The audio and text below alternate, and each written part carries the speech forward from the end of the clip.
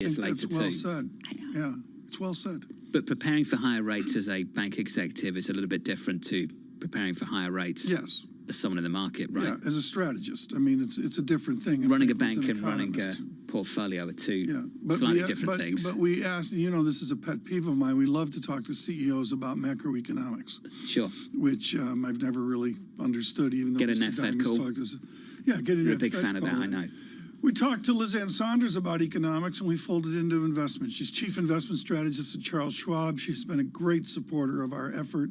She joins us this morning. Lizanne Saunders, I want you to translate for people with a little bit longer term time frame what to do with a focus on net shorts. I want to talk about Saunders and the net shorts right now. There's a bet that we're going down, isn't there?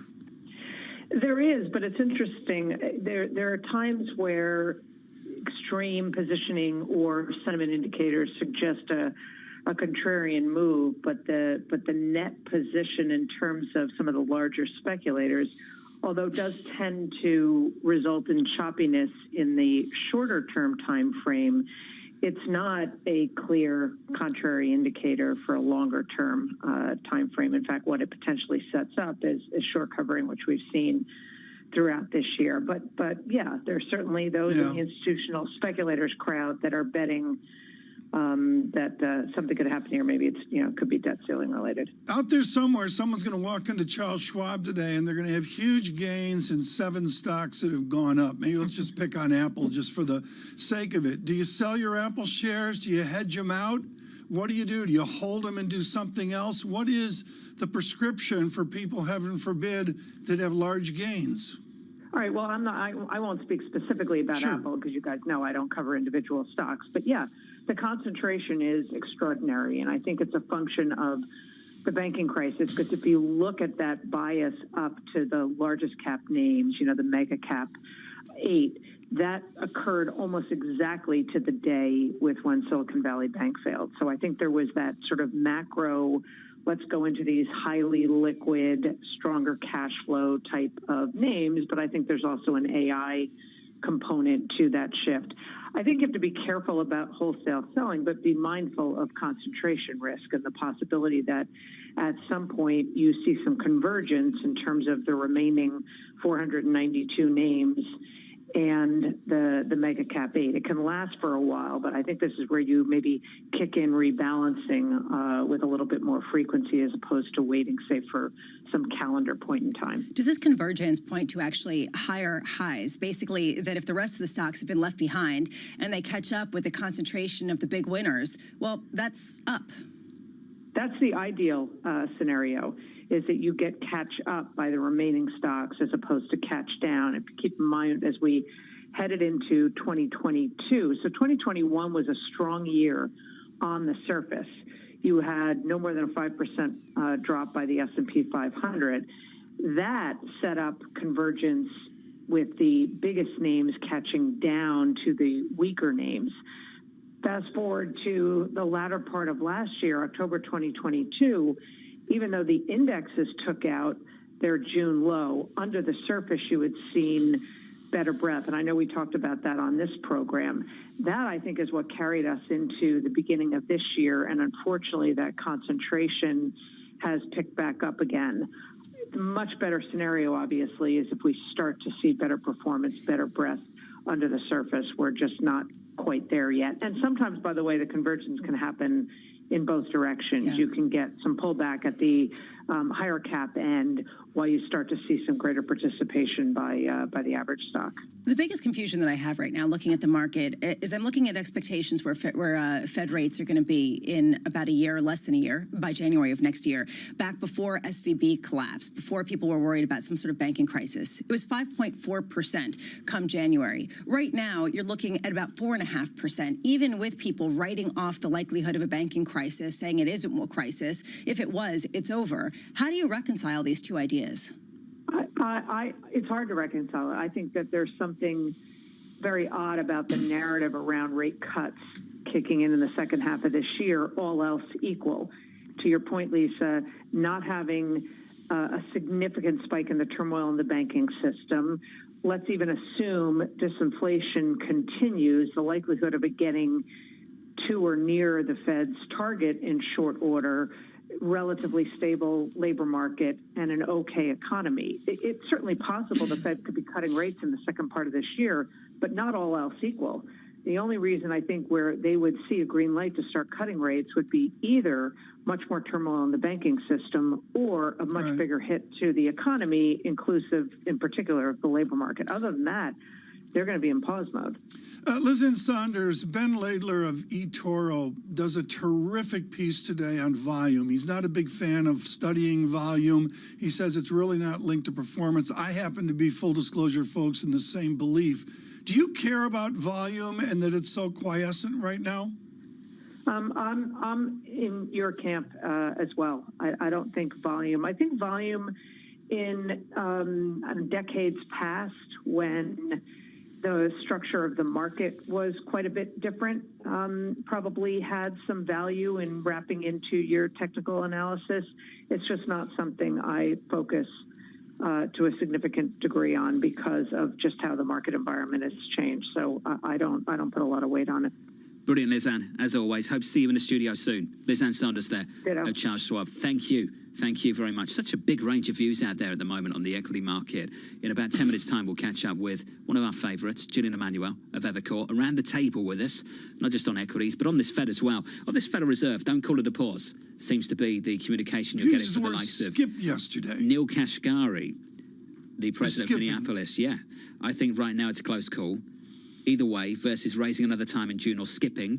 There's that word. What does that mean? What's important to me is not signalling that we're done. If you say pause, the market hears cuts, because ultimately they think the next move after that is a rate cut. Yes. So Kashkari wants to make the point that we might skip, take a break from hiking interest rates, and then it's conditional on the data.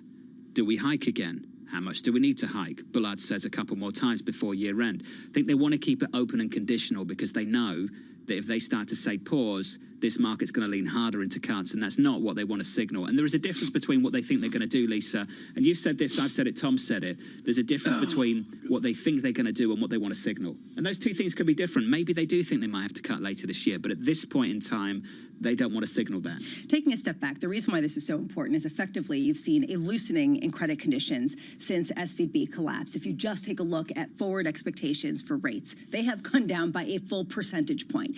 Given that, how do they raise the expected rates in markets without doing anything, right? Just through their rhetoric at a time when they basically have been saying, we don't know. This is a really difficult sort of needle to thread, and that's the reason why you're getting these sort of tortured skip, pause, what are we going to call it, et cetera. The data's going to either show it or not. Yep. And they're going to have to come out and explain, look, you guys are wrong, and these are the reasons why in a more comprehensive way. June 2nd for payrolls, June 13th for CPI.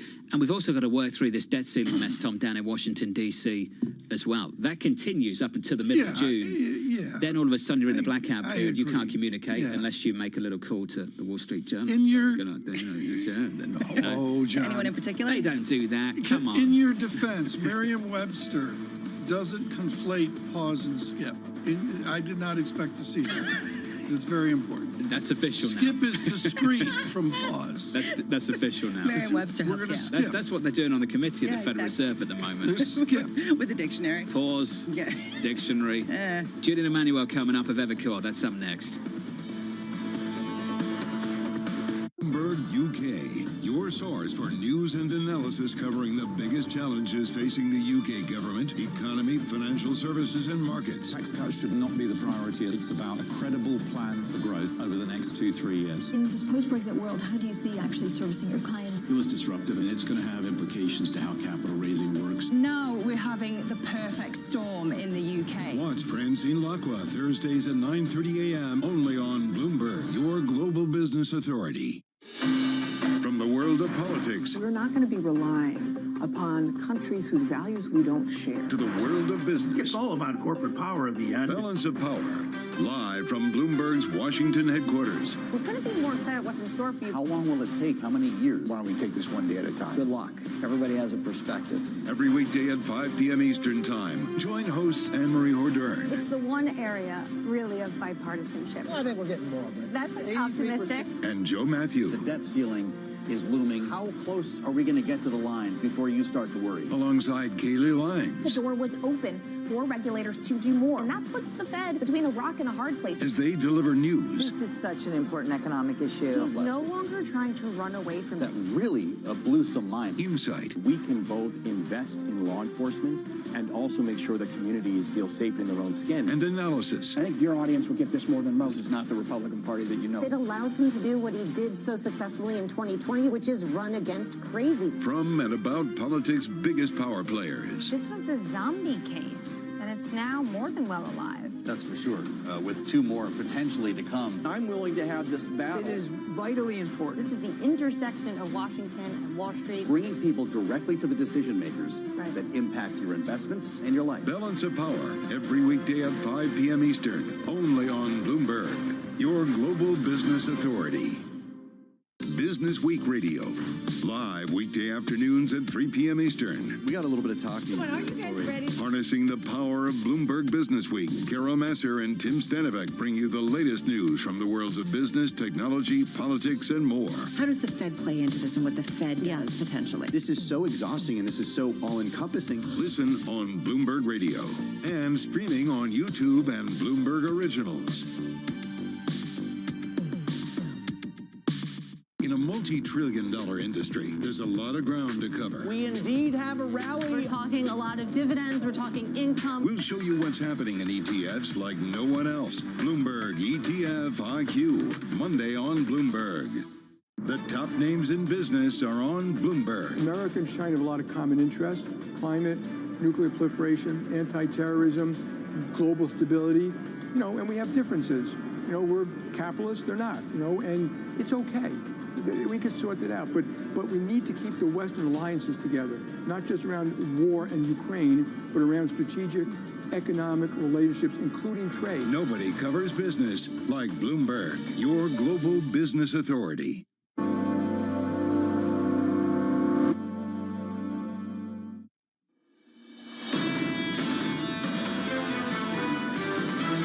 It seems to be we're set for the Fed to pause in June, and I would expect that to be the case. Our view is for economic deterioration. It's kind of a slow burn. A certain amount of pricing power has accrued to corporates, and that's the part of inflation that will be, relatively sticky. We still generally like non-US markets to the US because we still think the US is on the more expensive side. We have the first cut penciled in for March of 2024, so we still have quite a ways to go before we get that first cut. This is Bloomberg Surveillance with Tom Keene, Jonathan Farrow, and Lisa Abramowitz. Waking up to the smell of debt ceiling optimism. Nothing better than that. From New York City this morning. Good morning for our audience worldwide. The side eye from Bramo that I just received. Piercing. With Tom Keene, Lisa Abramowitz, I'm Jonathan Farrow. Your equity market just about unchanged on the S&P 500. Lisa, talks were productive. This is good. Tom, productive talks between Speaker McCarthy and the President of the United States. I think they were, and the thing I go back to, John, on this, and I'll say this a million times, you look at all the idiocy, debt things over the years. We have a president who has miles of legislative experience, and he's just grinning and smiling and hanging out, and that's all part of the ballot. We're looking at it like, are you kidding me? And yet that is the ballot. Elisa's side eye is how everybody feels about this. Well, I mean, right come now. on. Agreed. You say, the smell, waking up to the smell of debt ceiling is basically get back to bed because it's not going to change. And the mood music going either way. Look, they're making progress in the talks. We're not sure exactly all of the minutia. We have some sense of some of the requirements and some of the machinations behind the scene. But here's the ultimate question that we just don't know. Let's say Biden and McCarthy come to a deal. Do the rank and file get on board? Exactly. And then if they don't, what happens? Because the debt ceiling limit, the actual drop dead date, is getting closer and closer and closer. That to me is a point, and that changed yesterday. Yesterday there was a shift in the winds. I'll give credit to the Washington Post. I can't remember, but I'm sorry. This is next week, Tuesday. All of a sudden, June 1st is here. It's May 23rd. I think if I do the math, that's 8 days a week or something like that. I'm with you, Tom. Follow the calendar. Follow the numbers. 60 billion. That's the cash balance of the Treasury right now. Is that the number we're working on? Down. That was the last read, the last thing that I looked at. Here's the reality on the calendar. Greg Valliere, the last hour on Bloomberg Surveillance, AGF Investments. If the ex-date really is June 1, which is what the Treasury Secretary Janet Yellen is starting to strongly imply now, it could be early June, that could be the real ex-date. We're in trouble, his words, Greg, because there's simply maybe not enough time to write the deal into legislative language. then give lawmakers time to actually read it. If the ex-date is around June 6th or 7th, Lisa, there may be time to reach an agreement. I think that just goes to show just how small, how narrow that window is right now to make this happen. And that's why people are talking about a possible kicking up of the debt limit by about $100 billion to get some breathing room to try to negotiate this deal. If you take a look at T-bill yields, what the implication is, yes, it's an issue over the next 1 month, but not a chance of default. 3 months, but 6 months seems to be the stress point, which is interesting given the kicketh of the caneth, as Tom puts it. All these different little fights happening across the curve right now. The growth story further out, the T-bill story, the debt ceiling gangs. Then on the 2-year piece of it, you've just got this repricing higher around the Fed story too. TK, it gets more interesting, I think, in the last couple of weeks. I think that's a really important observation, that we're not looking at like 2s, 10s. We're looking here, here, here. And what George Concalves said about the 3-month T-bill is the identifier is important. 2-year right now, just about 440. Well said, that was nice. Thank you. In the equity market on the S&P 500, equity futures look a little something like this on the S&P, currently negative 0.1%. Yields on a 10-year up and away over the last 7-8 days. Lisa, your 10-year right now, let's call it 375. Yeah, and partly because of some hawkish speak from Fed officials. Today, we do get economic data in the U.S. following on to what we got over in Europe, including 9:45 a.m., the S&P Global U.S. manufacturing services PMIs, manufacturing and services, I should say. The bifurcation that we saw in Europe, I'm very curious to see whether it continues here. We have seen the economic surprise index continue to inflect higher, a greater number of economic surprises to the upside, and I'm curious to see whether that continues. The Qatar Economic Forum is ongoing. Next up, we will be speaking with Bill Winters, which will be very interesting to hear, especially in light of the expansion into China by certain international banks. Also, Dave Calhoun of Boeing. Also, today, we do get Fed speak. Dallas Fed President Lori Logan at 9 a.m. Will she also be as hawkish as some of the speak that we've heard? 2 more rate hikes from Jim Bullard. I know. There is no pause from Kashgari. No. Daly does not want to offer an outlook for the rest of the year. Yeah, how can you see where this is going? Her outlook. Exactly. When are the hearings on the bank failures? Well, yeah. That's her outlook. I know. Here's a headline for you. Dick's Sporting Goods would like to tell the world we are not Foot Locker. This is what they've got to say. Adjusted EPS for the first quarter, 340, the estimate 313, and Lisa, the outlook, they hold the outlook. They still see the same for EPS for the year ahead. This is sort of the motley performance that we've seen of different retailers, although a lot of retailers have come out better than expected if they have a niche. Dick's Sporting Goods, if you fish, if you hike, if you get outdoors. This is all the stuff that TK does on a weekend. Well, yeah, and honestly, so if you really want hiking boots, you go there, and then or hiking pants. I think that would be good too, and you can get that at Dick's Sporting Good or a gun. Sneakers from Prada. What are you talking about? Jim and Emmanuel. That's funny. Around the it's table. True. Let's get to Julian from Evercore. Good morning to you, Julian. Good morning. I'll give you 2 views. Bank of America, constructive. JP Morgan, not at all. Where are you in the team right now? Somewhere in between? So think about it. Everything has been in between for the last 7 months. This is one of these times, John, where the signal and the noise are incredibly difficult to parse, and that there are times where there just isn't that much information from the price. And what it comes down to is we are waiting to see if 1 year's worth of incredible tightening, I mean, really historic, is going to have the effect. And we're seeing, minor parts of that effect. So for us, essentially, what it comes down to is we do expect a recession to begin sometime in the second half. And for the equity market, that means down first, and then likely back up, essentially to here. Take the Ed Hyman dynamics of a Hyman recession. It's in your note, talking about some real gloom here into first quarter 2024. And also his call of dramatically lower inflation, getting out there under 3%. And you've got SPX 4150. How are you going to frame equities forward given a Hyman recession and a Hyman disinflation? So that is where, actually, when you think about it, the long term, which we as investors have been guilty of perhaps not thinking about, given the fact of these 7 most difficult months of sideways actions, the view 24 and 36 months out is literally unequivocally positive because of the fact that inflation is likely to fall below 3% sustainably. Have we worked through the stimulus, the $10 trillion stimulus during COVID? How far are we down in that? So if you look at in terms of the excess savings on the part of consumers, you're really only about halfway through. And I think that, again, is one of these things that we fail to appreciate, is this idea that there was so much money put into the system, both monetary and fiscal, that it's really still working its way through. And then the question is, and this is both, given the market action, a glass half empty and a glass half full view. The glass half empty view is, my goodness, if we could have had that banking problems of the last several months in an environment where stimulus is still working through, maybe that's not so good. Glass half full is that the stimulus is so profound that it's going to engineer this adjustment that we've had. This is the tale of two narratives, whatever you want to justify the data with. So how do you really work in an environment where you can basically come up with whatever story you want to? You might as well be happy and just go with stocks, right? Look, we think you need to stay invested. We think this is an alpha extraction time. And, defensive sectors have worked, and then they've not worked. AI, as we all know, seems to be the overriding principle right now. We, like others of the last half hour, are concerned that there's too much concentration there. And we do think that there is a bit of catch down to do, given the fact that small caps have underperformed the way they have.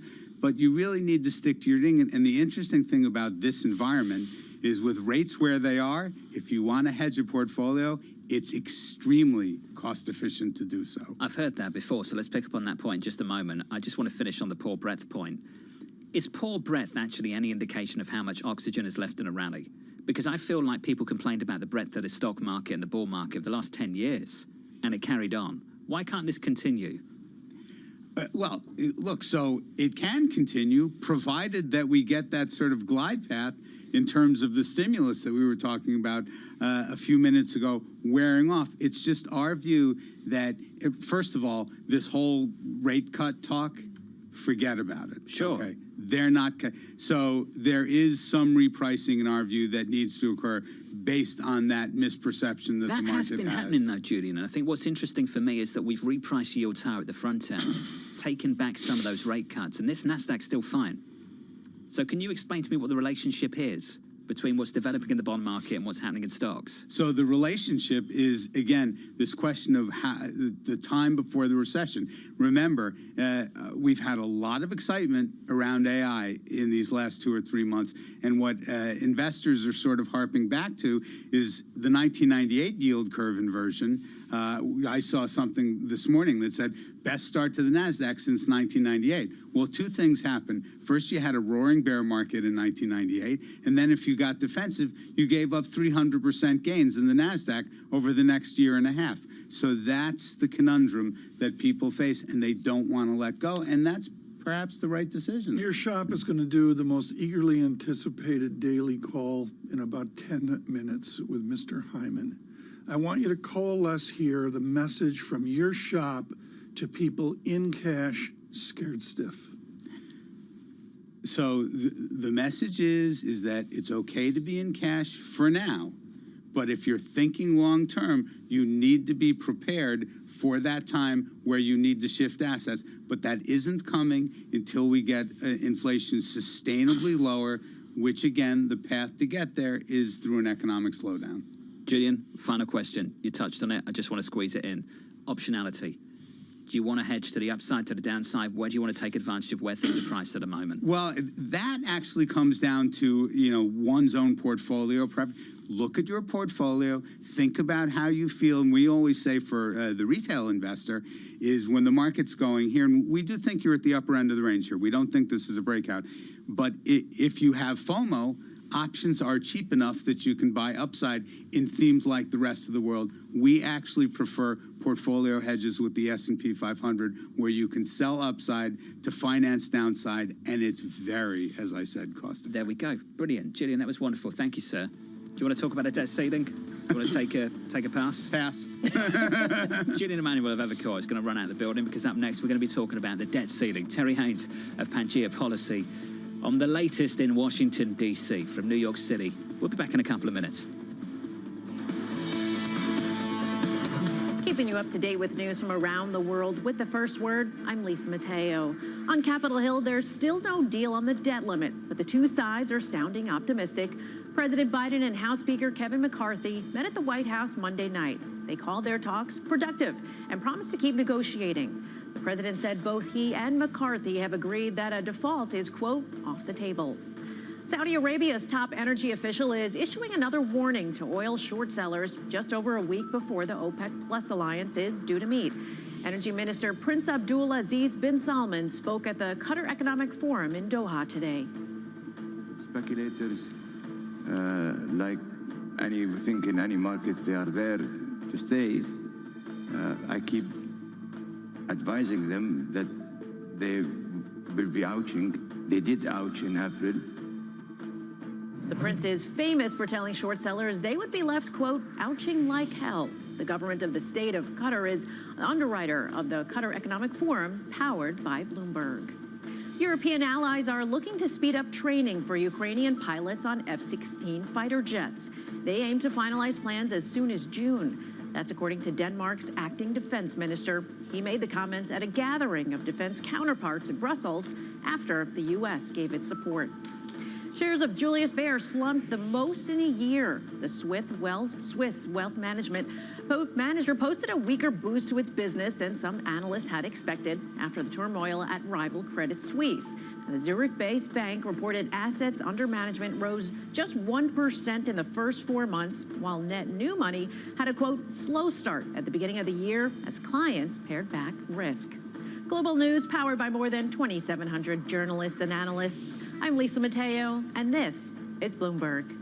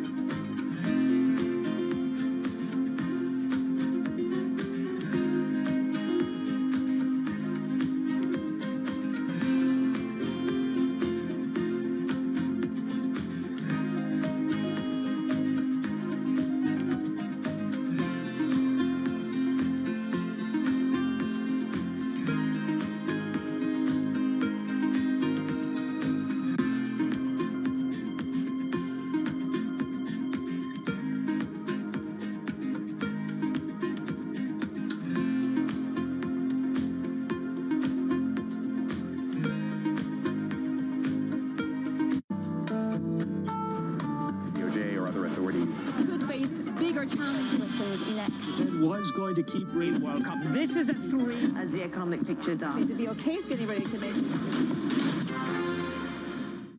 Moment news breaks. No one covers the world like Bloomberg. A lot of the focus and the momentum here is what to do with inflation. But again, this is still a monetary policy story. The first round results with President Recep Tayyip Erdogan showing resilience and strength on his nationalist platform. A number of leaders have come out on both sides of the aisle and say we will not default. That does seem like they are making progress. Bloomberg, your global business authority. Bloomberg covers the world with unmatched reach and resources. From more than 120 countries, the moment news breaks 24 hours a day. Bloomberg, your global business authority. The debt ceiling deadline closes in. Back and forth on the debt ceiling debate. Kevin McCarthy says it's going to be on the floor next week. Keep it tuned to Bloomberg for up-to-the-minute reporting. Movement from the White House walked out of this meeting saying the White House was being unreasonable. And first-hand analysis from the political and business leaders who matter. The debt ceiling is potentially catastrophic. We will not pass a clean debt ceiling. They should just simply do their job. Both political parties are guilty. For continuing coverage of the debt ceiling standoff, keep it tuned to Bloomberg, your global business authority.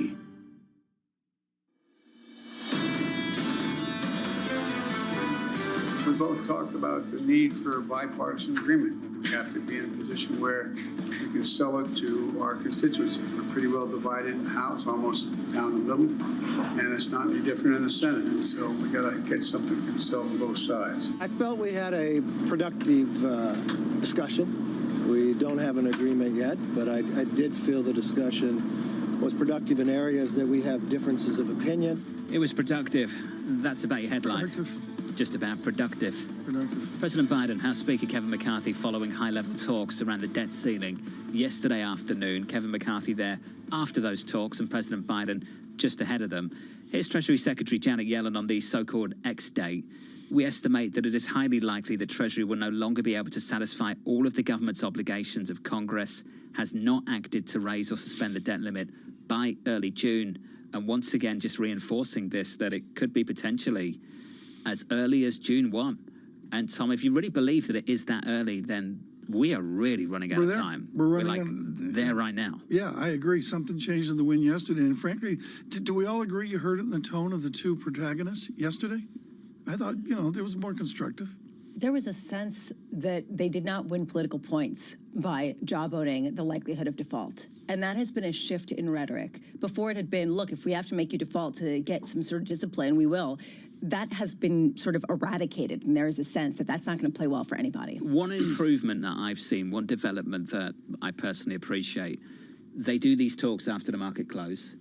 One, they're seemingly very sensitive to that. I've stopped hearing those stupid comments trying to encourage market turmoil to try and get their advantage and gain some leverage from that. I think that's sensible. So I think they are taking it very, very seriously with that in mind. But ultimately, they don't really know where the X date is. You've got a range. Tax receipts are really lumpy. Tom, you've got no idea what that looks like. And you can see it with the cash balance of the Treasury if you follow the chart. Just sort of skips all over the place. Well, you mentioned by this is several billion important. dollars. So we're down to about 60. We think it could be lower, right? It could be. That's the latest information that we've got. Yeah. Who's got the greatest LinkedIn page of everybody we talk to? Who's that? Terry Haynes. Why's that? At the top, he has a photograph of the Hollywood Post-Gazette. The headline is "Catastrophe Scene, Crisis Looms." What year is that? I don't know. It's a year when he started in Washington. Yeah. Folks, you hate the guy on LinkedIn with 11 experiences. It takes 3 pages long. You got to click through it. And that would be Terrence Haynes, founder of Pangea Policy, with all sorts of legit Washington experience. Not the blah, blah, blah of the modern cable networks, but actually somebody who's been in the room. Terry, I've been dying to speak to you. When things change in the wind as they are right now, describe the legislative ballet between two legislative power brokers like McCarthy and Biden. What's the actual body language that goes on? Well, the body language here is that, the principals are going to be the adults in the room, and staff is going to go bash out details and make difficult choices. But importantly, I think what's probably going to go on this week is what didn't go on last week, which is that the principals are giving staff fairly clear instructions and kind of trying to put a deal together, whereas last week staff was kind of flailing on their own. So the principal's job here is to provide overall direction and understand that the parameters of a deal.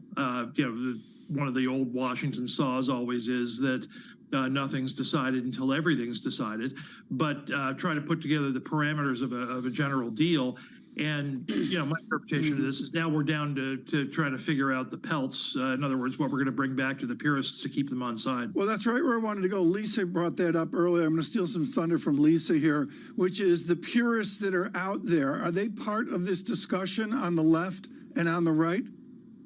They're being informed, but are they part of the discussion? No, they had their moment last week. I think when what you saw from the progressives was concern that anything would be cut on domestic spending, and that's when the whole 14th Amendment strategy rolled out, which is kind of curious. I mean, this is so important. You need to take power away from me, a legislator, and kind of do it yourself, as opposed to the legislators doing their jobs. But and on the right, they understood very well, I think, that that the House bill that passed was going to be the high water mark. What they're looking for fundamentally is acknowledgement from the administration that there's going to be some spending restraint, that at least we're going to start trying to turn the battleship around a little bit. And, my view of that is I think they'll be good with it. What's the likelihood, in your view, that we kick up the debt ceiling limit, $100 billion, to give more breathing space so that the U.S. avoids a technical default? I think right now it's a little bit too early to make that call, Lisa. Only because I think there's still enough time to do a deal. One of the things that, Yellen's been busily fuzzing up everything, in my view. First, it was the hard line was June the 1st, and then, we might not have enough money by June 15th. Then yesterday they tried to walk that back because they understood that the impression they were giving, which is they had a lot more time. The signal that politicians are getting from the Treasury Department, and the White House is probably getting it first, frankly, is that there's a little bit more time than June the 1st. So there's enough time to do a deal here. But as I said to markets last night, you're not going to get something before the end of the week at the earliest. Both parties decide there's a little more time to milk things first. You talk to people who are in the market who wake up to the smell of debt ceiling negotiations happily, knowing that they get to have another sort of mind-spinning exploration of this topic. How much are they actually paying attention in a new way over the past few days? I'd say not a lot. People. I talk about this as wishing and hoping, and I don't mean that disparagingly, but there's a general sense that this has worked out. This will work out because it's always worked out, and don't bother me with the details from those fools in Washington. But there's a subset of those who are legitimately worried, and since I've been relatively bearish all along. I was calling 6 months ago. I was telling everybody there was going to be a 60-40 likelihood here of a problem by mid-year, and here we are like 60-40, 70-30. So, they understand now that they have to pay attention, and they also understand that, of course, as always, there's money to be made and lost in the in the short-term turnover. Terry, can you help me understand just what the tell would be for someone like you that things weren't going well in the talks? Terry, because I think we're all used to, on programs like this, reading the Fed speak, reading the tea leaves. We kind of know what they're talking about. But when it comes to the politicians down in Washington, for you, with the experience of this so many times, what would be the tell for you this week that this was falling apart? That there's some kind of hard line that there's, it's out there in view right now. I mean, I don't think we're going to get there, but it's out there in view. This idea that somehow we're also going to have to talk about revenue raising.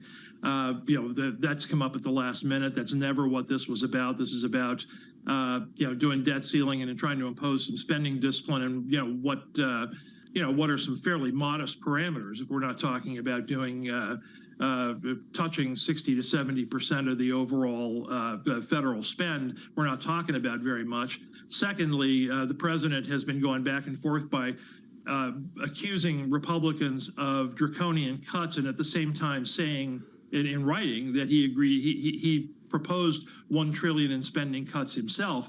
So this is about a little bit of spending discipline. If the Democrats and then the president personally are going to continue to talk about revenue raising, which means more taxation, among other things, that's going to go south. Hey, Terry, wonderful to get you on. Come back soon. Terry Haynes there of Pangea Policy. If you watched that little gathering with reporters and Speaker McCarthy yesterday following the meeting, he really ruled out new tax raising, new tax hikes. And someone asked about it and followed up, and he snapped back, were you not here for the earlier part of the Q&A session? TK, he's very, very firm on what he thinks about that push. I got a letter from the IRS 2 days ago. They're revenue raising. How did that go? Well, it was a small number, thank you. It was not as painful as I expected. But they were, as Terry said, what is BS revenue raising? McCarthy's correct. Amanda Lyndon of BlackRock is going to join us very, very shortly from New York City. This is Bloomberg.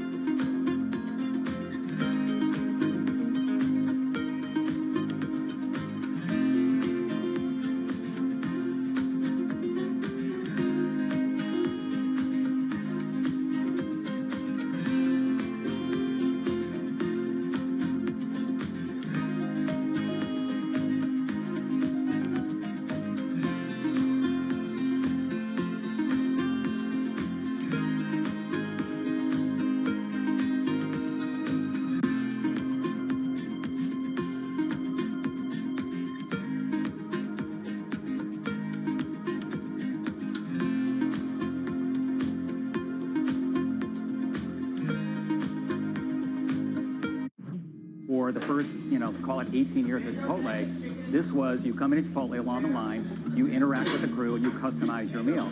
We've got this separate make line, and it's digitized, and so the orders come in, and they're really kind of staged so that if you say at noon, I want to come in at 1 o'clock, we hold that order, and we will send it to the crew like maybe 10 to 1. Right. So it's ready right when you pull up your car. How do you manage these kind of two different staffing needs, right? Yes. And making sure you have the right amount of people at the right time. We spend a lot of time projecting sales. A lot of it is, it's part art, part science. We're trying to bring more science and more AI into it. Because if you get the right sales projection, then you know exactly what your staffing needs to be. So if you get the sales right, you can get the entire restaurant staffed perfectly. With just a couple people, our average restaurant now does about over $1 million per restaurant in digital sales. Japan's critical role in the global economy is changing as the world recalibrates.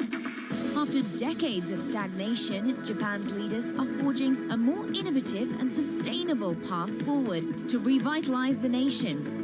Corporate giants, policymakers, and pioneers tell us how they're doing just that. Every week on Japan Ahead, right here on Bloomberg Television.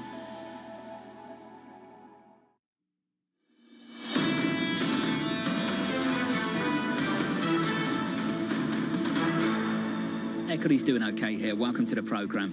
On the S&P 500, on the Nasdaq, equity futures just about unchanged on the S&P, negative by, let's call it 0.1%. Likewise on the Nasdaq 100. The Nasdaq, what a run we've seen. Squeezing out another day of gains yesterday. Year to date, up more than 26% on the Nasdaq 100. Really? Quite a run. 26% when people were expecting this equity market to sell off in the front half of 2023. They were good times. In the bond market, 2-year, 10-year, 30-year, the 2-year, just the relentless grind in a 2-year yield for, I think, 8 straight sessions now on a 2-year, up another 7 basis points on a 2-year, getting close to 440.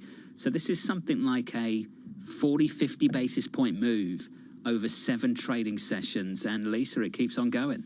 Tentatively pricing out a regional banking crisis, basically trying to revert back to where we were. How much is that really what we're seeing? So right before SVB failed, we were at 5.08%, was it? Let's call it 5.1.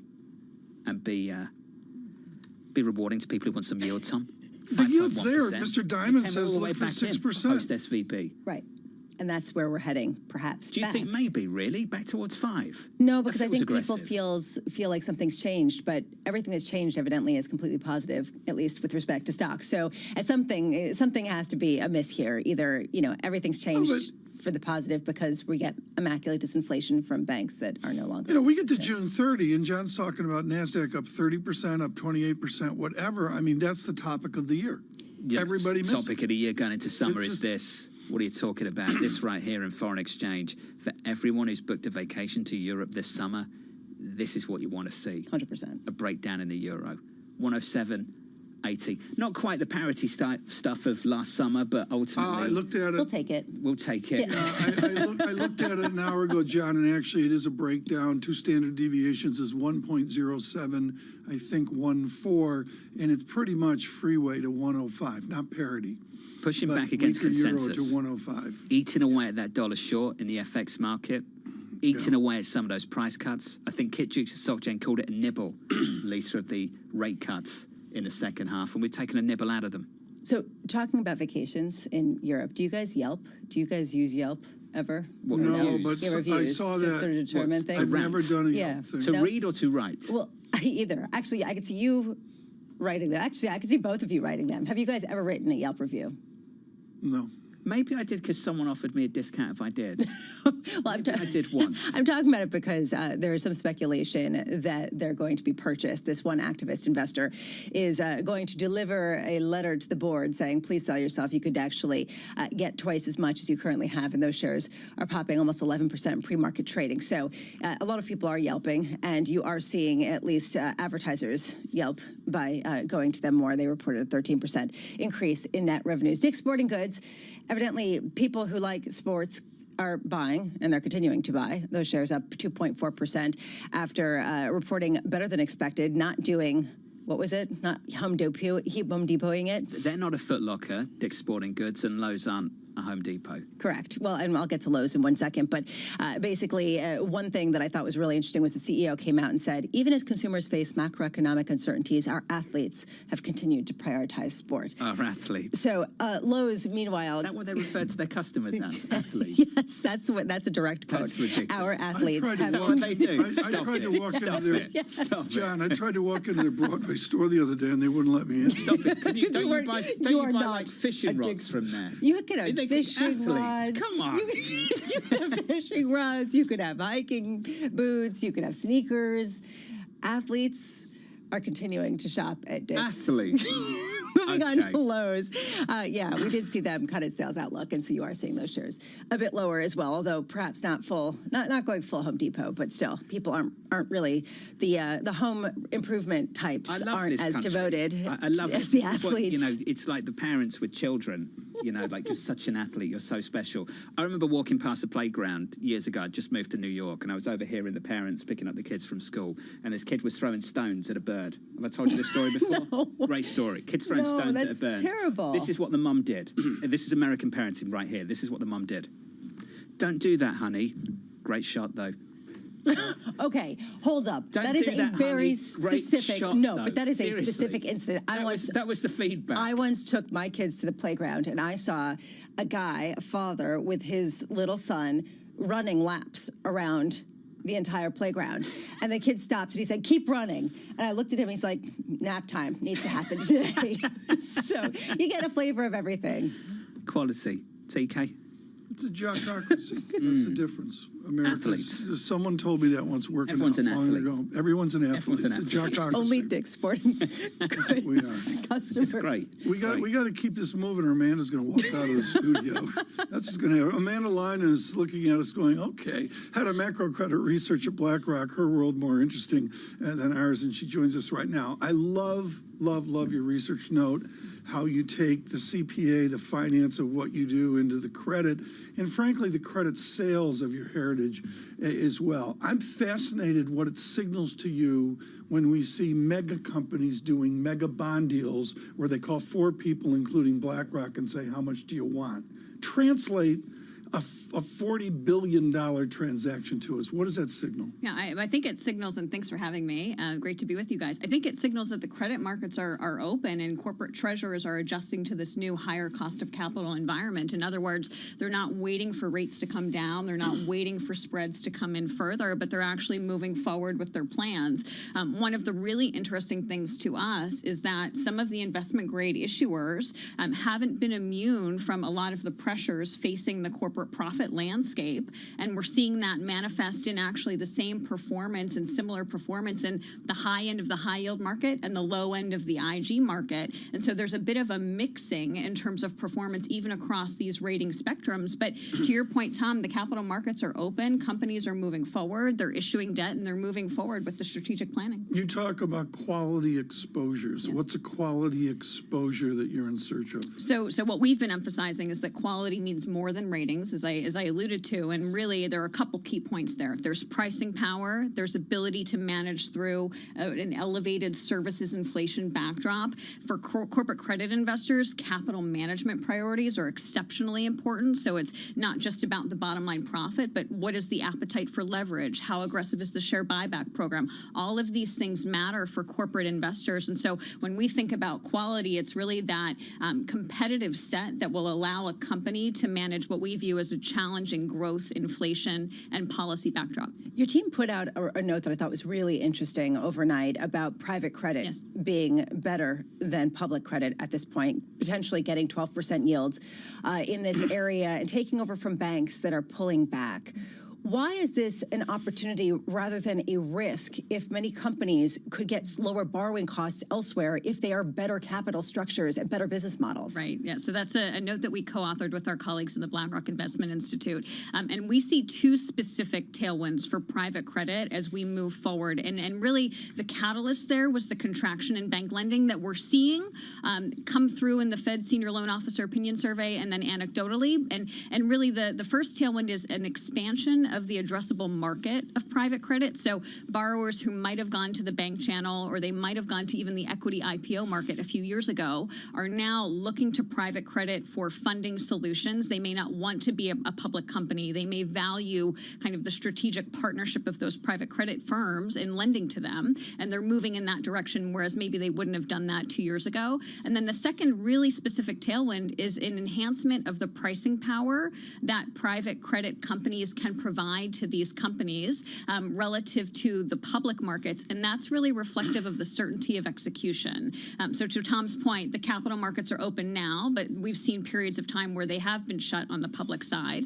Private credit can extend lending and really give that certainty of execution, and we think that that's worth something. This is coming at a time where the senior loan officer opinion survey showed a lack of demand for a lot of these loans from smaller businesses. Is that different than what you're experiencing anecdotally? It's very sector specific. I think there are some companies who are still moving forward. They know that they have growth strategic objectives to achieve, and they need funding to do that. For the companies that have the luxury of being patient, they may be taking a step back and kind of waiting to obtain that funding.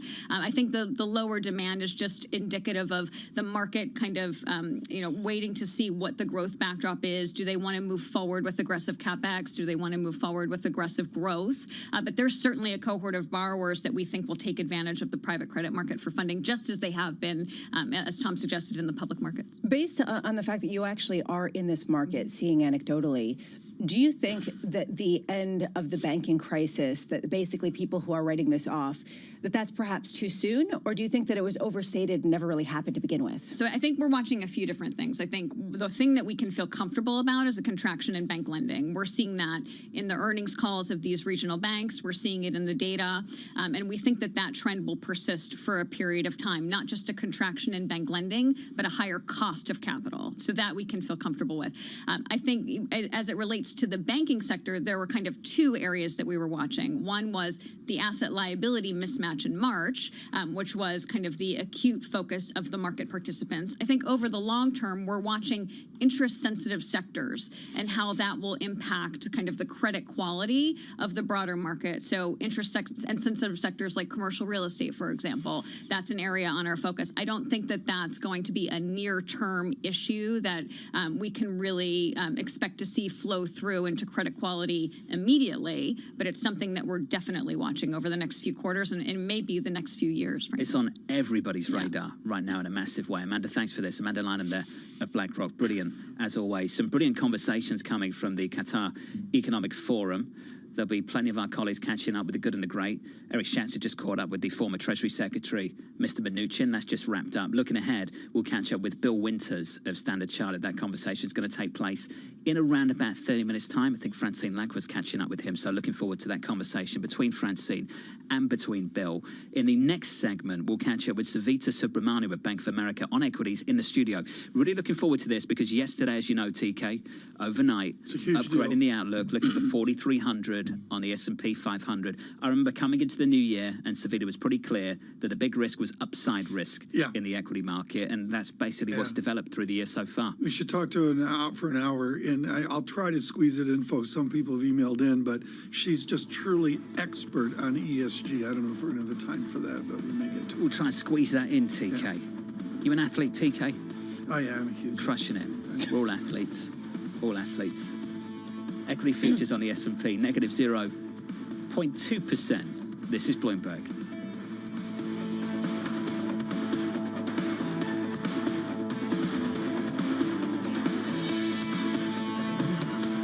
Keeping you up to date with news from around the world with the first word, I'm Lisa Mateo.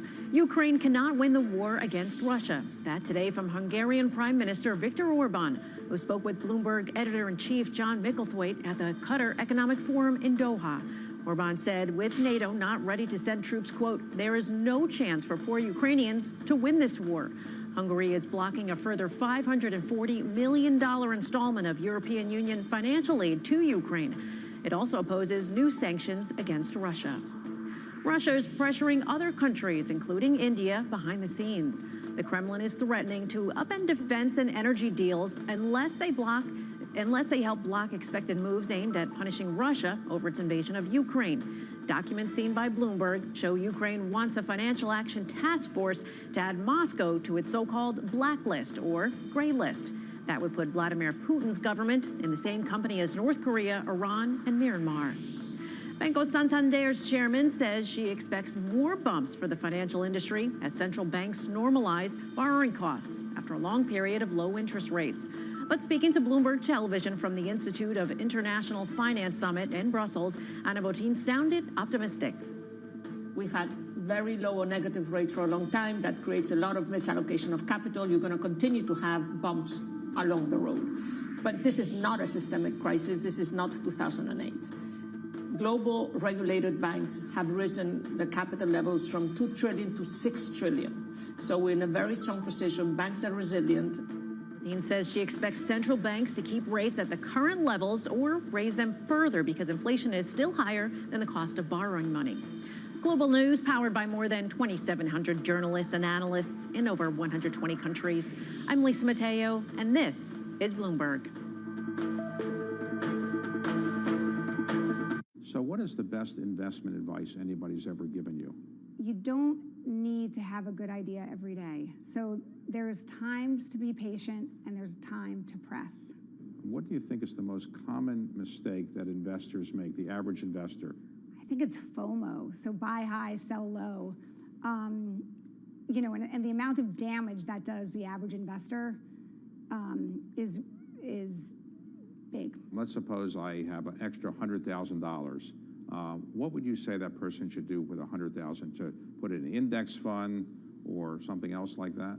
Yeah, I mean, I think for the average investor, buying an index, but buying and holding and just letting it compound is really sensible advice. I think the more trading someone tries to do, the more damage they tend to do.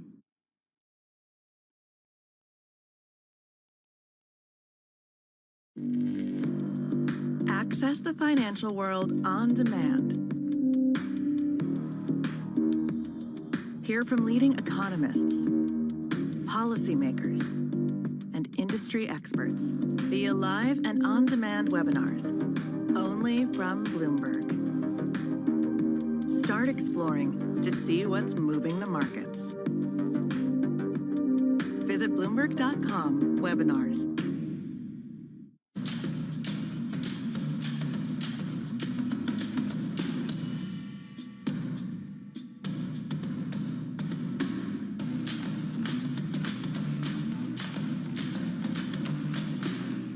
Why do the biggest names in business choose Bloomberg? That is a great question. It's a great question. Great question. Great question. Best question I get all night. Bloomberg, top experts, great questions.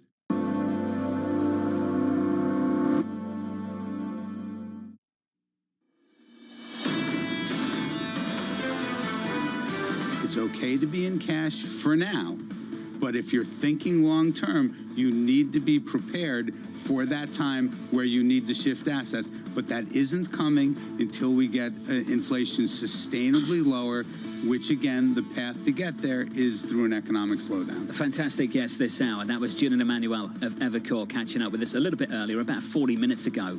Here's the range of views right now on Wall Street. Mike Wilson of Morgan Stanley with this to say on why he's still bearish. There are many technical signals that conflict with the idea that this is the beginning of a new cyclical bull market. Extreme narrowness, poor breadth, quality defensive leadership, broad cyclical underperformance. Savita Subramaniam taking the other side of this argument over at Bank of America, upgrading her price target. B of A and the team now looking for 4,300 from 4,000. Here's the quote. We prefer the equal weighted S&P 500 to the cap weighted. Double the returns potential given risk to mega cap. Now, Tom, risk cuts both ways. And I remember coming into the new year and Savita writing a note with the team that perhaps upside risk was the most underappreciated risk coming into 2023. And you have to remember coming into 23, overwhelmingly the consensus was first half dip, second half rip. Yeah. First half ripped on the NASDAQ, that's for sure. All this is experience, and I was weaned off of 73, 74 into a 75 and then a 76, John. It put it on even more so. Nobody saw it coming. It was completely against the lift. And, you know, just the experience here of that singular risk separated from all your best careful analysis. And in this case, it was, you mentioned the NASDAQ up 20-some%. Joining us now with the shift, Savita Subramanian, head of equity and quantitative strategy at B of A. Give me the quant angle on how we lift up well above 4,000. What's the quantitative place we're in right now that gets us out to a bull market? Yeah, well, so we looked at a variety of signals. And first of all, narrow breadth is not a precursor for doom and gloom. So I just want to get that out there. That Liz Ann Saunders agrees with that as Schwab. Yeah, I think it's kind of a false negative. And then when you look at valuations right now, they look high, which is another reason nobody wants to buy stocks. But valuations generally look high when you're in an earnings recession, which we are in right now. And I think that when you look at the equity risk premium for stocks, it could actually go lower. And our call is the riskiest asset class in the world right now is the risk-free rate. Basically, treasuries are the bubble. That's the epicenter of the bubble. Everyone's been buying treasuries and pushing interest rates down to close to zero, and now we're working through that. But if we are in this sticky inflationary environment, do you really want to be in cash or bonds? Don't you want to be in stocks that participate in inflation? So that's our call. And I think that stocks are kind of, reviled right now because everybody's worried that we're going into a recession. Think about it. We've been positioning for this recession for like 6 quarters, right? So we're now at a point where the average money manager or individual investor is mostly in defensives, more overweight defensives than cyclicals than we've seen since 2008. So I feel like this is another setup for a cyclical rally. 4,300 isn't that far away from where we are today. So we're not being, heroes in terms of the cap-weighted benchmark. But I do think that you can make money by owning some of these unloved cyclicals that aren't necessarily going to get roiled by, what looks to be, not such a bad recession. I mean, our economists are basically forecasting 0.8% peak to trough declines in GDP. Not bad. Not bad. So let's get to it. Let's not bury the lead. 4,300 is not the headline. It's an equal weight S&P 500 call. It's leaning into cyclicals. For the cyclicals, just go through what industry groups, industrials, banks, what is it about the cyclicals right now that you like? What I like about them is that nobody wants to talk about them, that the recession that we're heading into isn't that bad, and we are at a point where cyclical sectors have actually become higher quality. And I know this sounds crazy to say, but if you look at energy, metals, even financials, right, the big global regulated banks, these companies have been forced to get disciplined because they've been starved of capital for a very long time. We've been in a decade where nobody wants to invest in commodities or metals or mining or banks. And these companies had to basically get disciplined, figure out how to become self-sufficient. And today, I would argue that they're higher quality than a lot of these so-called secular growth plays that have just had a free ride from cheap capital, globalization, like all of these sort of low-quality sources of growth. Let's talk about the other side of that call, especially given that equal weight is going to deliver double the gains of market cap weighted, which I think is fascinating and raises real questions about your tech call. And is it just simply trading sideways, allowing the cyclicals to sort of gain and lifting the index, or does that mean that they sell off? I mean, are they basically going to go opposite each other? So I think there's a way that big tech can do all right during this period, and that's if these companies start to shorten their duration risk. And what I mean by this is a lot of these big tech companies offer great growth way out in the future, so they're going to get hurt harder by changes in the cost of capital. What some of these companies are doing is acknowledging that they're too big to grow as quickly, so they're returning cash and shortening their duration. I think that's the way that we can start investing in big tech again, is if we start getting more money up front, and maybe that doesn't happen for a while, and I know it's heresy to say that some of these companies are going to initiate a dividend. All the growth investors that I talk to are like, what are you talking about? That's unthinkable. But, look at a lot of these tech companies in the past that have initiated dividends, they've rallied on the news. So I think that this is one of those themes where, as we move forward, the market might trade sideways. Tech companies figure out how to navigate higher inflation, a higher cost of capital. Some of them go away. Some of them already have gone away. Smaller banks I worry about, but big banks I think are still in a very good capital position.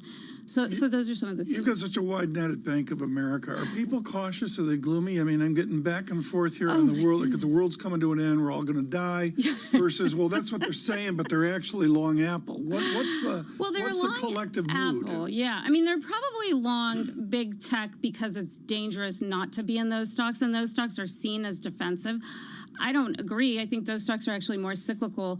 But I will tell you, the mood is very gloomy, and I think that bears are just waiting for that downturn.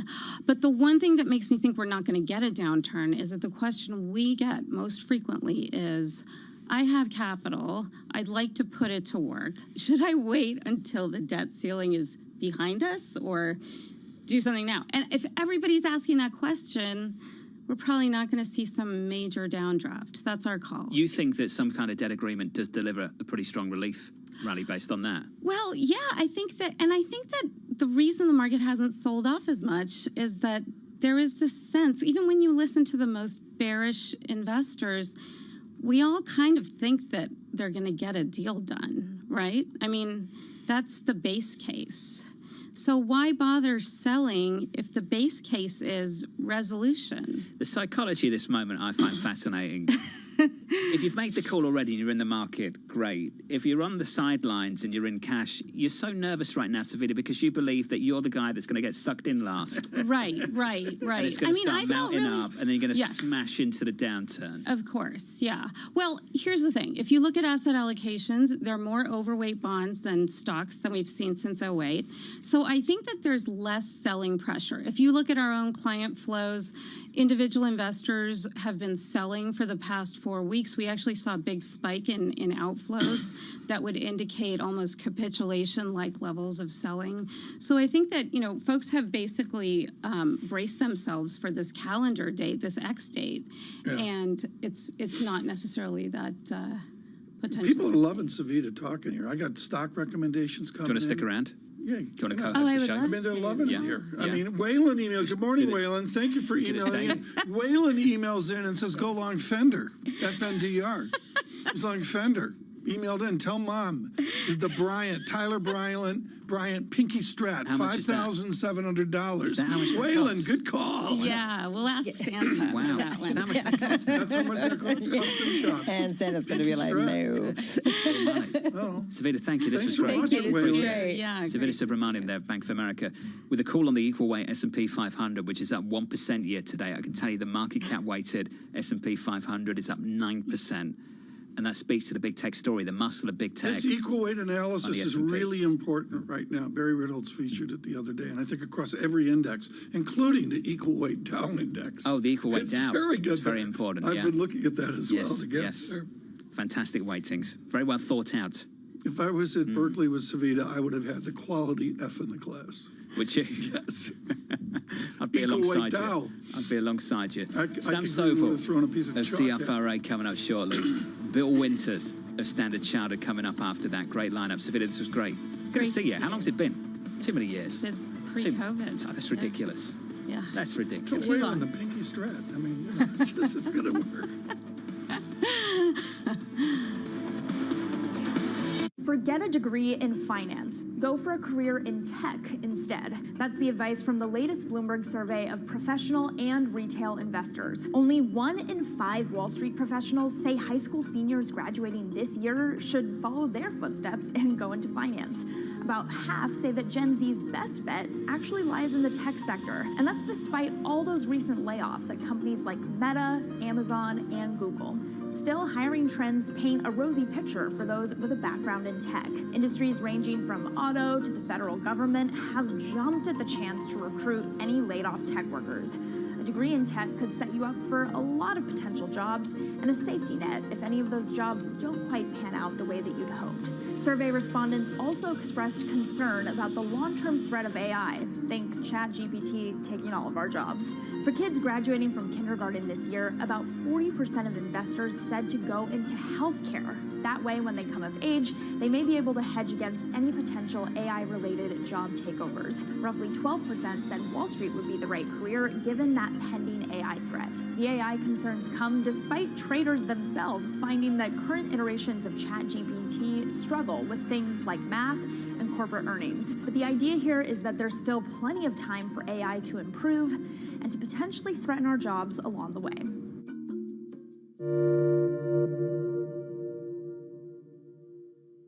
The names that move markets are on Bloomberg. The regional banks have been under some stress, but I think the banks that have failed have had some very unique characteristics. What I see is a banking system that overall is well capitalized, still has very solid earnings, but we're monitoring the situation very carefully. Nobody covers business like Bloomberg, your global business authority. We're investing in a lot of different capabilities and features that makes the in-store shopping experience that much easier, that much more compelling, whether it's price check, browsing inventory in this store, so that we can really make that experience as convenient and as simple as possible. Convenient, simple, that's sort of what people have needed in the age of COVID. Is that here to stay, or do we go back when finally we all hope that the pandemic will be behind us in some way? Do our changing shopping habits go back again? What's really interesting about retail in my 20-plus experience is that convenience never reverts itself. Now, the form of convenience has shifted, whereas, say, in 2000 to 2010, a lot of convenience was driven by more stores nearby. Now it's stores in addition to digital. There's nothing closer than the phone in your hand.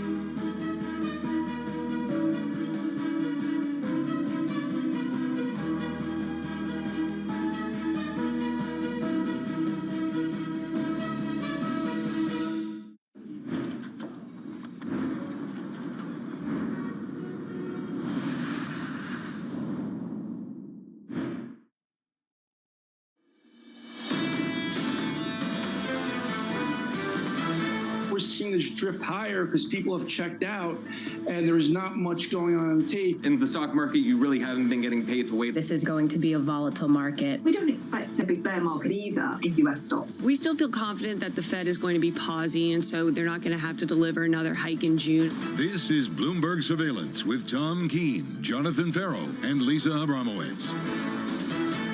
Good morning, everyone. Jonathan Farrow, Lisa Abramowitz, and Tom Keene. It's a Tuesday. It's next week Tuesday. We're looking at Washington, the debt effect, and all that. But really what we're looking at is a bond market speaking volumes. Equities this morning. Sam Stovall to join us in a moment on radio and television. And John, you and I, we're not looking at Sam Stovall's world. We're looking at a two-year yield 4.40%. Yeah, it's amazing. 8 straight days of this now. We add some more weight to the front end of the yield curve. Yields up higher by 6 basis points to, let's call it, 4.40 on a 2-year.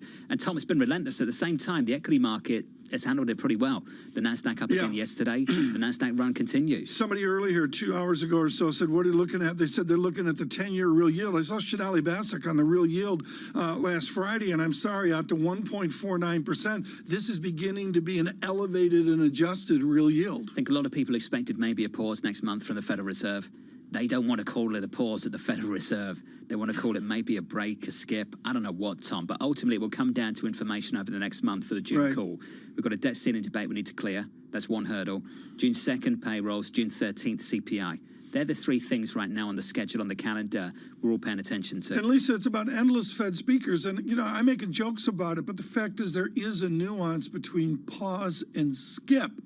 Except the stock market doesn't want to pause or skip. It's got a bid on it every day. At the same time, they don't have the data yet, and so they're basically, shooting into the wind. In the meantime, people are sick of being depressed, and I think that that's what you're feeling from a lot of people coming on our show, basically saying, you turn to the person next to you, they're bearish. You turn to the person next to you on the other side, they're bearish. So at what point can you start saying, if everyone's looking for the when, as Savita was just saying, to jump in, you have to think, well, then what's going to happen if they get some sort of catalyst? First data point, PCE deflator here, May 26th, coming up here in a couple days, year over year, 4.3%. I guess that's sticky. 4.3% is not 3. It's not where Ed Hyman wants to go. Alarian asked the question, didn't he? If we don't hike in June, what's the next move going to be? What's the next move? Is it a cut or is it another hike? And if it's a cut, why will it be a cut? Because growth rolls over? Collapses, we get a recession, or is it because the inflation information is so much better, it's improved? And Lisa, that phrase we all love, the immaculate disinflation, yeah, that's bullish. But if it's because of growth and growth is terrible, that's not so bullish. Which is the reason why so many people have been sort of skeptical, but also spinning their wheels because it's hard to sort of come up with the right narrative. I will say, Citi released some data on card spending, and it actually contrasted with some of the more encouraging signs elsewhere, saying that actually restaurant spending has gone down significantly month over month so far in the month of May. There are signs people are spending less, even in the services areas. So at what point do we hit that area where some of the stimulus has been sort of used up? We got a busy half hour here. We got to get to Bill Winters and Qatar, and Sam Stovall is going to join us, and Mike McKee, but we got to stop here. Can I just state it's no fun going to any restaurant anymore? Whatever the level. It's just outrageous. The prices. Some prices, if you have, 2 munchkins with you, and you add it up and you look at the check and you go, really?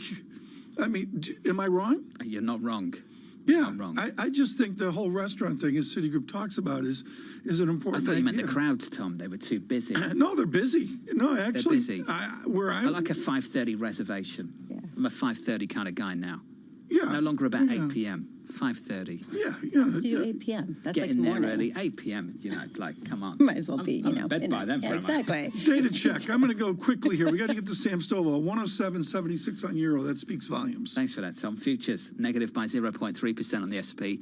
And I'm with you, TK, in the FX market. This euro breaking down. Weaker euro again. Stronger dollar eating away at some of those dollar shorts and eating away at some of those rate cut calls as well at the front end of the curve. Yields up again. 440 on a 2-year. Just sub that level right now. Futures, Tom, just a bit softer. DXY not to 104 yet. We're watching that. This is a joy. We've done a lot of equity today. Savita Subramanian just with us.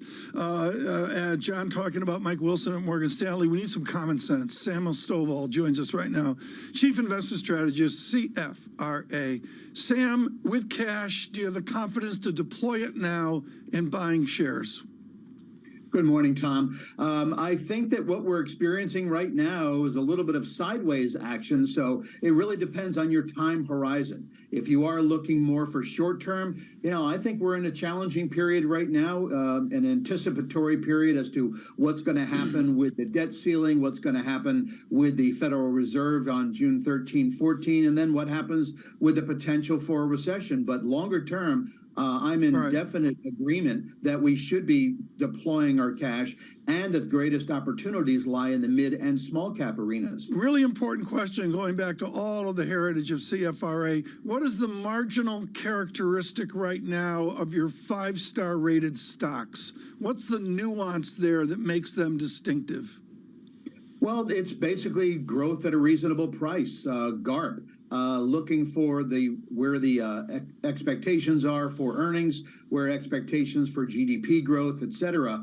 And so our belief is that when we look into 2024, we're looking at essentially all sectors posting positive returns, with many of the growth and cyclical groups posting double-digit increases, ditto for the market itself. So with a lot of doom and gloom focused on what's happening in 2023, I think we have to look beyond that, look beyond the valley into the coming calendar year. Just looking beyond the valley of the debt ceiling discussion, which everyone loves having, I am wondering if you agree with Savita Subramanian, this idea we could see a relief rally if it is taken off the table in stocks, even though a lot of people have been saying that stock investors haven't been paying attention, they're not pricing this at all. Are you taking the other side of that, and do you agree with Savita? Yes, I do. I think investors certainly have worked themselves up into a frenzy, reminding themselves what happened in 2011 when we had the last debt crisis that caused a downgrade in the U.S. credit rating. We saw all sizes, styles, sectors, and 97% of sub-industries in negative territory. But I think as we were looking last week through Thursday, with the increasing optimism of some sort of a debt agreement, we essentially saw a reverse situation where the underperformers were your safe haven defensive staples, healthcare, utilities, and the outperformers were communication services, consumer discretionary, tech, and financials. So I think that we probably will end up with a short-term pop at least that then might get muted the closer we get to the upcoming FOMC meeting. Sam, I got to say, you have to wonder at a certain point whether it's just basically the psychology of a market where people have been wrong about a recession that's been perhaps delayed or perhaps taken off the table. They're sick of being gloomy. They're sick of not earning more. They're sick of seeing gains and missing out. At what point is this just basically, a change narrative driven by price gains that now people are going to pile in on and can only persist for a little bit before it's a head fake and they get kind of blown up?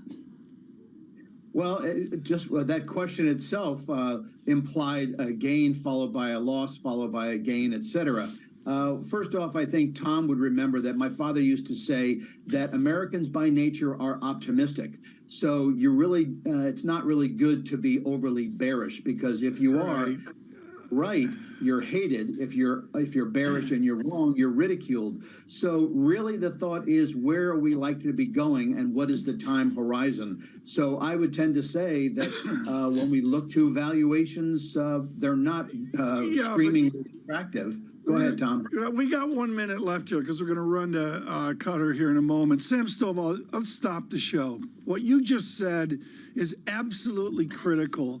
Could your father have been as productive as he was then in the media milieu now? Can you frame American optimism in the back and forth, and the ballet, the opera of the world we live in now?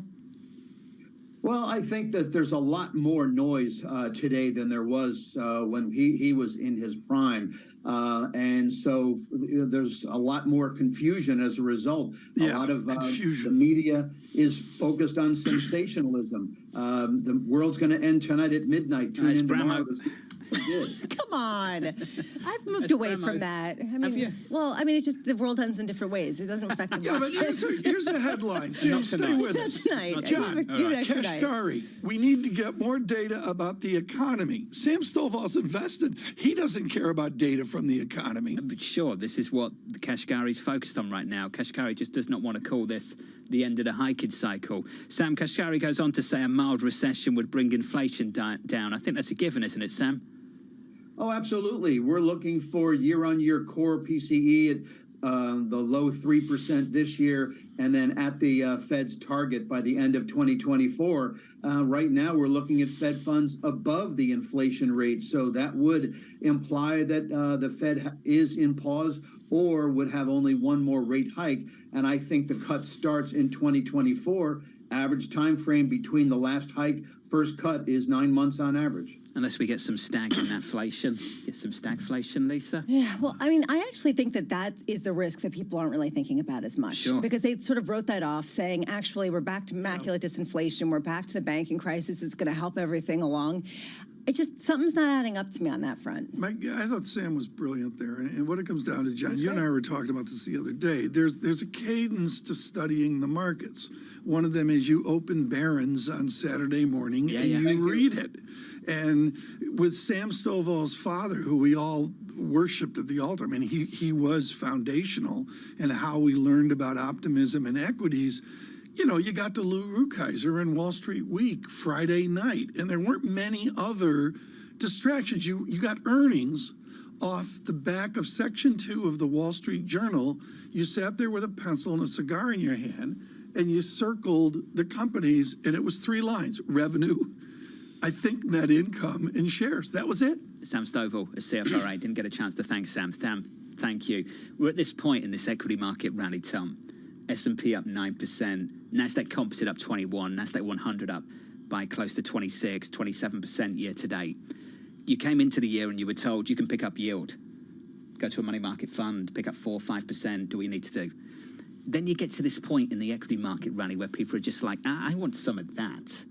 And that's what I start to hear now from some people on the south side, that they're starting to sort of buckle just a little bit. Savita Subramaniam talking about the upside potential in the equity market, but not in the market cap weighted tech muscle S&P 500. But of the equal weight S&P 500 and the cyclicals, Lisa, at the same time, we're having a debate as to whether we're heading into a recession or not. Yeah, I'm just waiting. 2 months, people are going to be like, actually go headlong into tech, because that's what's going to be there. I'm just going to looking at this one story out of Reuters saying that this AI startup that was backed by Alphabet just raised $450 million in funding, even despite all of this freeze that goes on everywhere else. They mention AI, people are like, here's $1 million, here's 2, here's 10. How it changes. First of all, it's just a melt up, it's just technical, it's just positioning. And then people start to attach stories to it, and they start to say it's AI, it's cost cutting, it's more than that. And then people start to say, I want to buy. That seems to be the way these things go, and I just wonder if we see some more of that. Looking forward to more of this. Fantastic conversation coming up right now with our colleague and good friend, Francine Lacroix, sitting down with the CEO of Standard Chartered at the Qatar Economic Forum. Hello, Fran. Hi, John. Thank you so much. I am delighted to speak to Bill Winters. We'll talk about the Middle East. We'll speak about markets, and we'll speak about everything in between. Bill Winters, thank you so much. Great to be here. For joining us. We'll talk about the banks, and we'll talk about potential takeovers or not of Standard Chartered in a second. But what do you worry most about the markets? Is it the debt ceiling? Is it a banking crisis? Is it Fed's policy mistakes? I mean, right this minute, I'm not worrying about too much, because I think things feel actually in a reasonable stasis in the world. Of course, we're worried about the debt ceiling, but I heard the reassuring comments both from President Biden and Speaker McCarthy yesterday. I have to think these guys know what they're playing with, so I'm okay on that. I think the structural resistance of inflation to come back down, that's the biggest concern. Not right at this moment, but just as that plays out over time, what's economic growth look like? I've been very impressed by the resilience in the U.S., in Europe, and of course this region, the Middle East, is booming. Asia is booming. India is booming, despite higher interest rates. So things feel okay. Bill, if you look at the debt ceiling, even if we have a resolution, are we playing with fire? Does it actually put the U.S. as a reserve currency, as leader of the free world, at risk? Look, I mean, the politicians in Washington have been playing with the debt ceiling for decades, and so far there's not been an accident. Of course, every time it happens, we wonder, given how crazy the politics is in the U.S. right now, is this going to be the time that... But the fact is, the Treasury markets are behaving well, credit markets are behaving well, so the market is not pricing in a bad outcome here. There's a lot of money in the Middle East. Do you think they're after a bank like yours? Look, I think everybody in the world would love to own a piece of Standard Chartered Bank, because it's a strong bank, we're doing well, we've got this super interesting footprint across Asia, Middle East, and Africa. So you're a takeover and we're target. Cheap. So you're and we're a takeover cheap. target. Like I say, if somebody wants to come and say, we can add more value to this bank than what you're doing today, where you're growing at double-digit growth rates, profits at substantially higher, you can have an idea on how to do something better, please let us know. We'll come in. But is there, the fact is we're a global bank today. We're adequately scaled for the environment. We're growing quite nicely. That's all I'm focused on. Okay, if you look at regulators in the UK and elsewhere, would they be ready for a takeover of a large systemic bank by Middle Eastern money? Well, I noticed that there was a takeover of a large systemic bank in Switzerland a few weeks back, and it happened in a weekend. So I guess that means that's domestic. In the right circumstance, regulators can get things going. I think it's very impressive to see how the various investors in the Gulf. We're sitting here in Qatar today. I just had a panel discussion with the head of the Qatar Investment Authority. This is a very impressive investor with a truly global perspective, a lot of experience investing. And I think the various countries in the Gulf, of course, are accumulating savings right now, and they're diversifying their economy. So that's why we're here. That's why we're investing so much capital into the Middle East, because we see these huge opportunities to connect that capital with all the opportunities in Asia and vice versa. So do you need to have a bank to do that? No, you need to have a bank like us that's prepared to play that bridging role. What's the hardest thing being a bank right now? Is it how you deal with China? Look, right at the moment, I think everybody's very focused on liquidity. So even though we as a bank, and I think the banking industry broadly, is extremely liquid. and will remain liquid even after we go through a period of quantitative tightening or whatever. But the rules changed when Silicon Valley Bank went bust, and then Credit Suisse went through its turmoil a week later. So everybody's looking hard at whether the deposits are as sticky as we thought. I think that as so many things have made it through these testing periods, the industry will be fine here. I'm sure Standard Chartered will be fine. So that's the immediate concern. I think in the longer term, from a banking perspective, of course, we've always got an eye on the East-West tensions. But the best thing that happens to our business is we keep trade levels very high, which is what we're record levels of trade between China and the U.S. just as an example. But China is accelerating its pace of opening up its capital markets, and for a bank that's structurally a connector, that's a good thing. That's a good thing. And how can you be sure that it's opening up for real without a step forward, two step backwards? Because we're sometimes hearing mixed messages from the Chinese authorities. I think when you look over the decades now, China has been sort of race ahead, consolidate a bit, race ahead. I think that's quite normal. Structurally, China is part of the global economy in a very, very big way, and wants to remain part of the global economy in a big way. In order to do that, they need to liberalize the arrangements for capital and goods and services moving in and out of China. That's been a steady objective for decades now. It's accelerating at the moment, I think for all the reasons around the geopolitical tensions, and I think it will continue to move forward. But will they take time from time to time to consolidate? Maybe just pull back a little bit before moving forward? Of course. Bill, when you talk about deposits and actually liquidity, do we need to look at depositors' base at some of the banks? Is there too much concentration? So are we going to see more regulation? And is that regulation warranted, or could it be like wrong regulation? It's a big question. I think it's very clear that there were some deposit bases, in particular in the U.S., although some would say Credit Suisse as well, that were too concentrated. And we know that the market was merciless with those players. We know that in the U.S., the Fed now has put a term funding facility in place. It's not a guarantee of the banking system, but it is a very, very substantial backstop. So I don't think we're going to see any more crisis. But I think everybody's looking to say, okay, let's think again about how sticky those deposits are. But, Francine, at the heart of it is, banking is a confidence business. And if we're going to have a fractional reserve banking system, technical term meaning you borrow, you take deposits and you turn them. Right. If we're going to have that system, central banks are going to have to accommodate that with transparent liquidity facilities for healthy banks. But does mobile banking change anything? Because we used to have to queue up and actually get deposits out. Yeah, we used to have to queue up, but I'll tell you, the moment that there was a queue in front of Northern Rock in 2007, the bank was done. So, in fact, in some ways that might even be worse because it was visible. It was a news story. Mobile banking means everything goes a bit faster. Yeah. But bank runs are bank runs, and as soon as you lose confidence, it's hard to get it back. Does the end of Credit Suisse actually mean that you get market share in Asia? Look, Credit Suisse's business is being distributed across the market. UBS acquired a lot of it, but UBS was already the 400-pound gorilla, so they can't retain everything that came in from Credit Suisse. Some of the money had moved before. Obviously, there was almost over $200 billion of outflows. Before that so money all went someplace, and it's not all going back to UBS. So yeah, we're picking up RMs, so relationship managers. We're picking up assets under management. We're picking up some loan market share. And that's how much? Do you have a quantity of like? We had $20 billion of inflows last year, and another $5 or so billion into our private bank in the first quarter of this year, which in the overall scheme of Credit Suisse is not a big deal. For Standard Chartered, it's material. Bill, we talk about the UK almost every day as, it could do better, it needs to do better, there's not enough investment. Do you worry about the UK and London specifically as a capital market? I'm a big believer in the UK, right? It's a fundamentally resilient place. I think Rishi Sunak and government are doing the right things right now. Of course, politically, they've got a challenge given everything that we've been through. But I think the country's doing the right thing. It's incredibly resilient. I think the fact that we've not had an actual drop in negative economic growth, no recession, quite impressive given the buffeting in the economy. But there's an inflation problem. There's I think there's some all sorts of challenges around corporate governance which have to be worked through. Okay, well, we'll have to get you back on to talk about that, Bill. Thanks so much. Bill Winters there, Standard Chartered. With that, John, I'm going to send it back to you in New York, and we'll have plenty more throughout the day. Hey, Francine, wonderful work as always. Francine Lacqua there with Bill Winters of Standard Chartered, sitting in the Middle East at the Qatar Economic Forum, answering questions at the beginning of that conversation about the potential for a takeover. Plenty of speculation about potentially first Abu Dhabi Bank coming in. Interesting, he wasn't exactly screaming, "We're not for sale."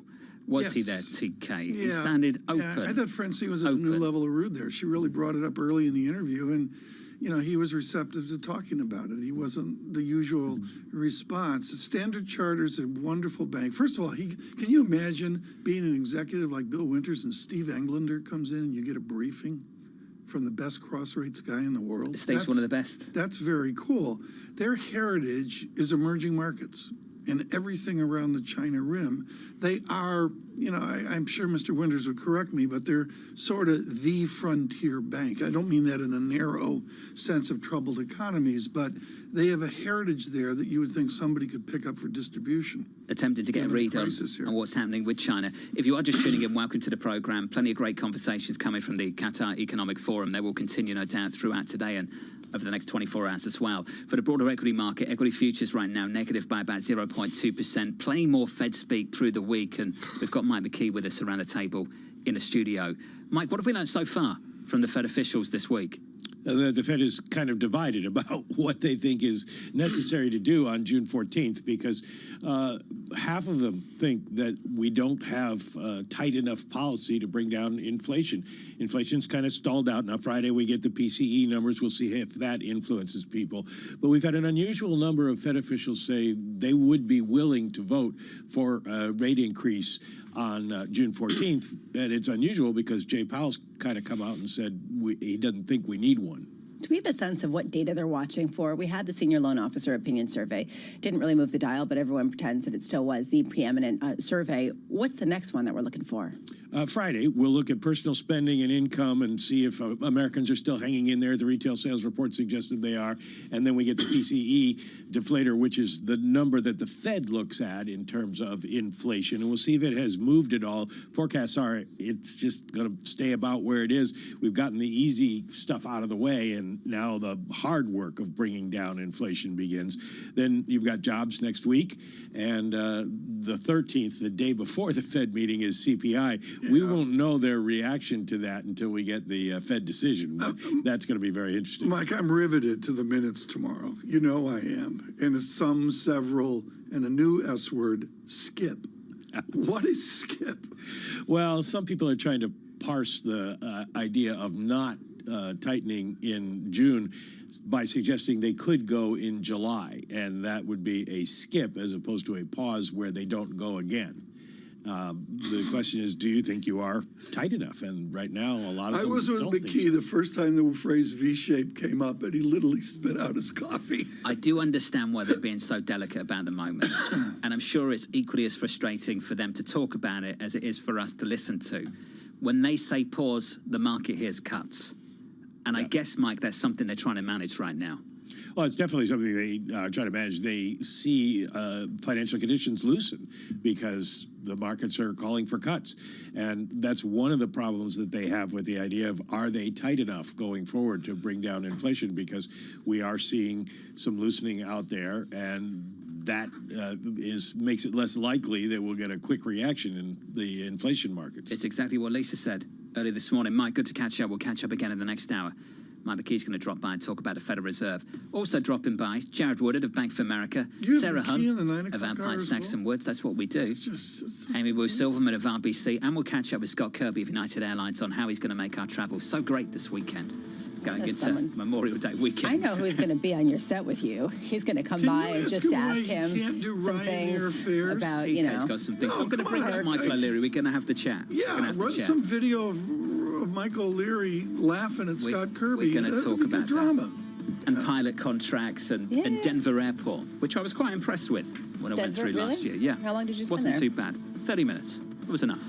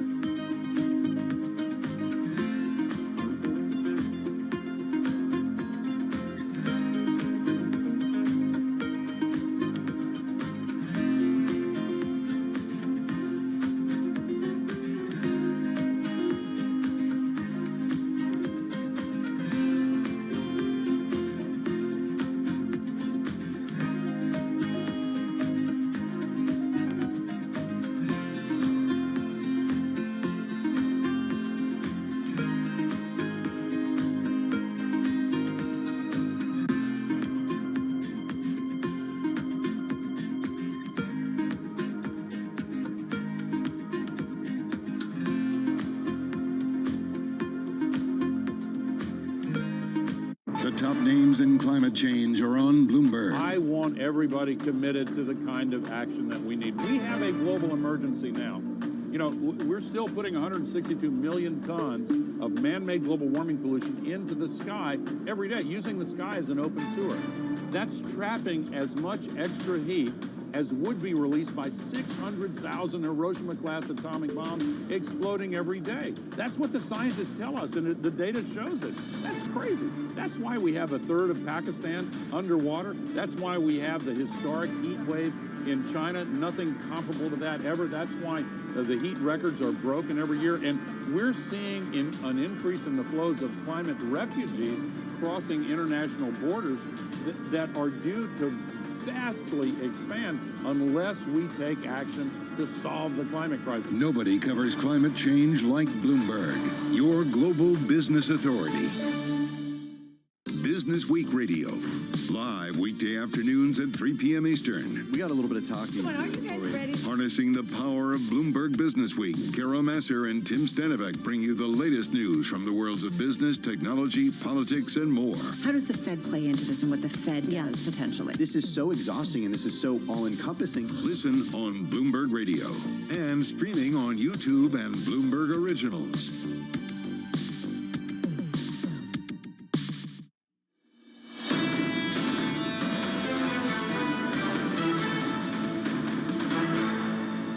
Surveillance on a Tuesday. I'm calling it next week Tuesday because all of a sudden the debt and the deficit and all that is very next week. Meanwhile, yields are higher, somewhat off the deficit chat, but I think for other reasons too, Lisa. 4.39% on the two-year yield is really a shocking move off of what, 3.85%?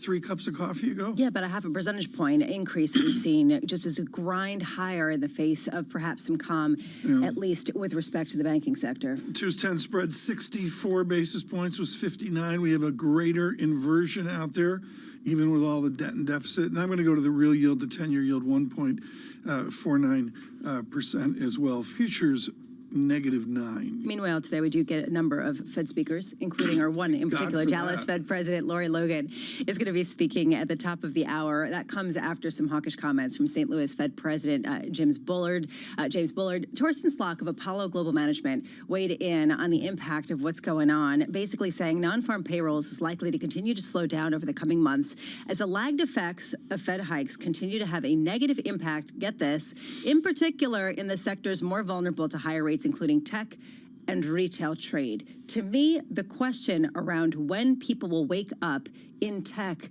to the interest rate sensitivity, or whether we've somehow shifted these two ideas away from each other completely with the advent of the artificial intelligence craze. Call it a factor. Well, I'm going to stay out of the AI debate. I have not really voiced my opinion on that. I'm trying to figure out what my opinion is on it. But yeah, I do take the point that tech's in its own little universe now, and you certainly see that in the equity market. As we mentioned earlier, we're going to follow all of this economic data onto the June 14th meeting. Now with a brief, Torsten Slok joins us, Chief Economist at Apollo Global Management. Torsten, I want to get to your spectacular chart today, which is lit up on Twitter right now, but I got to follow up on Lisa's note there on non-farm payrolls. I'm going to give you a should phrase. Where should non-farm payrolls be? Well, given that during the pandemic there was thrown 5 trillion fiscal stimulus on the economy and 5 trillion Fed balance sheet expansion, it's not a surprise that when you throw 10 trillion at a roughly $20 trillion economy, drawing that out of the economy is taking time. So that's why, in some sense, it's not surprising that it's taking time to get all this liquidity back, and therefore that it's taking time to get household savings drawn down, to get corporate savings drawn down, and therefore, to your question, to get non-farm payrolls to really slow meaningfully. It would just need to go through a period before we get that slowdown that we have been waiting for. So let's double barrel it. You've got non-farm payrolls coming down at some point. Your spectacular chart today shows the miscall of recession, doom and gloom, drawing it out, folks. I'll put it out on Twitter here when I can. But let's dovetail those together. To get to where you think we're going to get, is it just a smooth linear progression, or is it going to be either a jump condition or even more brutal, discontinuous? What's it going to be? This is absolutely critical because before, when the Fed was just hiking rates, 25 basis points, they were looking around saying, how's the economy doing? Okay, we go another 25. And once we get through that process, that was all very smooth and gradual.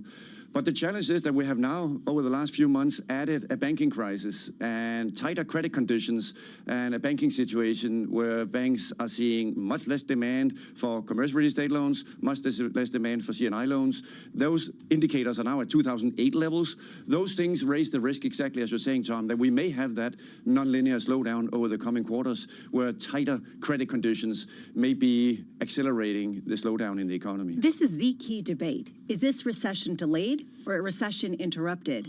And we're looking at data. And is there anything to give us any indication ahead of it, or do we just have to wait and see what mystery box awaits us? Absolutely, because the challenge is if we threw 10 trillion at the economy, sucking that out again is going to take time. And how do I weigh that in my quantitative model purpose of the U.S. economy, where on the one hand, we had huge stimulus that's still stimulating, and at the same time, the Fed is trying to slow things down, and we have tighter credit conditions. So the market thought, and that's what the chart is showing today, that the recession would have come like 6 months ago, but now it's taking a longer time to take that 10 trillion out. But what we do know is that the Fed is very, very keen on getting inflation down from 5% to 2%. And as long as that's the case, the Fed will continue to step on the brakes. The Fed will continue to slow down earnings growth, and the Fed will continue to slow down hiring. There's been this sort of conundrum baked into the market where suddenly people are rethinking whether there was actually a banking crisis, perhaps taking that away from the equation a bit. And you're seeing yields creep higher, and it hasn't really taken a bite out of tech valuations. Do you think that there really has been an economic sea change resulting on artificial intelligence, resulting from some of the shifts in allocations of people's pocketbooks? I do think that very importantly, first of all, inflation is still way too high relative to the Fed's target. So importantly, the Fed will look at inflation at 5 and say, we have to do more to get inflation, at least keep rates at these levels for a longer time to get inflation down. And there are two reasons for that. Namely, first of all, housing is beginning to recover. That's putting upward pressure, and housing, as usual, makes up 40% of the CPI basket. So that's lifting potentially inflation down the road. And the other thing is also that wage inflation is also coming down too slowly. In other words, average hourly earnings at 4.5% is not close to the 2-3% we were before the pandemic. So that raises the risk, to your question, Lisa, that inflation will be sticky. And if inflation is sticky, that does mean that tech and growth and venture capital, and particular growth, I mean, if the Fed is trying to slow down growth, that should mean that growth should not be performing well. You're right on cue. David Rosenberg publishes moments ago out of Toronto on sticky inflation.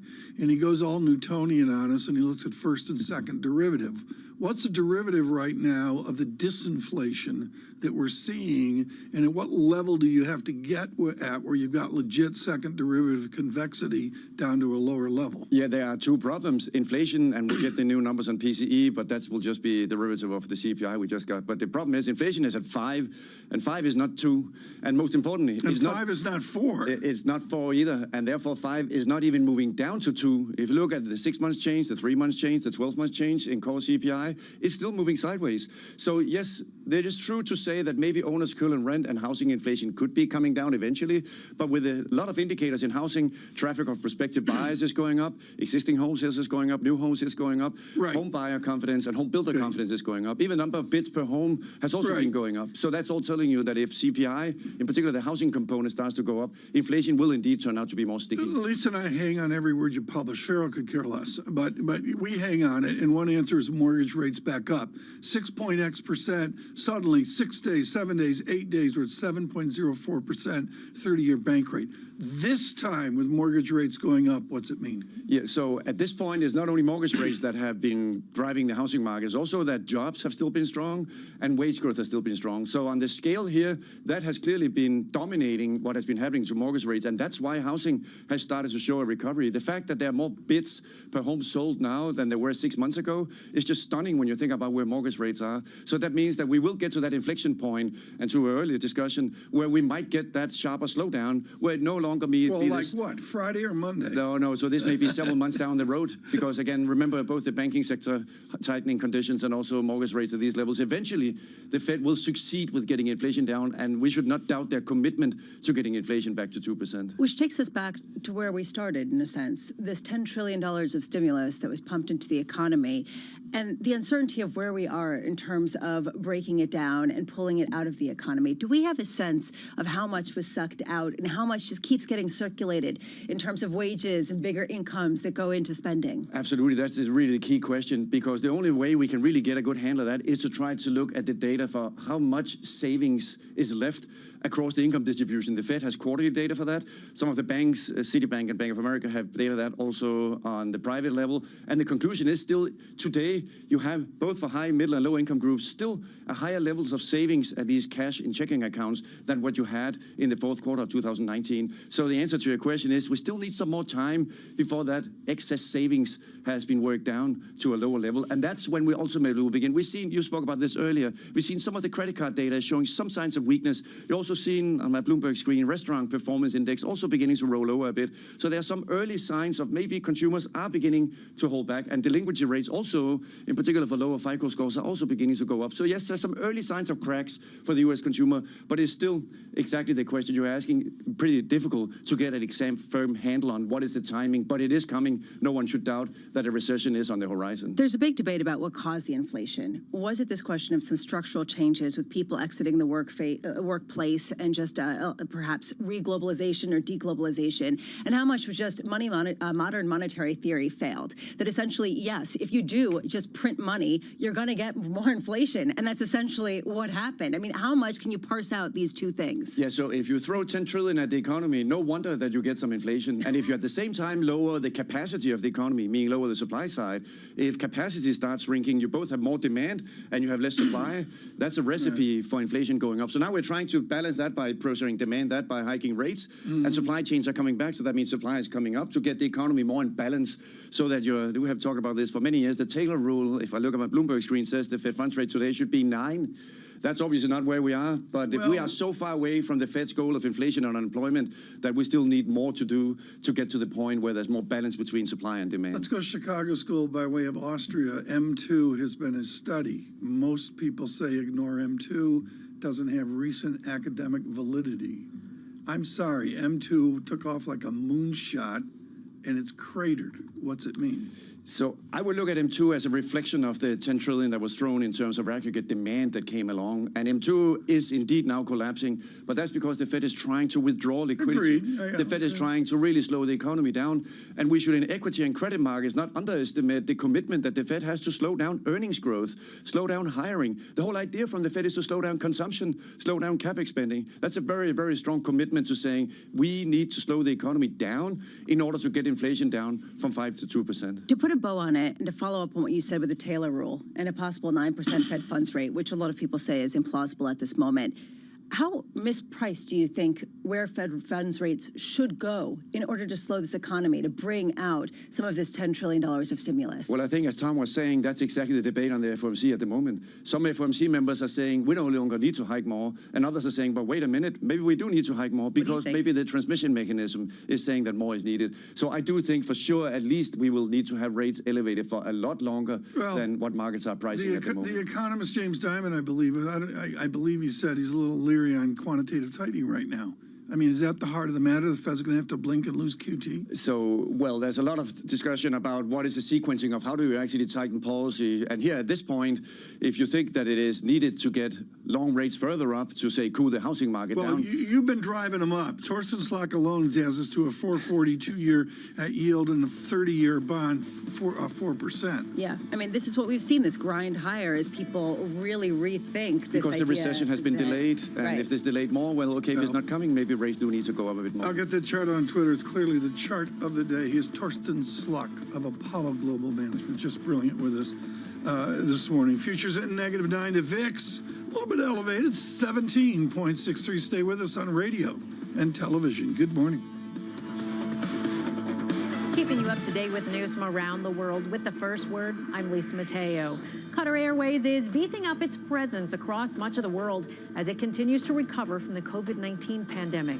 CEO Akbar Al-Bakr spoke exclusively with Bloomberg's Manis Krani on the sidelines of the Qatar Economic Forum in Doha. Now that we are ramping up, we are introducing new routes in Europe, in Africa, in Asia, and of course going back big time into China. Al-Bakr says ticket prices will continue to be higher, and he said the airline will wait and see before ordering new planes. Saudi Arabia's top energy official is issuing another warning to oil short sellers just over a week before the OPEC alliance is due to meet. Energy Minister Prince Abdullah Aziz bin Salman spoke at the Qatar Economic Forum. Speculators, like anything in any market, they are there to stay. I keep advising them that they will be ouching. They did ouch in April. The prince is famous for telling short sellers they would be left, quote, ouching like hell. The government of the state of Qatar is the underwriter of the Qatar Economic Forum, powered by Bloomberg. And United Airlines is announcing its plans to significantly expand as Denver's leading airline. The company will add 35 flights, 6 new routes, and a dozen new gates and 3 clubs, including the largest ones in United's network. The airline will add new nonstops to 6 destinations, including 4 not served by any other Denver airline. We'll speak with United CEO Scott Kirby in the next hour. Global news powered by more than 2,700 journalists and analysts in over 120 countries. I'm Lisa Mateo, and this is Bloomberg.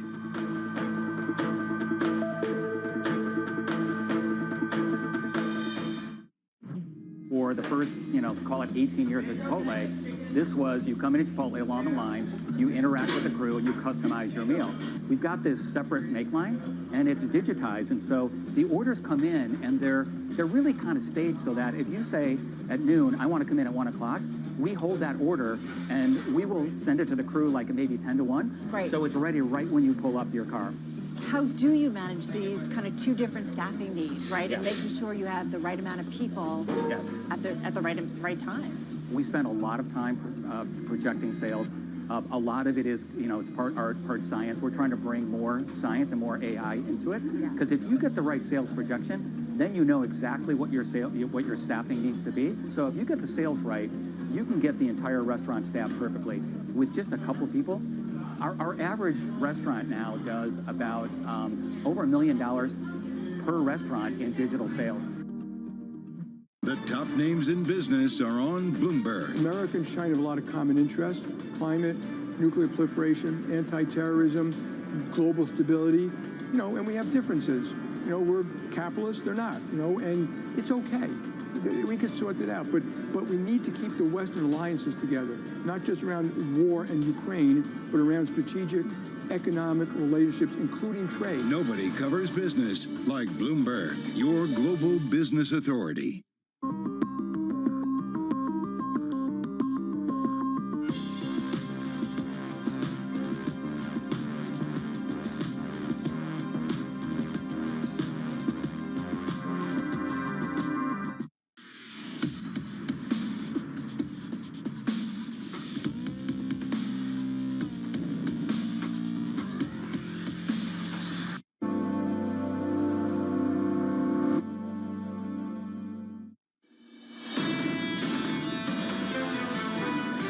credit tightening that I'm seeing in the data and that I'm hearing from my contacts in the banking sector could be worth as much as a couple of rate hikes. My own personal starting point, though, is 1 or 2 rate hikes. Right now, absent a big change, I think we're comfortable. I'll be comfortable saying, let's just look and see how things play out for a little bit. There's, as Raphael said, a whole month's worth of data coming between now and then. So I'd still see a whole month of information, so I don't prejudge June. Tom Barkin of the Fed, along with Mary Daly, Raphael Bostic is, a lot of Fed speak. Lisa, help me here. We got more Fed speak today. Lori Logan, she's speaking at 9. The quiet period. We can't get to that soon enough. Well, I'm curious to hear what data they're looking at and kind of how they're framing this out. But they don't know either, and that's the tricky part. They don't know either, and the only thing is, seriously, folks, you get the majesty of what they wrought in 1912, I think it was, and then particularly what McChesney Martin did at 51. Each of these people is different, and I think with the speaking we see that. Well, and just to highlight how uncertain this moment is and why different views are important to rethink this paradigm that we're in, is Torsten Slok really defining what happens when you pump $10 trillion of stimulus into an economy that's never seen that scale before, and all of a sudden you have to understand an economic model that doesn't really have parallel, and that I think is what they're struggling with as well in their communication. We're going to get oil right now. We're going to do that. The future's a -10 here, a bit of a deterioration with higher yields. 2-year yield of 4.39%. We printed 4.40 moments ago. Higher yields this morning. But we want to look at oil. And oil is real simple. American oil, 73.05 up a stick, is elevated. Brent is not back to $80 a barrel, 76.97. And I thought it would be really good to get Will Kennedy, head of all of our commodity and hydrocarbon analysis, to join us as Bloomberg celebrates the Qatar Financial Conference that we're having. Some very good interviews on the Persian Gulf. Will Kennedy, set the scene for the United Arab Emirates wrapped around the Persian Gulf. Yes, Iran as well. But set the scene of how the Middle East right now looks at oil. Well, I think that a lot of the countries in the Middle East would like oil prices to be higher from here. I mean, 77 on the face of it looks quite healthy, but my colleague on opinion, Javier Blas, wrote an excellent column yesterday explaining that 77 just isn't what it used to be. In a lot of these states, Saudi Arabia, the UAE, Qatar, have big spending commitments, and they need those oil revenues to meet those. So I think we heard from the Saudi oil minister at the Qatar Economic Forum today, and he was clear that people shouldn't get too short on oil, that he's willing to surprise the market again. Clearly, they had that surprise cut back in April, and that was aimed squarely at people trying to short oil. But it had a momentary fizz, but it's now gone, and there are a lot of hedge funds who are very short this market. The hedge fund positioning is as short as it's been in almost 10 years. So he was trying to send a clear message today with an OPEC meeting just over a week away that traders should not be complacent about what OPEC may or may not do. I think this is just brilliant. This idea that we have in our head whatever a fair price of oil, a barrel of oil is, and certainly Javier and you and your team are saying, you know what, folks, it's much higher. Give me a statistic. I mean, where's the correct price for Brent crude to find that general equilibrium theory within oil?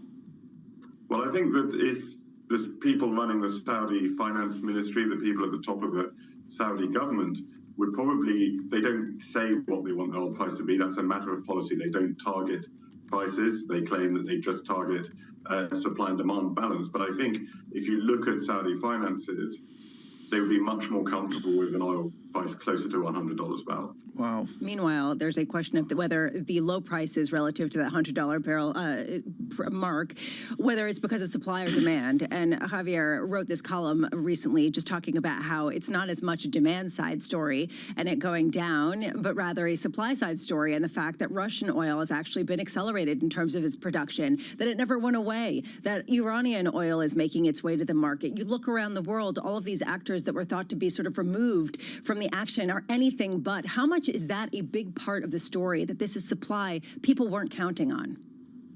I think that's exactly right. And Russia, of course, had pledged to cut by 500,000 barrels a day, alongside the cuts announced by the rest of OPEC back in April. And they haven't, from what we can see, they claim to have done it, but it's very hard to see that in the market. And actually, Russian oil exports, which is at the end of the day what matters to the supply-demand balance internationally, are as high as they've been since the start of the war, and they're still rising. So there may be some frustration in the rest of OPEC Plus that Russia isn't pulling its weight. Now, that hasn't yet been expressed publicly, but behind the scenes, you've got to think that they want Russia, they need Russia to follow through, because right now, the salient fact about the oil market is Russian oil continues to flow at unconstrained rates into the global oil market and competing with Middle Eastern oil in Asia. You know, all that Russian oil is going to India and China now, and that is certainly weighing on sentiment and certainly weighing on prices. What does this do in terms of the partnership of the plus part of OPEC Plus? The idea that Russia's voice at the table perhaps is that much more fraught, already fraught, but that much more so if they're working at odds to the goal of the OPEC members that want to see oil closer to $100 a barrel. Well, it's important Putin went out of his way to praise the alliance, and it's important to Russia last week. From the OPEC side in the Gulf, they want and need Russia to stay in. So I think people are publicly saying that everything is fine, but you must wonder what tensions lie underneath. And it will be interesting to hear from ministers and see what decisions are made when OPEC meets in just over a week. I want to talk, this is completely off the mark, but Will, you're so good at this. I can make it up as I go, Will Kennedy, and you're going to bail me out here. I'm looking at a Japan with an economic experiment, Will Kennedy, you and I have never seen. How critical is Japan to the marginal price of oil? We studied that it was critical. Is it still critical? I don't think it's what it used to be. It's still important. It's still in the top 3 oil importers in the world. But really, the market is being driven by Chinese demand and increasingly Indian demand. I think China's economy clearly is slower, weaker than people was expecting. Demand might not be what it was. But when we look at India, I think that's now the Asian country to watch as the marginal demand of oil. It's just going to soak up energy. It's so hot there. People are turning on air conditioners now. That drives coal and demand as much as anything. But I think it's illustrative of a country that is getting richer quickly with a middle class, and that means oil demand. So I think Japan is important, but the country that we really need to watch, Tom, is India. Very good. Will Kennedy, thank you so much, leading all of our hydrocarbon and commodity coverage as well. Really just can't say enough about that. And he circles back to what Javier and others have said. India really matters. Lisa, I've got it with the yields moving here. 4.39% and the 2-year yield is just stunning. Further curve inversion, the 10-year yield becoming elevated. And I want to go back to Amanda Lynham at BlackRock today, who I think was just brilliant about when I say corporations adapt, I'm looking at it from an accounting standpoint over to equities. She took it right over to bonds, which is hugely important. And she said, without hesitation, they're adapting and adapting fast. Well, and that's actually increased their credit worthiness, especially on the margins, because they've paid down their debt. They've been more responsible. And all of a sudden, you have all of these factors coming together to support credit at a time when a lot of people have been predicting that it would fall out of bed. So at what point do you see that story hold in, even if that benchmark rate does go higher? And it's the tension. It's just a muddled moment right now, trying to understand the different, various inputs here that are at cross odds right now. And the thing that's important to me is we're just finally getting back to a normal rate environment. I mean, there's a huge body of people out there that have never experienced, I think Savita mentioned it, a risk-free rate. We've never experienced getting back to where there's an actual true Sharpe ratio, there's an actual calculation of what cash is worth. Right, and people don't know whether this is the new normal or whether we're going to go back to what it was before. To me, this idea of when could we get inflation back, that was the question for 2 decades where people were saying we're never going to see inflation again. Basically, just print money, take a helicopter, take a bunch of cash and throw it down, and we tried that. And guess what?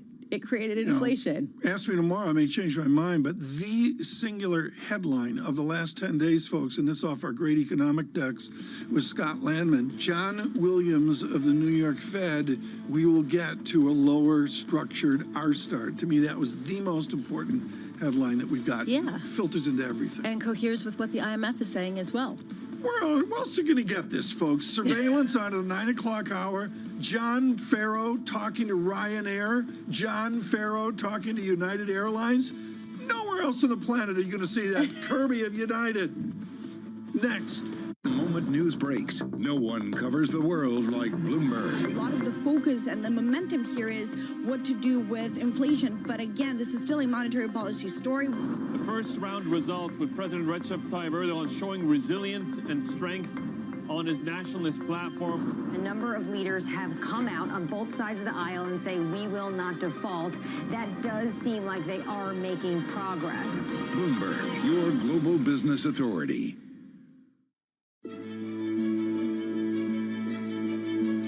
You're one of the most fascinating entrepreneurs because you also started really young. What did you learn? Did you always think that you'd be an entrepreneur? Probably, yes. I think, which is a bit sad, From isn't it? age, what, 5, Well, 6? maybe, I'm not sure. I come from a family of entrepreneurs, so even though I probably can spell the word and still can't occasionally, it's sort of in my blood. But it's really fun starting a business. And fun growing a business. I feel it's a real privilege. And I started my business officially at 18, but I think I knew I wanted to do it very differently from about 15. But I'm sure it's, if you're surrounded by it, it feels very natural. So yes, it's fun. And it started how? You started by by you went to Florence. It was in Italy, and you started handbags. Yeah, so I knew I was actually given a handbag by my mother when I was about 16, one of her old handbags, and I remember how it made me feel, and I think fashion is fascinating for the mood-changing, the confidence-boosting aspects, so the sort of tribal aspects of what fashion does. And so I went at 18 to Florence, knowing that was the home of leather goods, which is what interested me. I just wanted to learn, actually, and be surrounded by craftsmen who, I mean, making things is important, and that's going to be very interesting, I think, over the next sort of 10 years. I think the onshoring of craft and manufacturing is going to be fascinating, actually. I mean, I watched the offshoring. I literally saw it, and I think we're going to be seeing that coming back to local. We have to. When we're all looking at our objectives in terms of carbon, you know, proximity is going to be key. So what is the best investment advice anybody's ever given you? You don't need to have a good idea every day. So there's times to be patient, and there's time to press. What do you think is the most common mistake that investors make, the average investor? I think it's FOMO, so buy high, sell low. You know, and the amount of damage that does the average investor is big. Let's suppose I have an extra $100,000. What would you say that person should do with $100,000? To put it in an index fund or something else like that? Yeah, I mean, I think for the average investor, buying an index, but buying and holding and just letting it compound is really sensible advice. I think the more trading someone tries to do, the more damage they tend to do.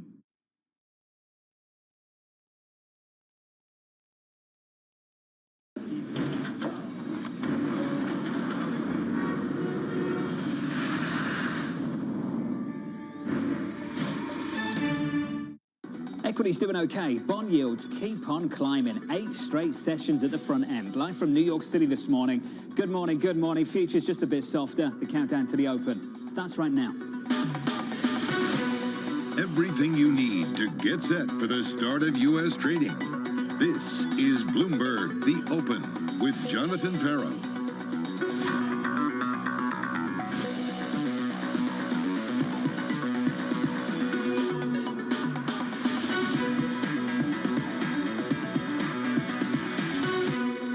Live from New York, coming up, plenty of optimism, but no sign of a debt ceiling deal. As Yellen doubles down on an early June X date, Fed officials are reluctant to commit to a pause. We begin with the big issue. Lots of happy talk, very little substance. Speaker McCarthy indicating the tone was better. I felt we had a productive discussion. We don't have an agreement yet, but I did feel the discussion was productive in areas that we have differences of opinion. The tone tonight was better than any other time we've had discussions.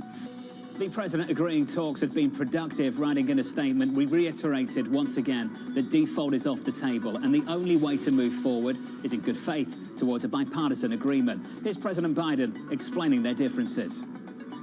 Here's a disagreement. We have to, I think we should be looking at tax loopholes and making sure the wealthy pay their fair share. I think revenue matters. As Biden opens the door to that, Speaker McCarthy closing the door on tax hikes. I've been very clear with the president from day one. We're not going to raise taxes. We've got more revenue coming in to government in a 50-year average than any other time in the history. So for now, we're going nowhere fast. The clock is ticking, and Secretary Yellen is doubling down, telling congressional leadership it is highly likely the Treasury will no longer be able to satisfy all of the government's obligations if Congress has not acted to raise or suspend the debt limit by early June, and potentially as early as June 1. Bloomberg's Candy Lyons joins us now from D.C. for more. Morning, Kaylee. Good morning, John. Well, at the very least, President Biden and Speaker McCarthy yesterday agreed their talks were productive and that default should be off the table and a bipartisan agreement is needed, but no such agreement yet has emerged. Now, we know that negotiators after yesterday's meeting at the Oval Office did return to the Capitol. They spoke until late at night. They will be meeting again today, and Speaker McCarthy said he expects to speak daily with President Biden, even if not in person, until a deal is reached. But it still is the work of getting a deal that needs to be done, John. Spending cuts, spending caps. caps? What levels are we cutting back down to? Is it being held steady from the spending levels of last fiscal year? These are questions that are yet unanswered, as well as other reforms such as permitting, work requirements for entitlements, and the clawing back of unspent COVID funding. We're still waiting fully for a deal to take shape here. And just a reminder on the clock, you just were speaking about the warning from Treasury Secretary Janet Yellen yesterday. June 1st, really still the date she is pointing to as the earliest for a potential default. That is 9 days away. And even once we get a deal between Team Speaker and Team White House, we have to keep in mind that that needs to be turned into legislative text. That could take another day or two. Then Speaker McCarthy said he will not waive a rule that mandates that he has to give those in the House 72 hours to read that legislation. That needs to be passed by the House, which will not be without hurdles, considering progressive Democrats may have issues on one end, the Freedom Caucus and those on the far right may have issues on the other, and then it needs to go to the Senate, which also could be a bit difficult to get the full 60 votes that are needed. So the timeline here, John, is very, very tight, and yet there is a lot of work that remains left to be done. It raises questions about what the effective deadline actually is, Kayleigh. Greg Valliere, earlier on this morning, we caught up with him. He said this over at AGF Investments: if the ex-date really is June 1, we're in trouble, because there simply may not be enough time to write the deal into legislative action language, then give lawmakers time to actually read it. He said if the ex-date is around June 6th or 7th, there may be time to reach an agreement. Is there a feeling, Kayleigh, of when that drop-dead date might actually be?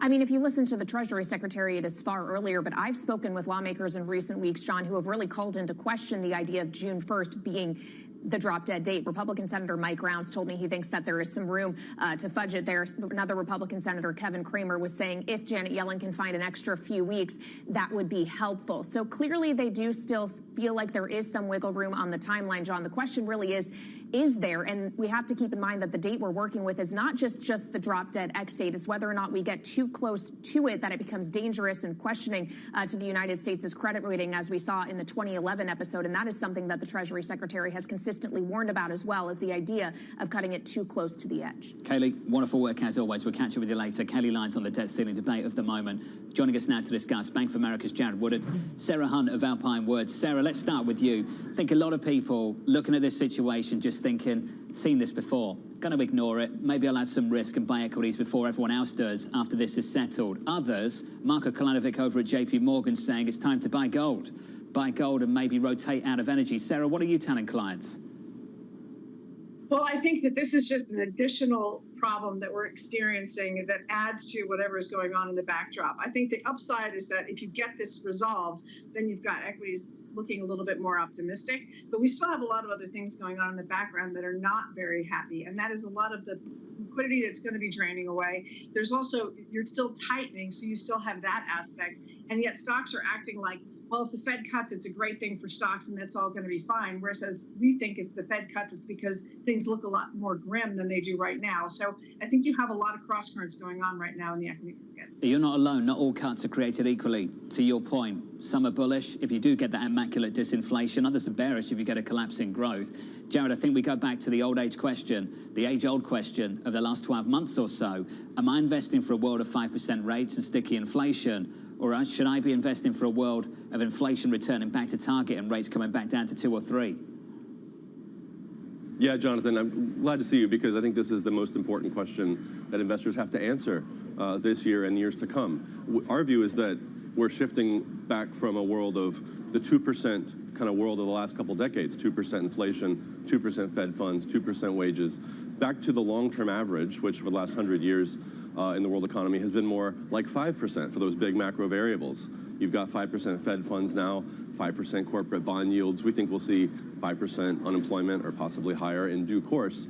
And the simple truth is that if we're rotating back structurally to a 5% world, then portfolios have to be radically rethought, and the asset allocation most investors have today is not well suited for that rotation. So, Jared, build on that. What does that mean for the stock-bond correlation going forward from here? Well, it means in asset allocation that the old 60-40 idea that we've been hammering against for years, that treasuries and other kinds of bonds would be a good hedge against equities, simply isn't true. We know that in the long run of history, stocks and bonds tend to be much more correlated than they have over the past 20 years. You saw really forceful evidence of that in 2022, worst year for 60-40 possibly ever. And many investors still haven't woken up to the fact that there's a lot of risk in the Treasury market, that on any given month, any given quarter, those risk-free supposedly bonds can be a source of incredible pain. And it's not just in bonds, in equity portfolios as well. When indexes are dominated by long-term growth-oriented stocks, the way that the S&P 500 is, you've got to think differently about where your equity dollars should go. And I think the simple answer is not into cap-weighted, large-cap benchmarks of stocks. Well, I had that at the start of the year, and then the NASDAQ absolutely ripped. Sarah, let's talk about this relationship between the bond market and what's happening in stocks right now. The bond market, last 8 sessions, 8 consecutive days, yields higher at the front end. It's a 50 basis point move. The NASDAQ, totally fine with it. Sarah, what is the relationship between large cap tech, the big weighting, the muscle of the S&P 500, and the bond market right now? Such an interesting question, because the reason that stocks were down reportedly last year on the big tech side was because those interest rates were rising. Now you see interest rates rising, and there is absolutely no reaction to those big mega caps. Some of those are very profitable. So for them, a higher interest rate isn't really an issue. A lot of those are cash heavy. They're not debt heavy. They don't need to raise money. So for them, it's much less of an issue. But to build on Jared's point, I think that's an excellent point. We had a decade of very low interest rates, of a lot of stimulus, and now we're looking at trying to take out some of those excesses. And to think that that can happen in the 12-month period that we've just experienced, to me seems a little optimistic. And I think that you're going to have to look at going forward, what does this market really look like? The idea that we can cut rates so quickly when we haven't even really gotten rid of inflation seems a little also optimistic to us. So I think that what you're going to see is a very different outlook going forward. When rates stay higher longer, I don't think that that's going to work as well for a lot of the areas of the market that have been benefiting from the recent idea that we're going to start cutting rates. Well, let's talk about what has been working a little bit more. Meta, cost cutting, stocks ripping. Microsoft just has to mumble the words AI, the letters AI. The stock adds another $10 in the pre-market. A FOMO mount up or something more fundamental? Jared, how would you describe this run that we've seen in some of these major mega cap names?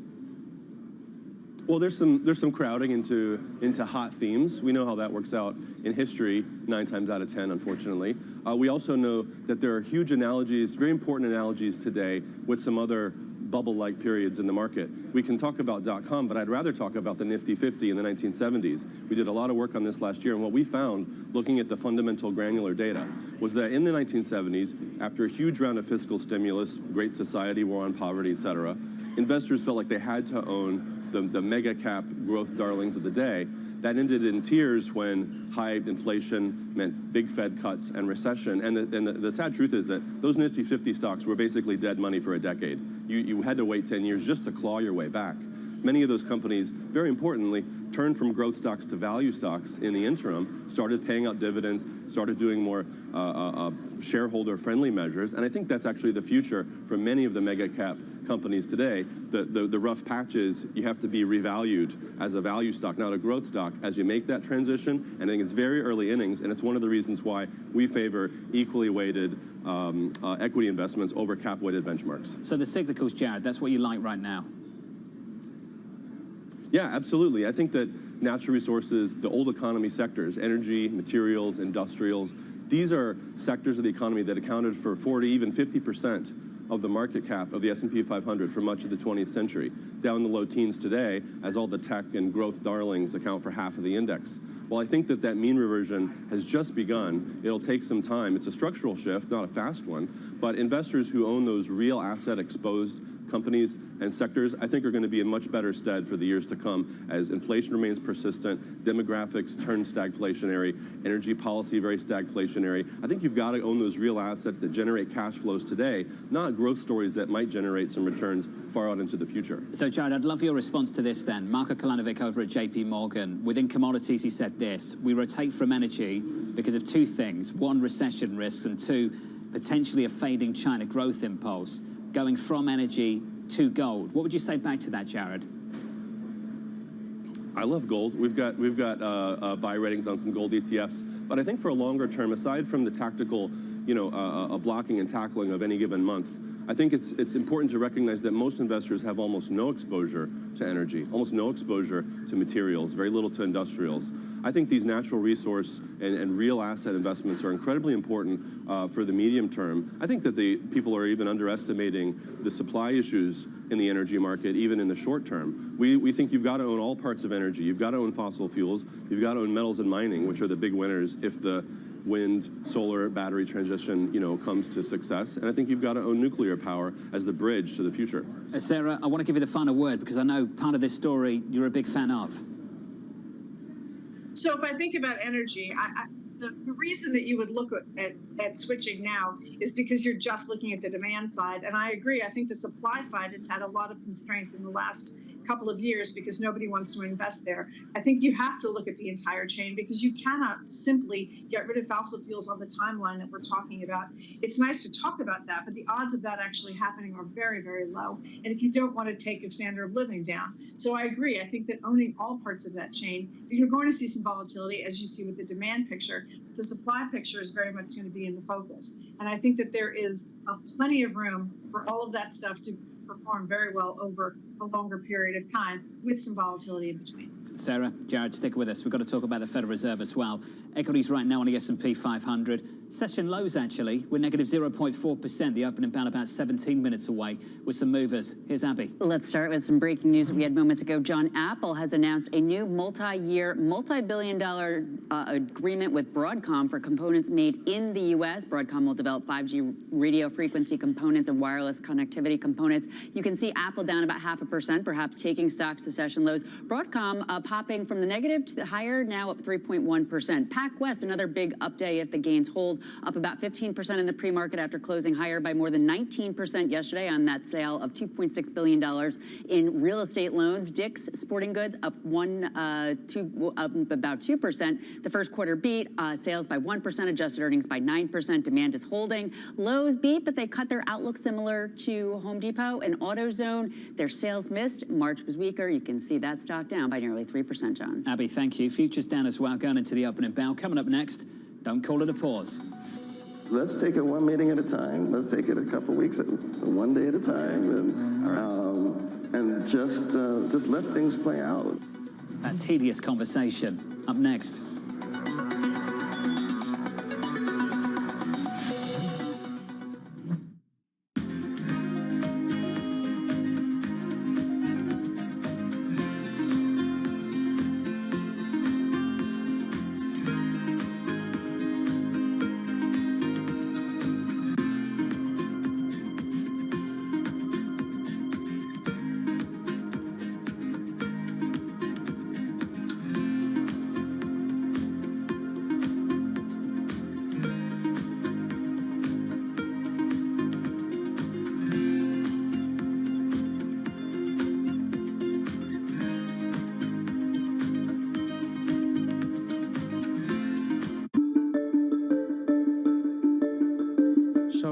Many people recognize you because you have a very famous hairdo that I've asked you about before. But to some people, they may say, well, Ken, what happened? Where did that hairdo come from and where is it gone? Because right now it seems a little different than what I've seen before. Yeah, it's growing out a little bit, David, but COVID, I ended up with hair going back down to my shoulder, and I finally realized that one of the things I had to do, I'm a very loyal person, and I used to have hair down to my waist in my college and my hippie days before that in Ann Arbor, Michigan, and I had it cut off in the summer of '75, and I've gone to the same person, now a grandmother many times over, who was a young gal cutting hair in Amherst, Massachusetts, and I still seek her out, and I finally just said to her, COVID's enough of a change that I ought to be able to do something new.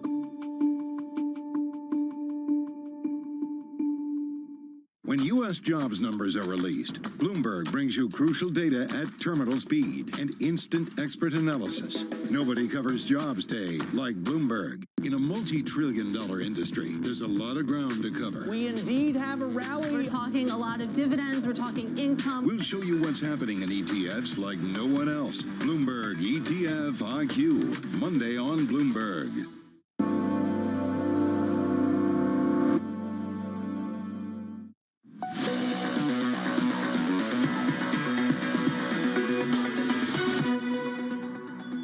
Fed speak this week, the Fed speak last week, wants to set up markets to be pricing in what the Fed wants to do going into the June meeting. Having a hard time pausing. They don't want to explicitly use that word pause. If they do anything, it's a skip. A skip? This is a very different dynamic this cycle. Two-way flexibility if they need a hike, if they need to cut. We'll have to wait and see. It's ridiculous, isn't it? Lots of conversation about taking a break from hiking in June. Very few Fed officials willing to call it a pause. President Kashkari reluctant to signal the hiking cycle is over. I think right now it's a close call. Either way versus raising another time in June or skipping. What's important to me is not signaling that we're done. As Kashkari worries about optics, President Bullard is teeing up more action. I'm thinking 2 more moves this year. Exactly where those would be this year, I don't know.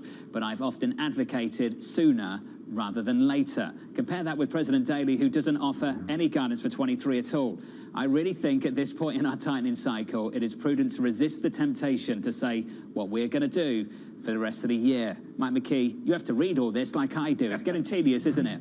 It is getting a little tedious, an awful lot of Fed speak, as you mentioned, and an unusual amount of disagreement among members of the Open Market Committee about what they might want to do on June 14th. We've put on the sorting hat and sorted them into camps. The camp that suggests that we lean towards a pause is the smallest, but it is also the most influential because it includes the chairman and the vice chairman of the committee and 1 member of the presidents who is voting. The still worried camp is the largest. These are the people who think that maybe we do need to go in June. Bullard, Bowman, Barkin, Kashkari, Mester, and Logan have all expressed concerns about the Fed not having done enough yet. And then there is the category that you were talking about, John, that includes Mary Daly. It is the people who have not told us what they think. Now, Chris Waller, an important member of that group because he is speaking tomorrow. He's been a hawk. We'll see where he ends up. And, of course, he has a vote, as does John Williams, who usually doesn't dissent from the chairman.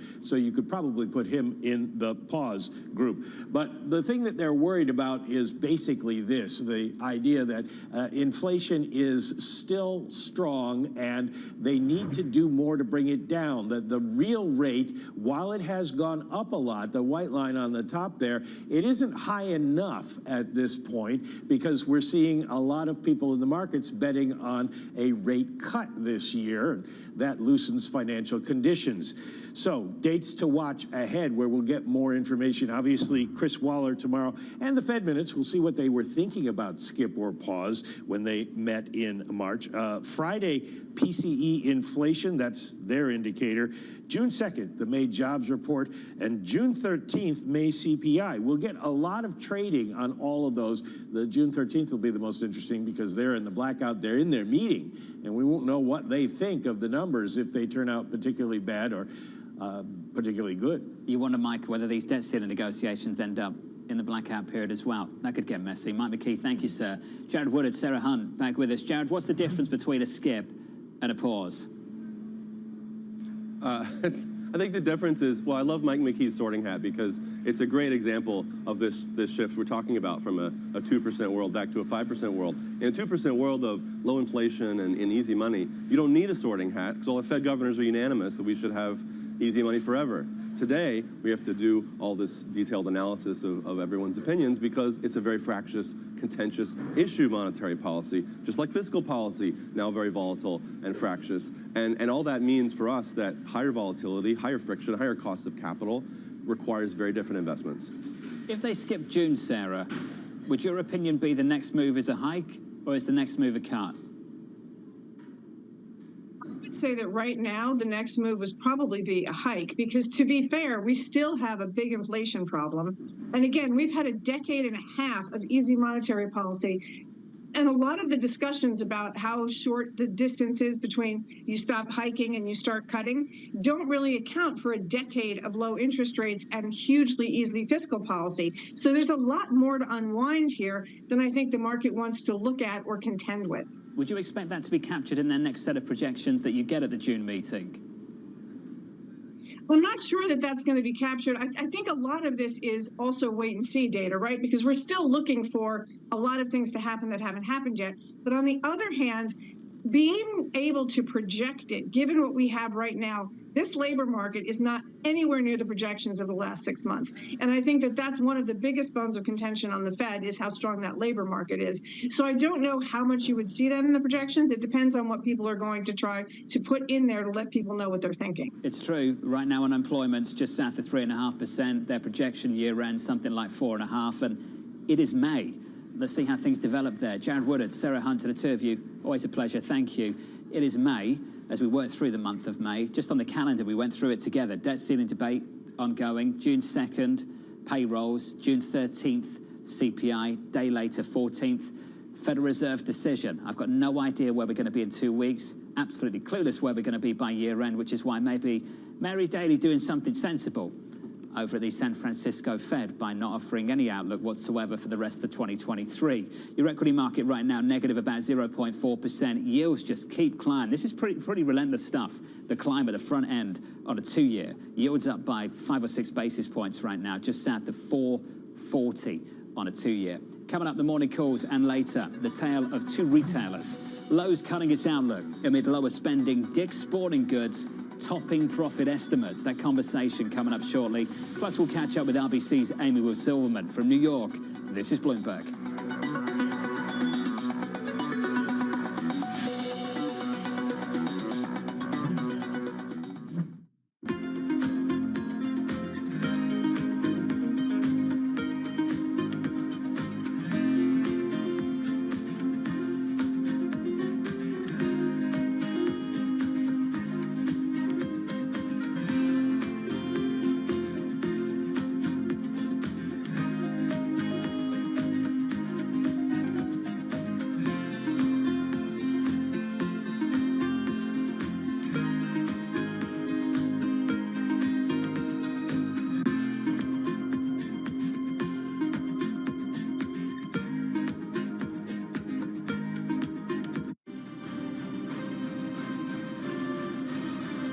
You're so intimately linked to the future of the UK. What are you seeing when you go to branches and in the country?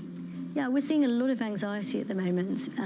I think the recovery from the pandemic has been and is continuing to be very strong. So I think we're seeing the economy recover.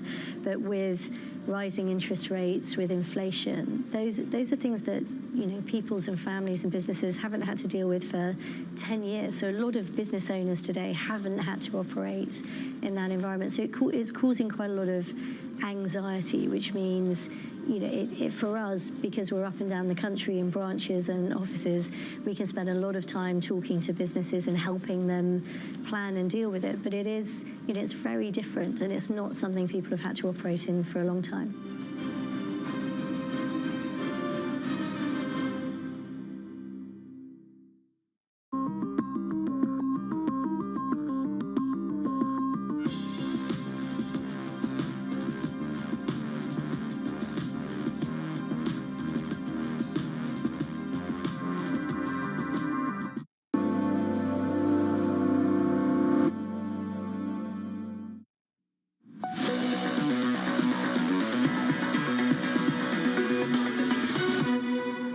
Yields climbing on treasuries for 8 consecutive sessions on a 2-year. That's the longest streak of gains of the year so far. And equity is just about to show some weakness. We're negative here by 0.4% on the S&P. On the NASDAQ, we're down about 0.5%, going into the opening bell, about 5 minutes away. That's the price action. Let's get you some morning calls. First up, HSBC upgrading Chevron to buy. 189 price target, noting the stock's attractive valuation. That stock is up by a little more than 1% at 154.16. MoffettNathanson upgrading Zoom Video to market perform after earnings, expecting its online business to keep stabilizing throughout the year. That stock negative by 2.8%. And finally, Jefferies naming Microsoft a top pick, seeing more than 20% upside, with the company best positioned for the push into, guess what? AI. That stock just a bit softer, negative by 0.2%. Coming up, RBC's Amy Will-Silverman warning investors to be cautious of the rally in big tech, and what a rally it's been so far this year. That conversation up next. Your opening bell just around the corner.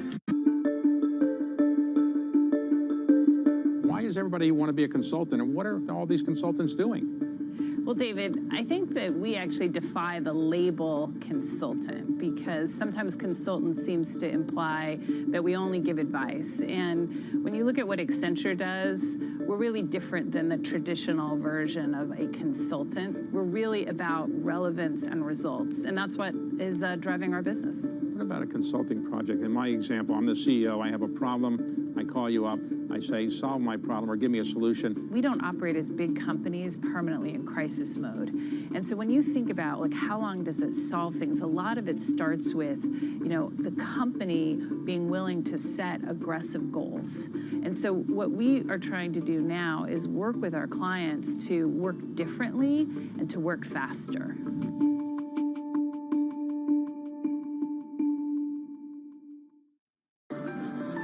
The difference between political gossip and policy intelligence. Bloomberg Government provides our clients with expert reporting, analysis, and public affairs tools that give you the edge in reaching policymakers on the Hill. When you're in the business of influence in Washington, information and connections are the currencies on which you rely. For knowledge you can act upon, the difference is Bloomberg Government. From New York City, From London, in Sydney, from Washington, in Tokyo. 9 a.m. in Beijing and Shanghai. Good morning, everyone. Have a great evening. Here's what I'm watching. You do not want to miss this story. Is there the kind of upside? Get your fixed income fix. Watch Bloomberg Real Yield every Friday at 1 p.m. Eastern, right here on Bloomberg, your global business authority.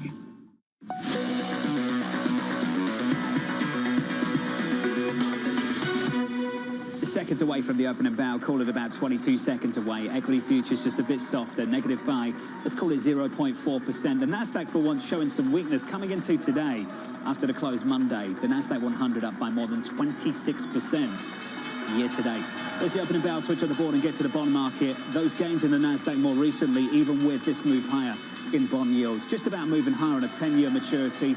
That piece of the yield curve up by 2 or 3 basis points, 374 on 10s on a 2-year, up another 6 basis points, 8 consecutive sessions of higher yields at the front end of the curve in America. The 2-year just south of 440 at 437. And I can tell you, as we eat away, take a nibble, so to speak, borrowing that phrase from Kit Jukes and SocGen, out of rate cut expectations in the back half of this year, we take a piece out of those dollar shorts as well. The euro weaker again, a break of 108, 107.75. PMIs out of Europe, manufacturing dreadful, services just about holding up. Crude better, up 1%, 72.73 on WTI. About 40 seconds into the session, we are lower by 0.5% on the S&P 500. Similar move on the Nasdaq. One stock to watch at the open. Let's check out Lowe's. The retailer cutting its full-year guidance amid a slowdown in consumer spending. The CEO saying this: although we delivered positive comparable sales, we are updating our full-year outlook to reflect softer than expected consumer demand for discretionary purchases. Abby has more. Hey, Abby. Hey, John. Well, here's something. The stock just flipped positive ever so slightly. Right now, it's down fractionally. This stands out because earlier, the shares of Lowe's in the pre-market, when results were first announced, down more than 3%. Now, the headline that's really did grab attention, that they now see their comp sales down 2 to 4% versus the previous view of flat to down 2%, and the estimate of down about 2%. But we've seen this story again, so investors well prepped for what Lowe's has put out, because of course Home Depot last week cut their outlook on weaker consumer spending. Lowe's talking about similar factors such as falling lumber prices, unfavorable weather, and of course that consumer spending lower on DIY and other discretionary items. Home Depot went a little bit further, saying it was a broad-based pullback, but either way you slice and dice this, it does seem that these two big box retailers that focus on home repair and the like are seeing this kind of a pullback. What's interesting, Home Depot caters a little bit more to the professional person who would be buying these materials. Lowe's a little bit more of the consumer. The stock right now up 0.5%. Just positive, as you indicated, Abby, turning positive in the last couple of minutes or so. Sticking with earnings, Dick's Sporting Goods topping estimates on Wall Street, keeping its outlook unchanged. The CEO writing in a statement, even as consumers face macroeconomic uncertainties, our athletes have continued to prioritize for us. I can't help myself. They're calling their customers athletes. I find this absolutely ridiculous. It's so silly. let's get to Kelly Lyons on this. Kelly, are we really calling customers of Dick's Sporting Goods athletes? Maybe wannabe athletes, John. I would probably put myself in that category. It's interesting to see Dick's Sporting Goods is actually losing the momentum it had earlier in the pre-market session. It was up about 5.6% at one point. Now it actually just flipped into negative territory, fluctuating really around gains and losses here at the opening bell, because you can kind of pick and choose what part of this report you want to look at. You did have a little bit of lightness when it came to comp sales. Revenue was just in line, but you did get that beat on the top line, bottom line, $3.40 a share, topping analyst estimates. And importantly, gross margins also came in ahead of what the street was looking for. The company's CEO talking about market share gains as well as an increase in the number of transactions. So Dick's clearly is outperforming some of its peers, even as we see the consumers pulling back in discretionary spending, or athletes, if you will, in some areas. It's really noteworthy to contrast these Dick's results with Foot Locker from Friday, which were pretty bad across the board, dragged Dick's down along with it. And a lot of analysts this morning noting how this report is far better than expected, given the contrast with Foot Locker. One analyst over at D.A. Davidson saying this report is solid. It's not perfect, but it's more than good enough relative to expectations. Now, the call begins at 10 a.m., John, so it'll be interesting to see what kind of commentary we get out of executives about what kind of consumer they are seeing, or maybe we should be calling them athletes. Bowling, fishing, game room. I'm on the website right now. Kaylee, come on. Athletes, bowling, fishing. Yeah, I mean, I'm not good at either of those things, so I feel like I'm not in a position to comment, but athleticism, maybe not what I would use to describe those who do these things. Katie, thank you. I'm sure I've offended a lot of people at the bowling alley who have Bloomberg on the screen in the bar, or not.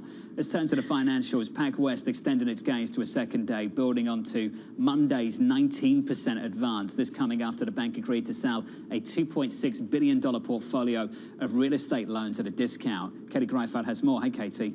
Hey, John. Well, just to recap, like you said, of course, the news yesterday was that it's selling that portfolio of about 74 real estate loans to Kennedy Wilson Holdings. That was good for a 19 or 20% rally yesterday. It's building on those gains today, currently up about 16% as trading gets underway. Of course, that move yesterday was part to shore up its liquidity position. Apparently, shareholders really like that. Of course, PacWest is getting a little bit of help from the sell side. This morning, you had analysts over at D.A. Davidson keep their neutral rating on PacWest, but it raised the price target to $8 from $3. For some context here, currently PacWest is trading around $7.92, so pretty close there. But again, for additional context, it's still down more than 60% year to date, John. Katie, thanks for that. The latest on the banks. The fact we're not talking about the banks so much over the last couple of weeks is maybe good news. Let's shift back to earnings. Shares of Zoom Video are raising their pre-market gains after posting mixed results. Growth of its largest enterprise customers failing and falling short of estimates. Bloomberg's Alex Webb joins us now from London for more. Morning, Alex.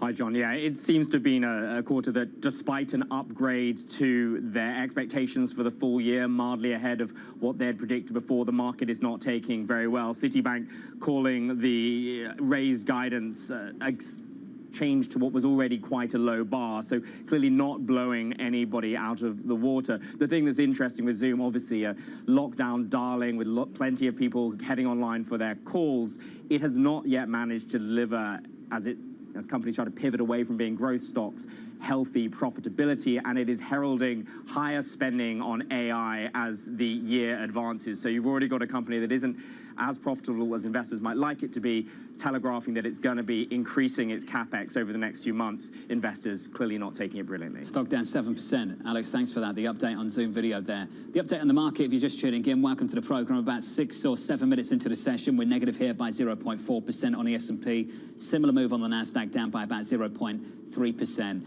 Here's the bull-bear debate of the moment. Here's the bear. Marko Kolanovic at JP Morgan saying we raised the cash allocation in our model portfolio again, this time by 2%, funded by reducing our weighting in equities, in corporate bonds, within commodities, rotate from energy, given what he calls recession risks and potentially a fading China growth impulse, to guess what? To gold. That's the bearish view. Here's the slightly more constructive view. Here's Savita Subramaniam. When you look at valuations right now, they look high, but valuations generally look high when you're in an earnings recession, which we are in right now. And I think that when you look at the equity risk premium for stocks, it could actually go lower. And our call is the riskiest asset class in the world right now is the risk-free rate. Basically, treasuries are the bubble. If we are in this sticky inflationary environment, do you really want to be in cash or bonds? Don't you want to be in stocks that participate in inflation? Savita wants to be in stocks. Joining us now is RBC's Amy Wu-Silverman. Now, Amy, I want to start with one part of the stock market that Savita's not a big fan of, tech. We're trying to work out whether we should be positioning for a melt up or a melt down in this sector. Which one is it, Amy? Yeah, it's a good question. I guess I might argue that we have had the melt up to some degree at least, and it's certainly given a lot of shorts a lot of pain. Look, you and I have talked about this before, but if you just go 10,000 foot view and just look at the Sharpe ratios of some of these mega cap tech stocks, you have Apple and NVIDIA having negative Sharpe ratios. Essentially, that risk-free rate to return trade-off is just saying you're better off in cash, given what we expect the upside to be in these tech names. So you either have to believe that AI or something is going to really continue to drive these shares up, or you believe that there's going to be volatility to that risk-free rate declining. But, you know, as it stands right now, those are negative Sharpe ratios. Do you think we are better in cash then? I think depending on where you are in the sectors, yes. So we took a look year on year, John, at every single sector and just said, look, what's the trend in Sharpes? And every single sector has declining Sharpes. Information technology is the worst. The single sole survivor that has a rising Sharpe ratio year on year is the energy sector. Is energy something you want to get upside risk to, upside exposure to, Amy? Is that something you advocate for? We caught up with Jared Woodard in the last 30 minutes or so. He said yes. Sarah Hunt, Alpine Saxon Wood, she said yes. What do you say? Yeah, it's interesting. So look, what I always focus on it from a kind of reverse engineered perspective. I want to know essentially what consensus is telling me. So when we computed those Sharpe ratios I mentioned, we basically said, you know, what are consensus 12-month price targets across the board? You know, not just RBC's, everybody's. What is the market telling you? And the market is essentially telling you that really the only upside they see and the only risk-adjusted return upside they see is in that sector. Now, when you take a look how to play that tactically using options, those are actually relatively inexpensive calls right now. So I do think that's an interesting trade to participate in as long as we head into the summer and kind of get that volatility tick up. Amy, could you offer me some more clarity as well on just positioning around the tech story? You mentioned there about burning through shorts. For sure, we have burned through shorts around tech, given the move we've had so far year to date. How light is positioning now? It's really interesting. You know, sometimes when I think about positioning and reading those tea leaves, it's a little bit closer to astrology than it is to astronomy, you know, but that being said, the thing I focus on the most is just the dispersion you're seeing in the market. So when you think about tech and when you think about mega cap tech in particular, those 7 or 8 stocks that you consider mega cap tech are contributing so much to the return that we see into the market that, again, you know, we've talked about this, you could get kind of value outperforming growth or any of these other factor reversions. But if you don't get it in those 7 names, you could actually get a drawdown in the market as a whole. So when you think about positioning, I think people have this fear that they do need to participate in the stocks that have the largest contribution to return. But when I speak to clients, you know, they're ready to deploy certain trades like small cap versus large cap or value versus growth, but they do think we need to get a washout first.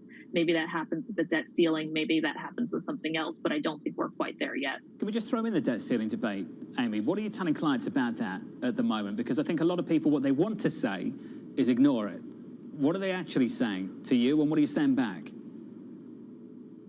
Yeah, the debt ceiling, you know, I know last time we spoke, I called it kind of a paddling duck environment. It feels like the 3rd trimester of pregnancy. You know it's going to get exciting soon, but it isn't yet as we approach that X date. What we really like in terms of trades is we like low-cost convexity grabs. So that could be to the upside. It could be to the downside. I can tell you the downside is much more expensive right now relative to the upside. I continue to think that upside is underpriced, meaning the idea that Biden and McCarthy could just find a solution and could go quickly and easily is underpriced. But, you know, I think people model back to 2011. They plot that VIX graph to 2011. They just say, man, look, You know, we're kind of in a 16, 17 handle right now, but we got as high as 48.50. And that's the fear right now. That's why I think you see a lot of demand, again, for that downside tail relative to that upside tail. Amy, love catching up with you, as always. Amy Will-Silverman there of RBC on this equity market. Equities right now, about 12 minutes, let's call it 13 minutes into the session, just a bit softer, lower, negative by 0.3% on the S&P 500. On the NASDAQ, we're down by a similar amount. This move on the bond market sticks. Yields up again, 8 consecutive session, up another 6 basis points. We've gone from something like 390, around that level on something May 11th, all the way up to about 440 on a 2-year over about 8 sessions or so. And with that, you breathe some life into the dollar again. Dollar stronger, euro weaker, a break of 108 again today, 107.76 on that currency pair. Coming up on this program, airlines gearing up for a busy summer of travel. If we have another strong year and we have significant net cash balances, then we'll return those to shareholders. That conversation up next.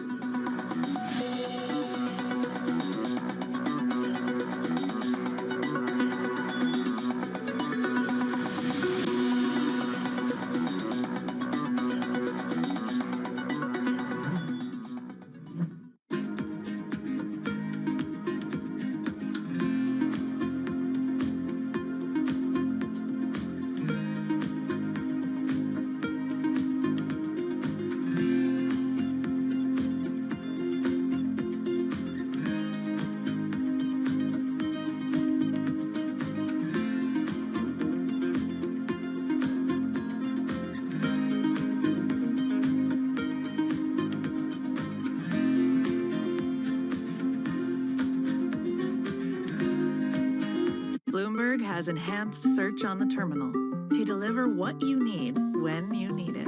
Now, you can simply type phrases in everyday English in the command line. Compare financials. Find people.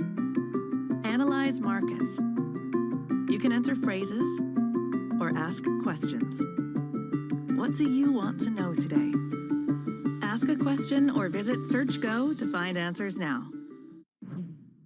MasterCard introduced PayPass, its first contactless payment system, in 2002, but the technology took some time to gain traction. I would say we first invested in this many years ago. The adoption rate on this in the early part, even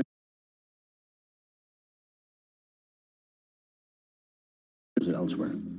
How do you judge the revenue proposition for MasterCard with an innovation like that and the adoption and the pace of it?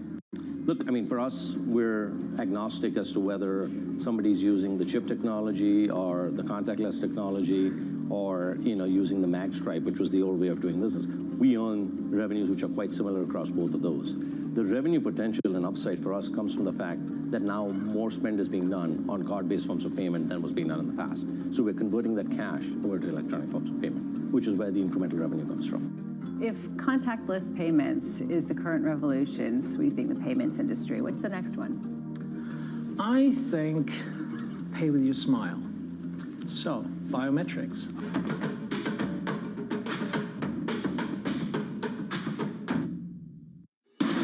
From the world of politics to the world of business.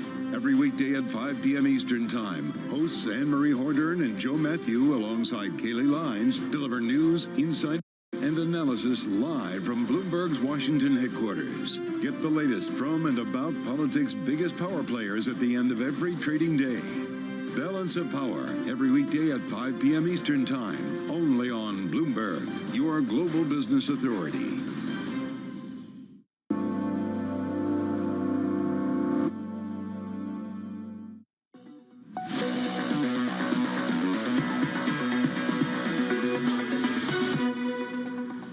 We're paying down debt at the moment. I've paid 2 bonds this year, 1.5 billion of debt. I've only got about 2 billion of debt left. I paid that all down in 2025 and 26. I'm spending about just over 2.5 billion a year in capex, which I'm funding out of internally generated cash flow. I think maybe next year, if we have another strong year and we have significant net cash balances, then we'll return those to shareholders. I think it's coming, just not yet. It's fair to say they're having a strong year. That was the CEO, Michael O'Leary, great character of Ryanair. The outlook for the airline's improving. And here in the United States too, ahead of the Memorial Day weekend, US air travel returning to pre-pandemic levels and some, but the index trading 40% lower than it was back in 2019. Katie Graffard has more. Hey, Katie.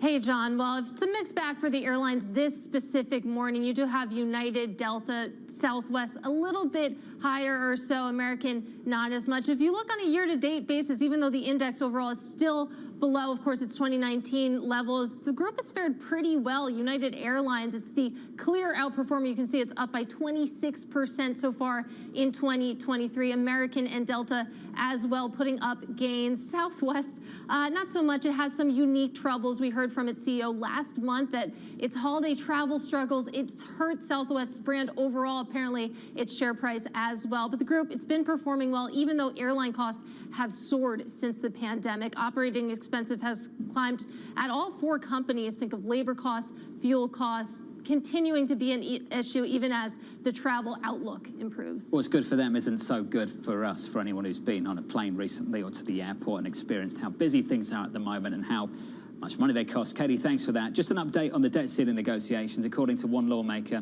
down in Washington, D.C., bit of colour on how things are going, according to Kevin McCarthy, telling the GOP a deal is not close yet, urging Republicans to stick together.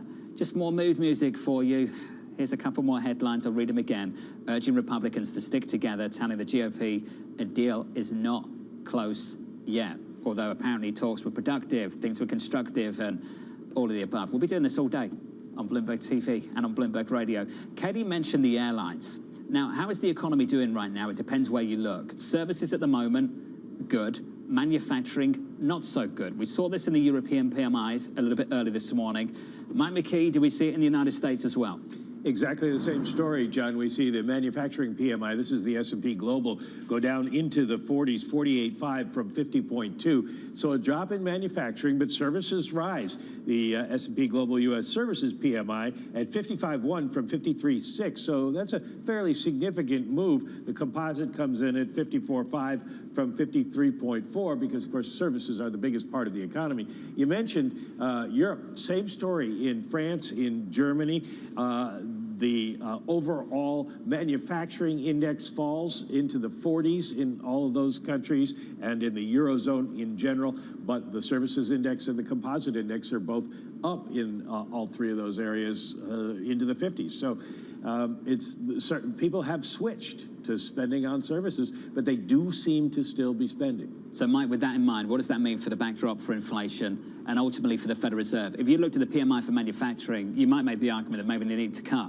If you look at the PMI for services, you might make the argument that they need to keep on hiking. That's why we've got the Fed on two sides of the equation at this point.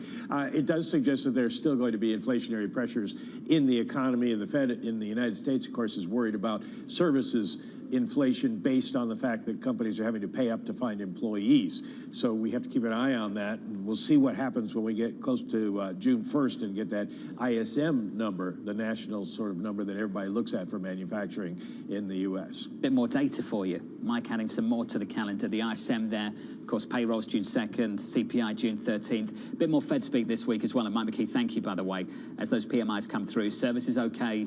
Manufacturing not so good. Fed speak, Governor Waller, as Mike indicated, look out for that coming up tomorrow, then Fed minutes tomorrow afternoon as well. Let's look at the broader market. We are recovering just a little bit.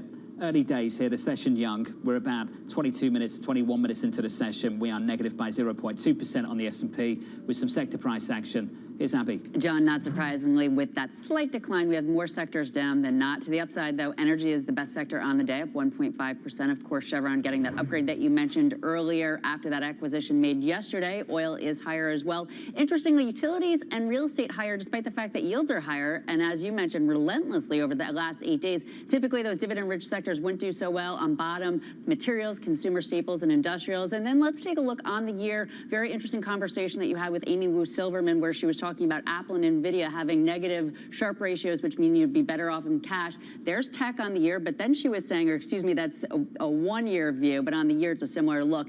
Energy is the one where she would be buying, and that is down. So it does look like maybe there is a buying opportunity there for energy, and maybe tech is a little bit overbought. Abby, thanks for that. Views divided on Wall Street, as always. If you are just tuning in, just an update on the debt ceiling negotiations. High-level talks, of course, took place yesterday evening. Speaker McCarthy said they were productive, constructive.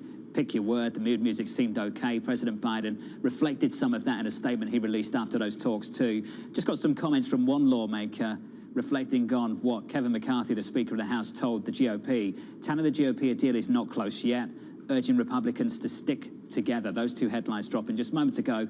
Kevin McCarthy, the Speaker of the House, urging Republicans to stick together and telling the GOP a deal is not close yet. Coming up next, we'll get you the trading diary, the Fed speak through the week, the Fed minutes, and a whole lot more. This is Bloomberg.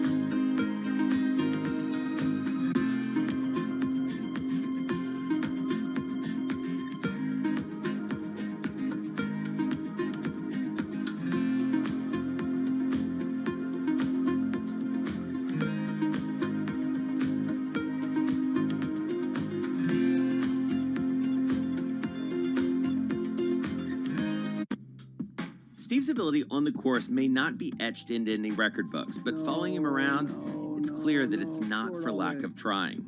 Jeez.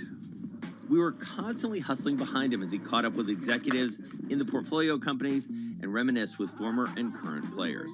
He's a day trader. He taught himself, self-made day trader. Yeah. And so he's on the bus after a game in New England, and he's day trading on the bus, and Bill Belichick sees him and cuts him on the spot.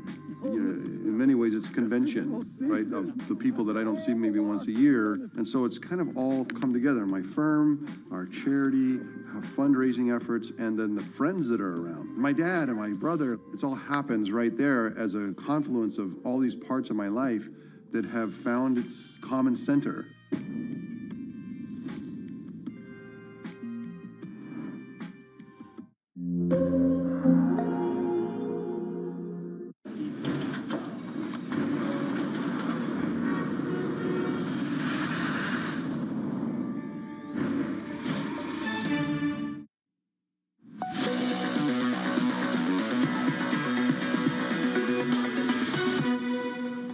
No drama here, really marginal losses so far in the S&P 500, down by about 0.2%. Similar move on the Nasdaq, really, just a touch softer. The Russell, touch higher, positive by, let's call it a third of 1%. That's the price action. Let's get to the trading diary. Things shaping up as follows through this week, and we start at the top of the hour.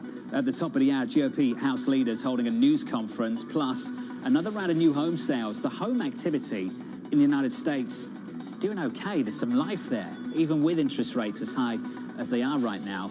We get the FOMC minutes on Wednesday. Look out for that. You hear from Governor Waller as well. That's worth a look or two. Jobless claims coming up on Thursday. Let's see if they behave. And rounding out the week with US PCE inflation and UMich sentiment survey, which we all know and love, coming up on Friday. From New York City, that does it for me. Thank you very much for choosing Bloomberg TV. Good luck for the rest of the trading day. This was the countdown to the open.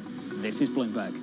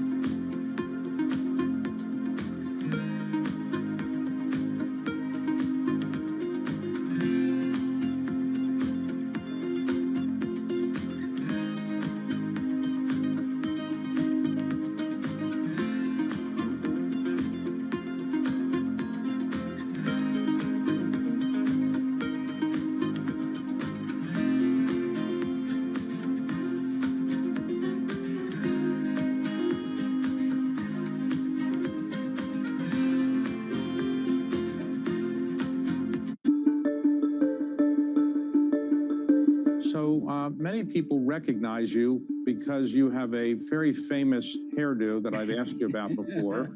But to some people, they may say, well, Ken, what happened? Where did that hairdo come from, and where has it gone? Because right now, it seems a little different than what I've seen before. Yeah, it's growing out a little bit, David, but COVID, you know, I ended up with hair going back down to my shoulder, and I finally realized that one of the things I had to do, I'm a very loyal person, and I used to have hair down to my waist in my college and my hippie days before that in Ann Arbor, Michigan, and I had it cut off in the summer of '75, and I've gone to the same person, now a grandmother many times over, who was a young gal cutting hair in Amherst, Massachusetts, and I still seek her out, and I finally just said to her, you know, COVID's enough of a change that I ought to be able to do something new.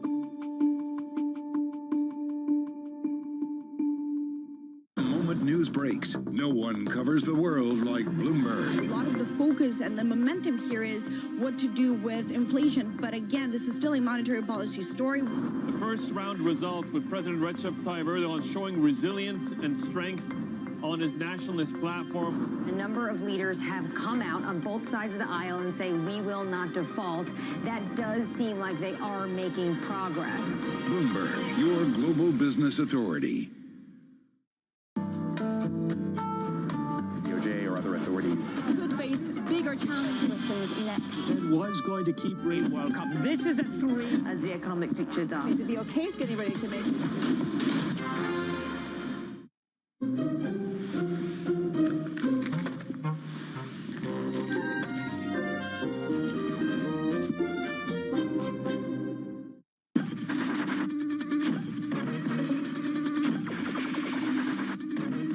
Pepsi's Number Fever campaign in the Philippines has probably gone down in history as one of the biggest marketing disasters in history, mainly because of a human error that led Pepsi to print more winning caps than they planned. The resulting chaos caused riots, civil unrest, and even deaths. Reporting this story took over a year, and it resulted in me flying to Manila in the Philippines to meet unlucky winners and to find out exactly what happened back then in the 1990s.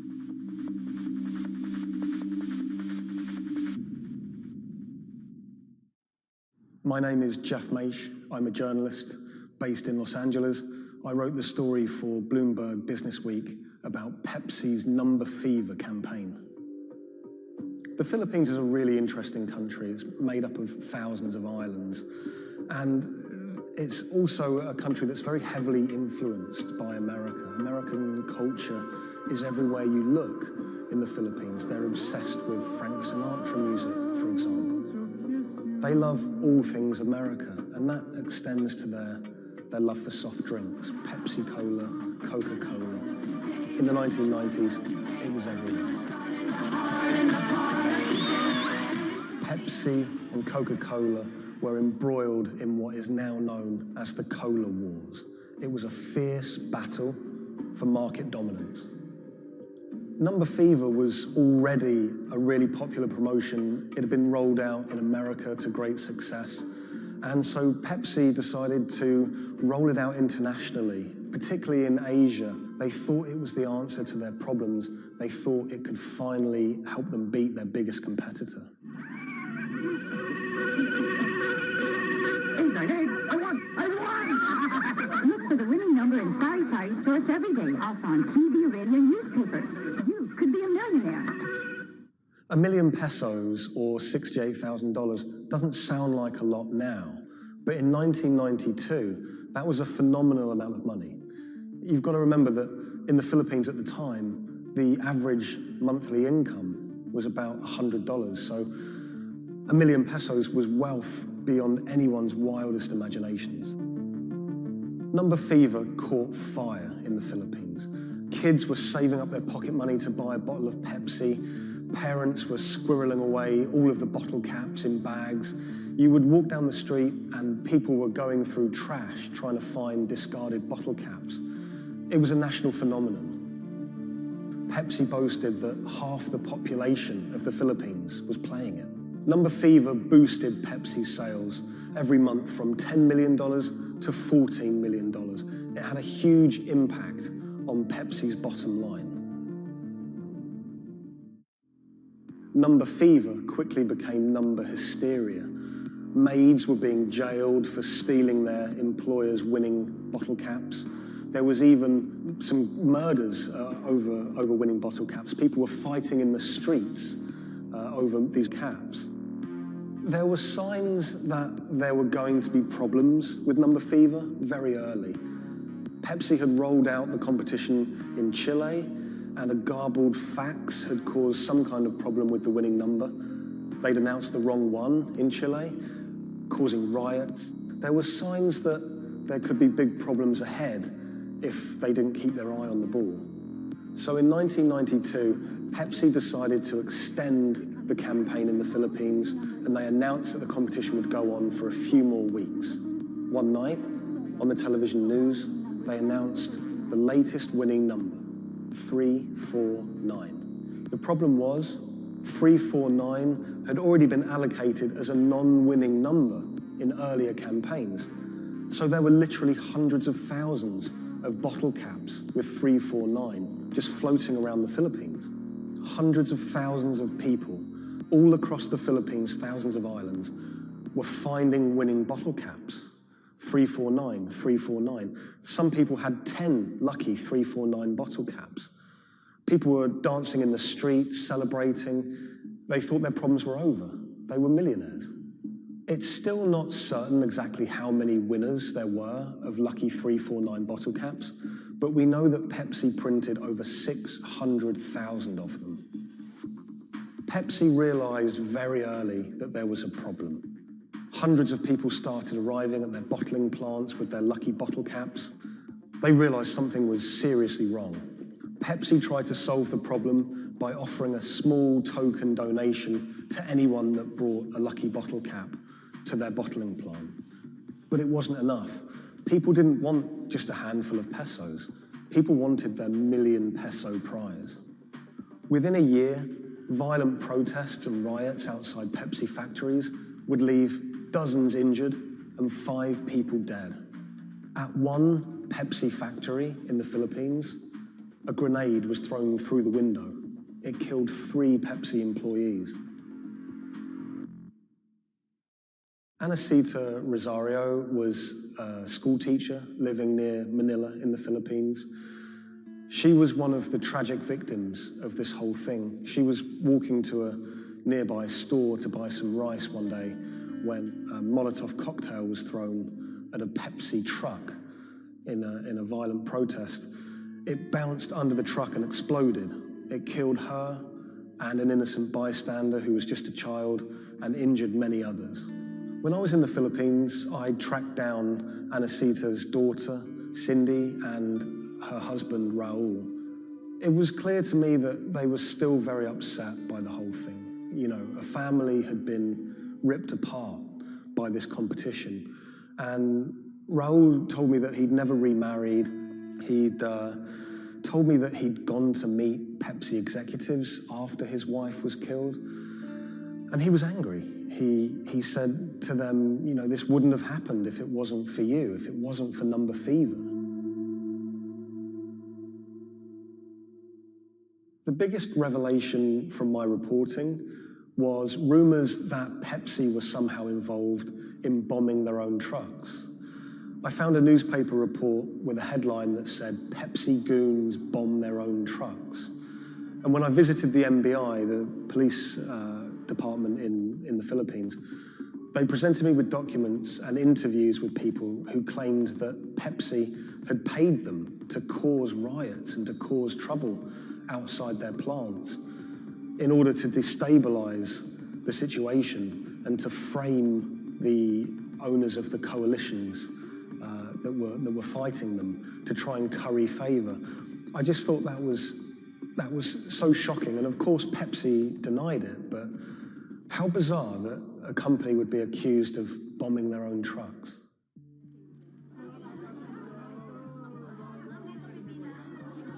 The contest had sparked so much anger in the Philippines because it landed at just this really weird time in the Philippines' history.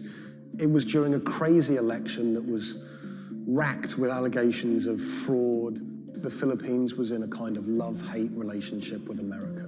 They loved, obviously, the American aid and finances that was pouring into the country, but at the same time, they yearned for independence. They wanted to be their own country. Vicente Del Fierro was a local preacher living in Manila, and he hated the Number Fever campaign. Del Fierro thought Pepsi's Number Fever campaign was just one of the many ways that America was asserting its dominance over a third world country. He hated seeing his fellow countrymen get ripped off, in his eyes, by this huge multinational American company. He wanted justice. Del Fierro rounded up over 800 winners of 349 bottle caps, and he got them all together to sue Pepsi for over $400 million to be divided between those holders of lucky bottle caps. Del Fierro took money from some of the people who could afford it. They paid him 500 pesos to help with legal fees. But for people who couldn't afford the money, he would just represent them pro bono. The alliance is to build up pressure on Pepsi. And so you see people marching in the streets.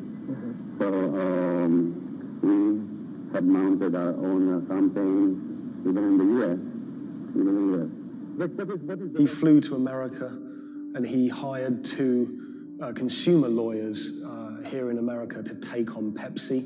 He had a meeting at Pepsi's headquarters to try and resolve the problem, but he said he wanted to take it all the way to the highest courts in America.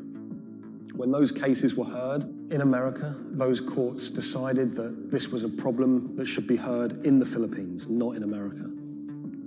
Back in the Philippines, Del Fierro continued his case in the Filipino courts.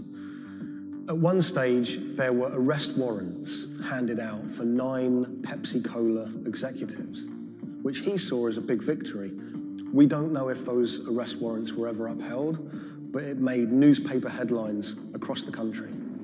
Pepsi did not take kindly to Del Fierro's campaign. They tried everything to shut him down.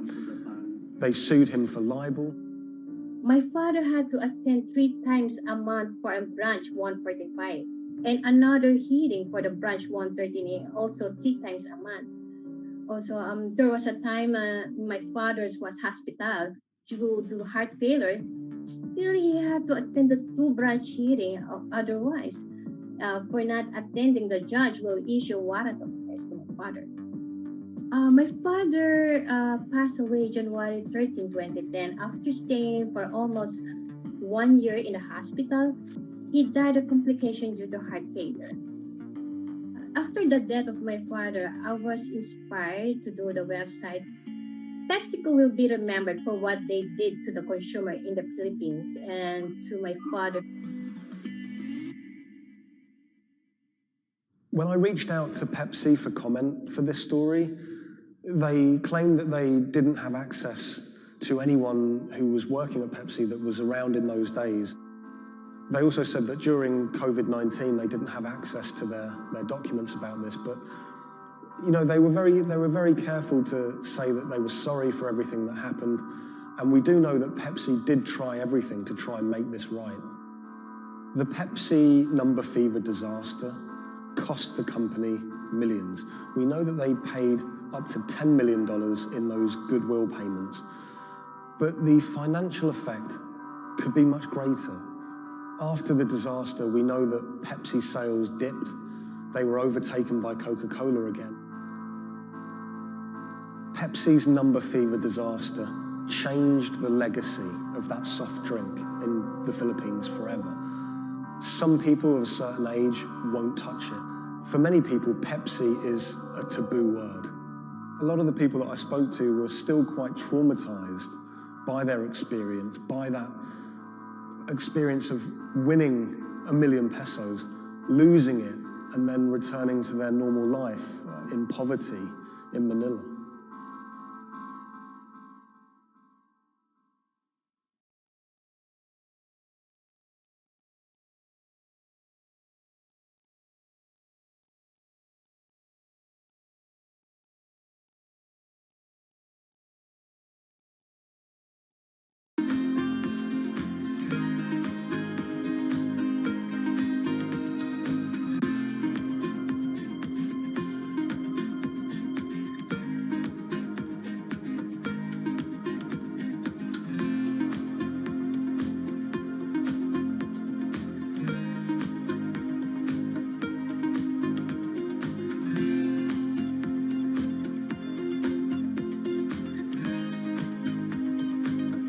When the news of the bombing came out, it was a massive story in Germany. We are following some breaking news coming to us out of Dortmund in Germany. It was covered by all the media outlets. 3 roadside explosions triggered at the same time last night as the coach left its hotel in the south of Dortmund. Public figures commented on it. We should not let them affect our life, whoever it was. The media echo went far beyond Dortmund. I think it was front page news in every single big paper around Europe. Everyone thought of like a terrorist attack, and people were scared that throughout the city in Dortmund there was more attacks to be happening. Unbeknownst to investigators, just after the bomb went off and the players of the team were shell-shocked, the person who had masterminded the attack was actually sitting in the hotel eating steak and sweet potatoes.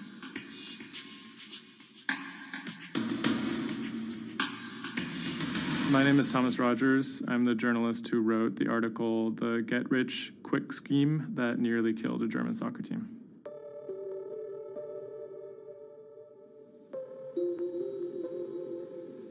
Dortmund is a mid-sized city in the western part of Germany in a state called North Rhine-Westphalia.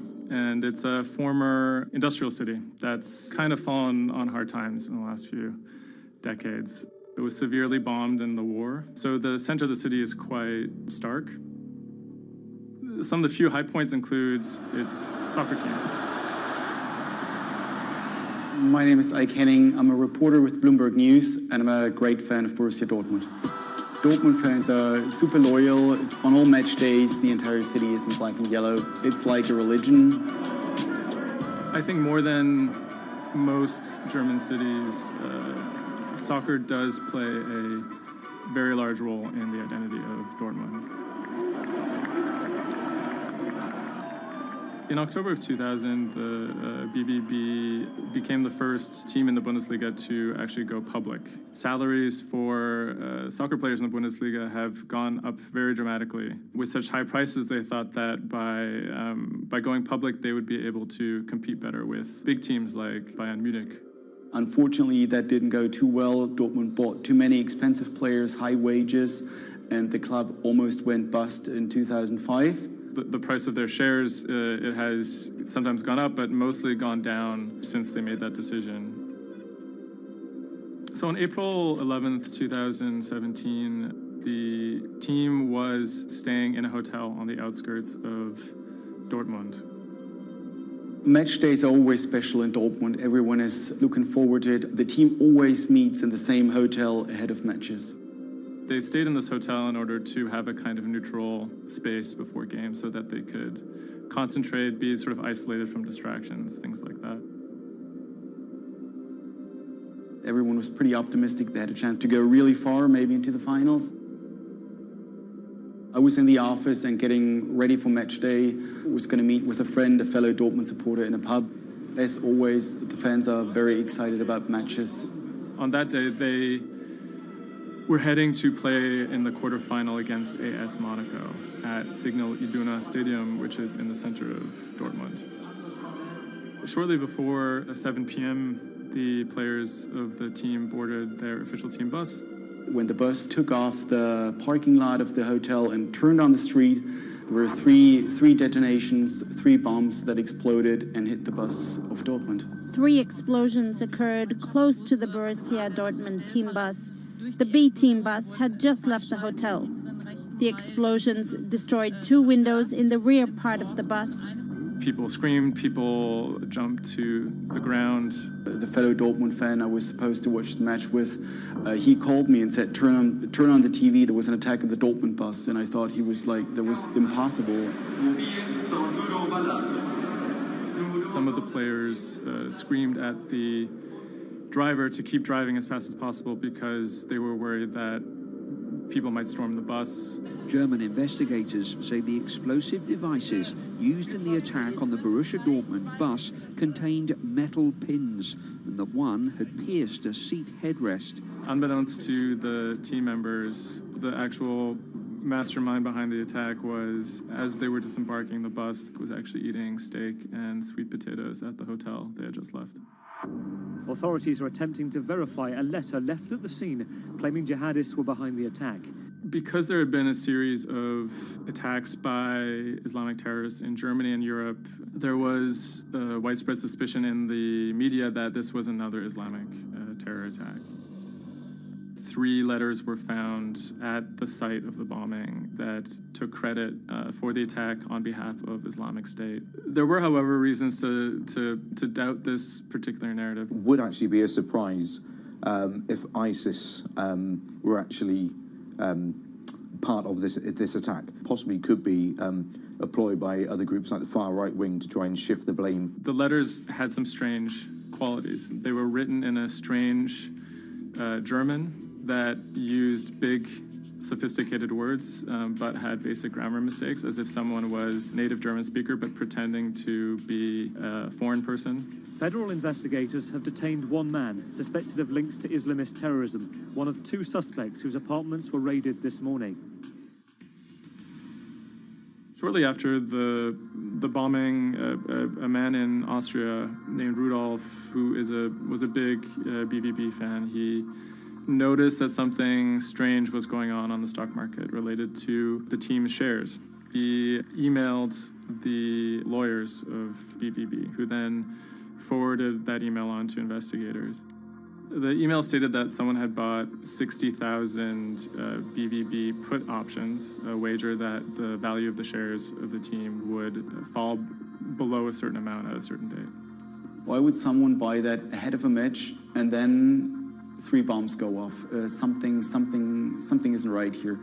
For the person to make money off of that, it required the stock to go down quite a bit in a fairly short period of time. And it wouldn't just be the team losing a match, it would require something much bigger than that.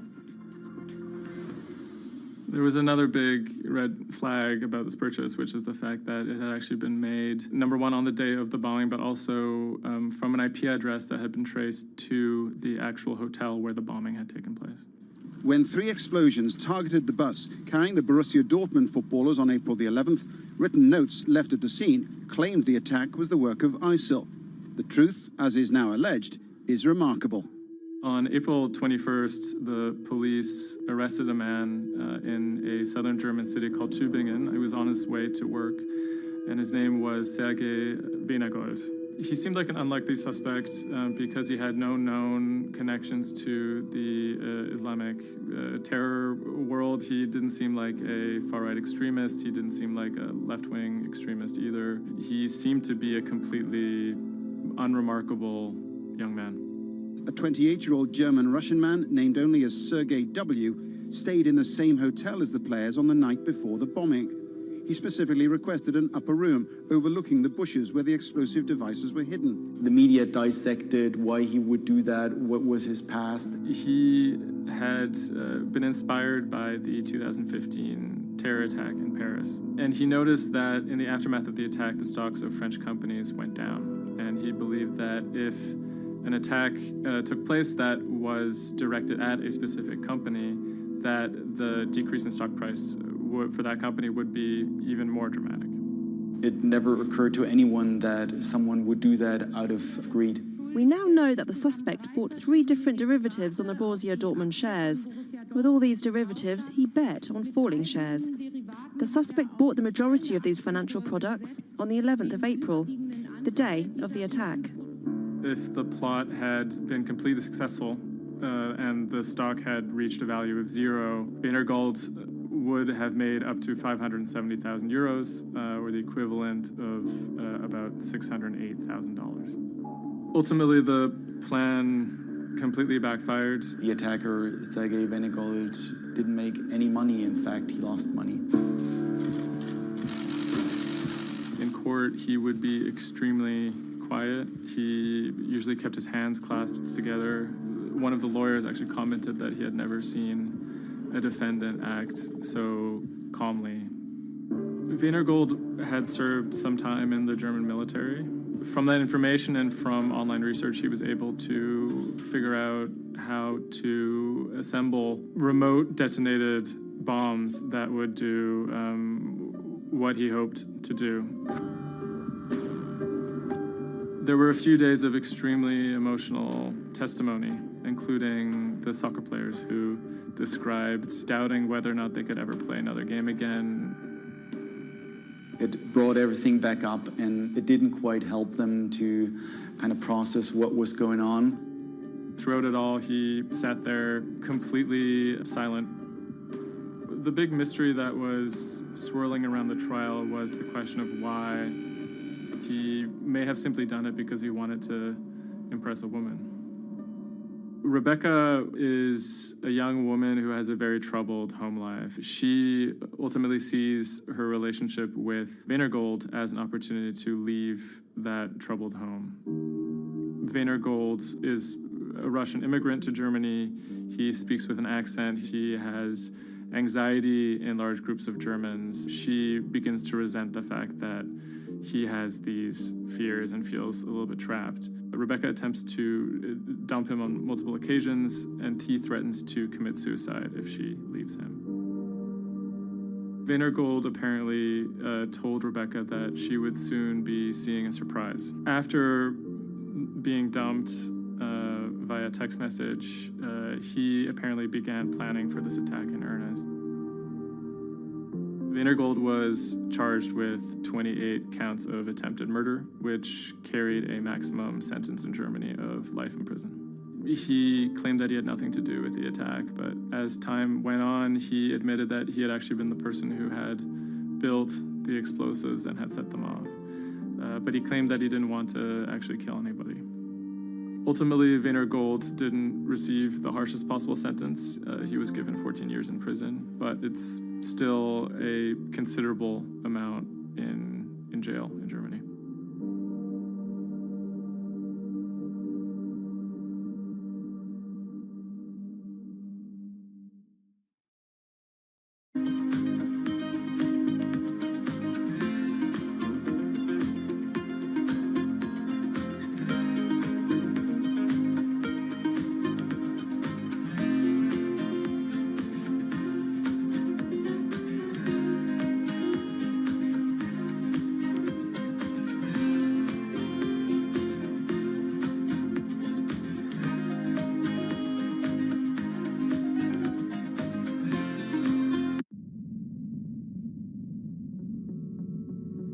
The threat of an asteroid hitting Earth is very real.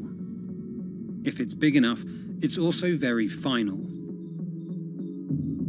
These are very, very infrequent events. The probability is not zero, though.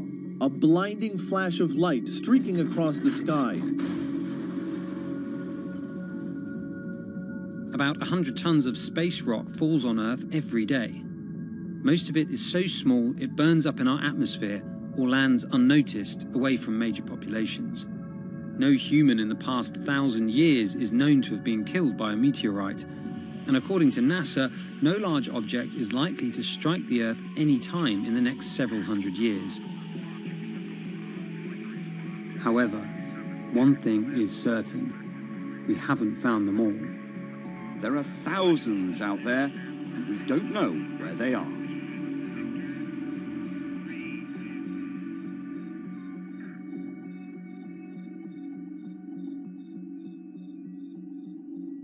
There are a lot of asteroids in our solar system. They number in the billions.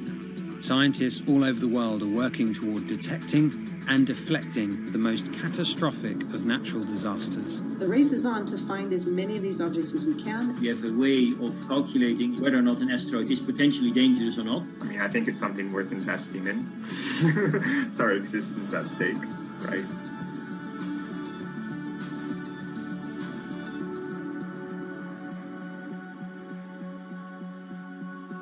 Amy, let's get this one out of the way. It's probably the question you get asked the most, but how scared should we be? Asteroids and comets are a natural hazard that's out there like a lot of other natural hazards. These are very, very infrequent events, these collision events, where an object actually impacts the Earth. The most important thing that we need to know about asteroids is when the next impact is going to happen and how bad it will be. What we know is that an object that's about, say, a kilometer across is capable of causing very, very wide devastation across the planet, really, truly global devastation. The object that wiped out the dinosaurs was somewhere in the neighborhood of 5 to 10 kilometers across, so even bigger than that. At a kilometer, it's still going to be very bad and it will have global effects.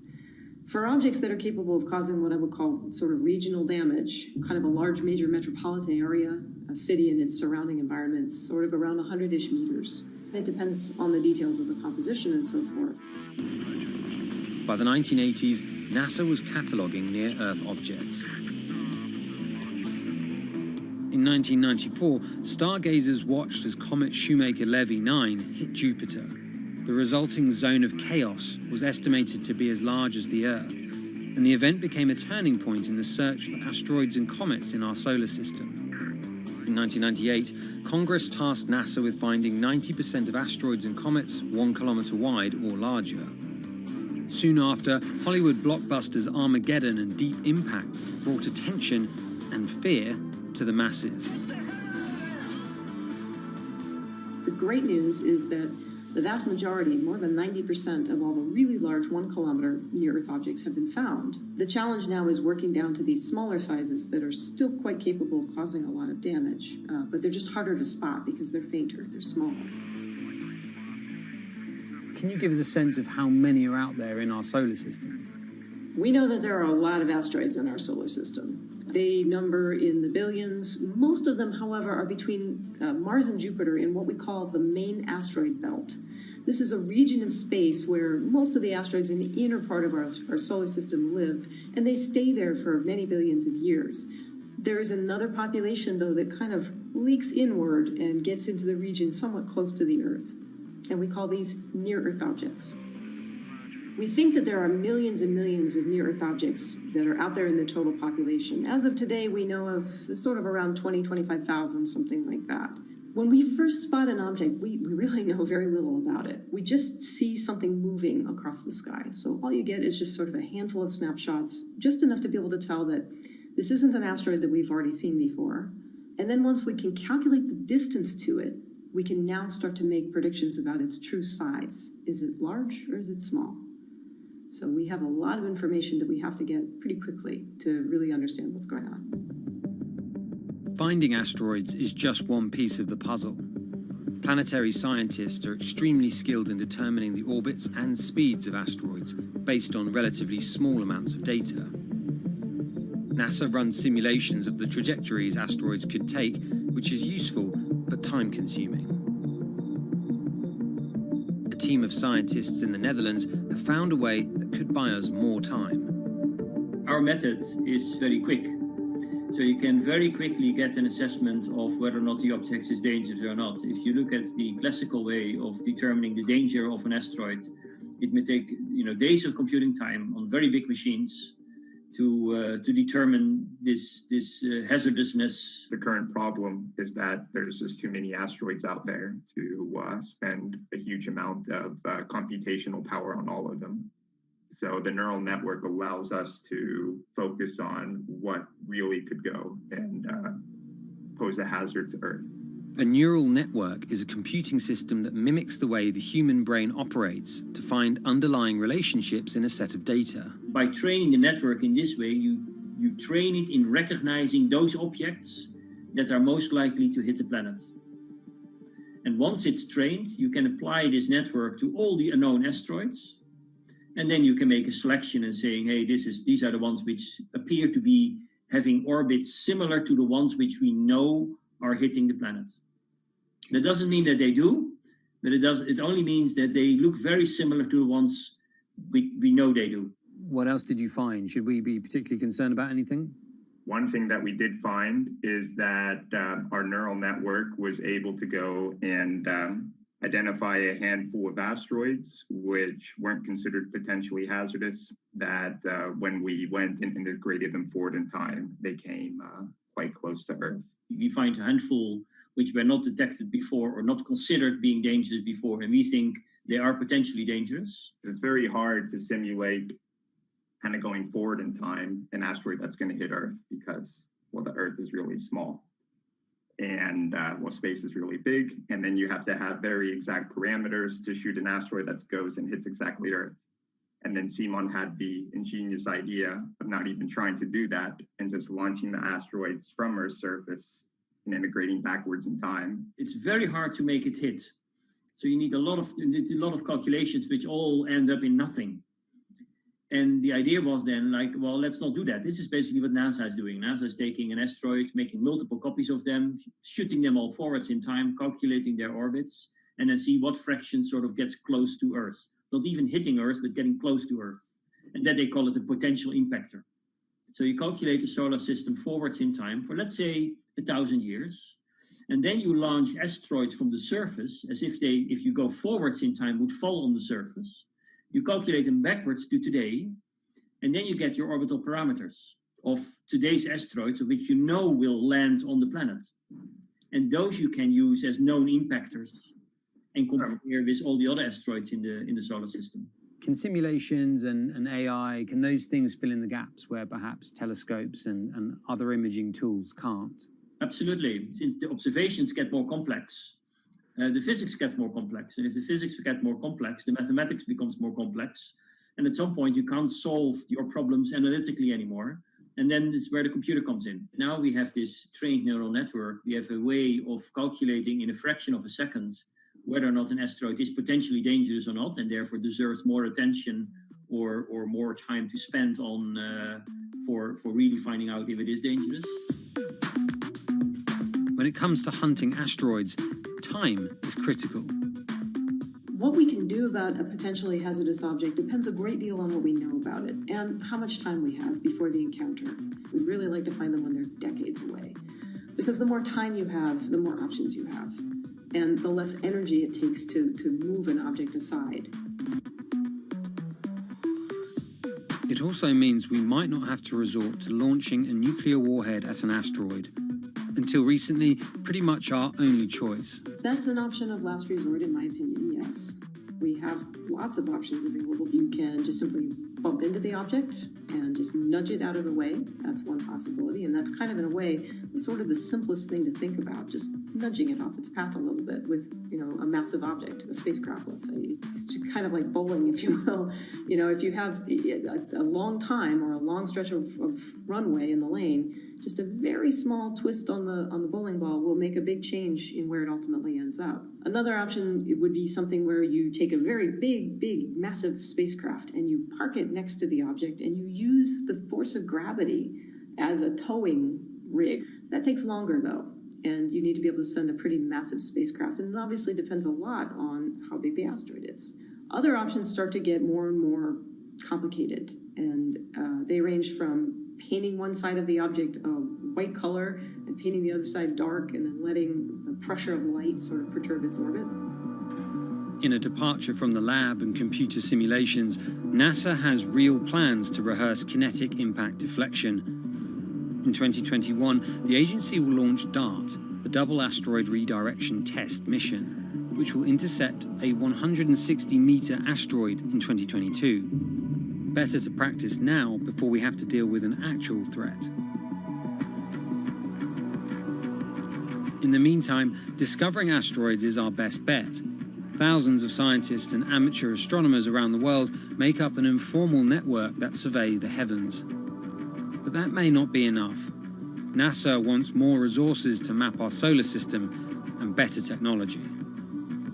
We need to ramp up our network of sensors, and also we need to just continue to strengthen our network of international observers so that we can get follow-up, because we find these objects when they're distributed all over the night sky. Once we get more observations, we get better data, we can make better predictions. If you look at the big impactors we have had in the last, let's say, 20 years, or maybe 30 years, or 50 years, most of them we haven't seen coming. So the real danger, I think, comes from the objects we don't know about, and not from the objects we do know about.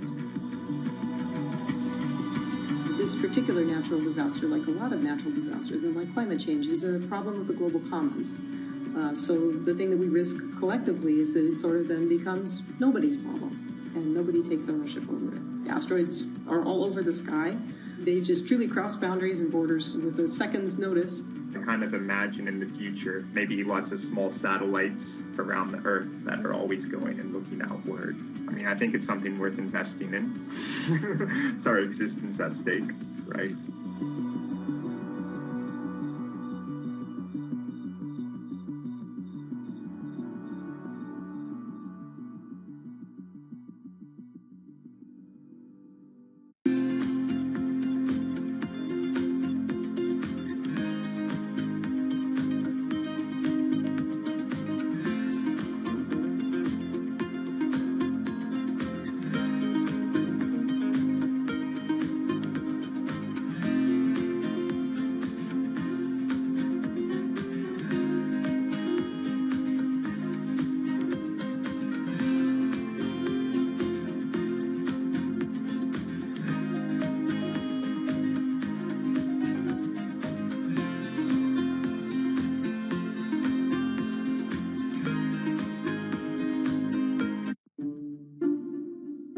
The pandemic has affected everyone in different ways.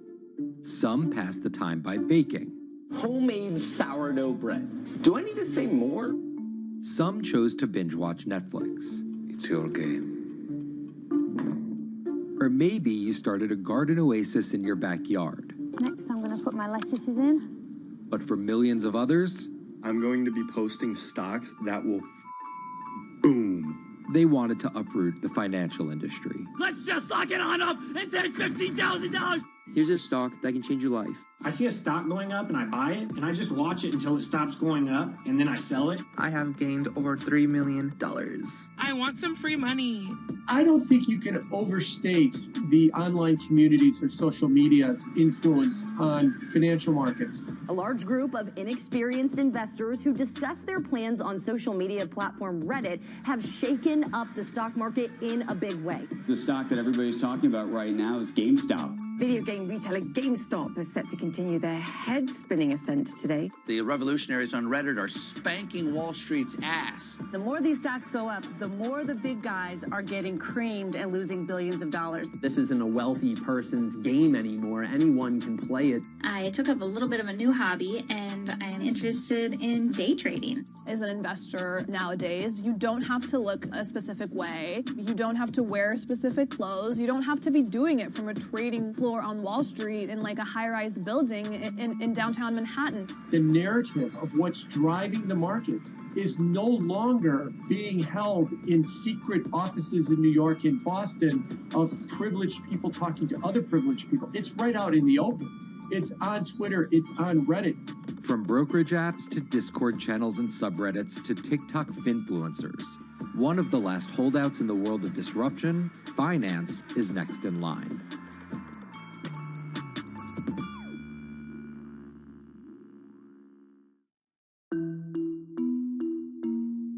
Investing should be as ubiquitous as shopping online.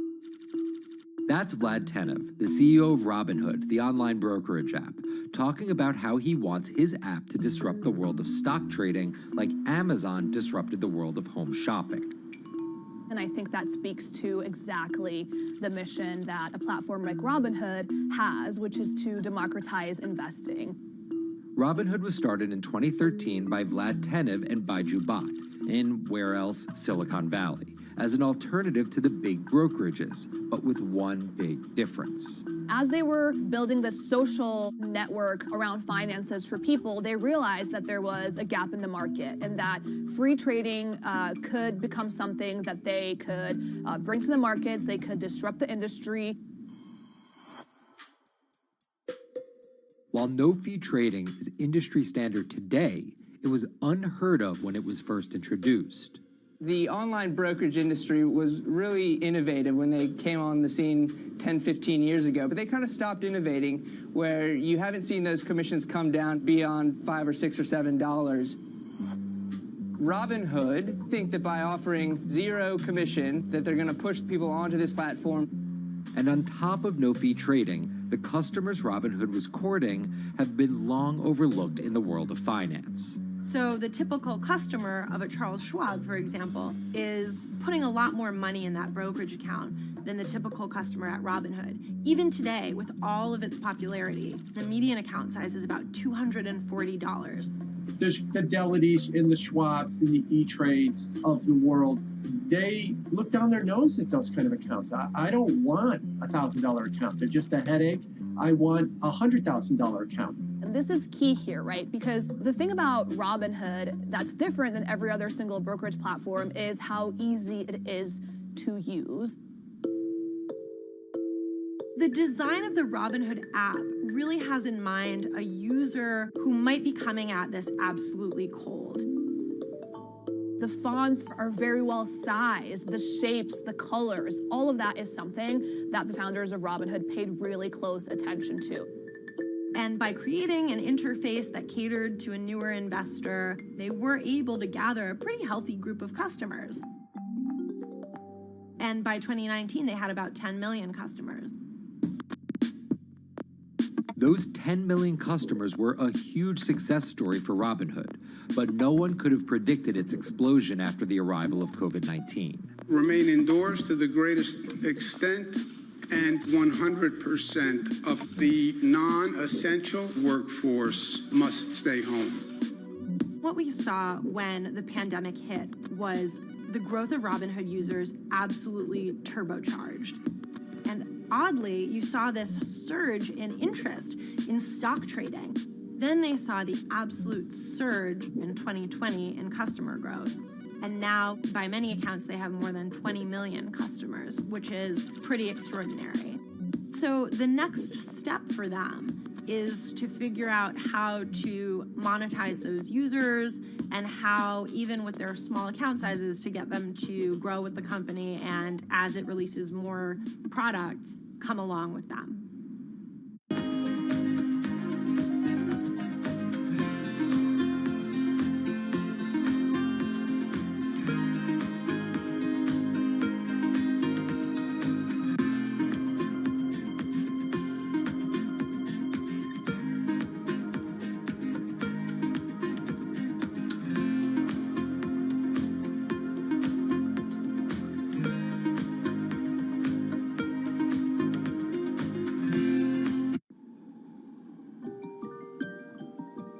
Robinhood would become one of the COVID economy's breakout successes. Robinhood traders, as they're called, became the shorthand explanation for the frenzy of often speculative retail investing after the pandemic lockdowns. Kids wake up in the morning, they go on Robinhood. They're, in the shower, they check Robinhood.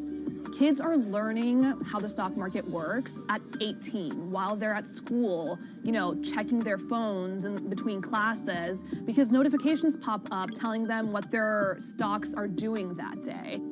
With these new tools, millennials and Gen Z are investing in the market in ways their parents could have never even dreamt of. That is sort of key when we talk about the divide between older and younger generations, is that the younger generation was exposed to so much more information and tools at their disposal to do what they want in the market. The older generations, you never had the technology or the cost structure that you could play the markets like you can today. So you were stuck with giving your money to a professional investor and paying them a fee to do it.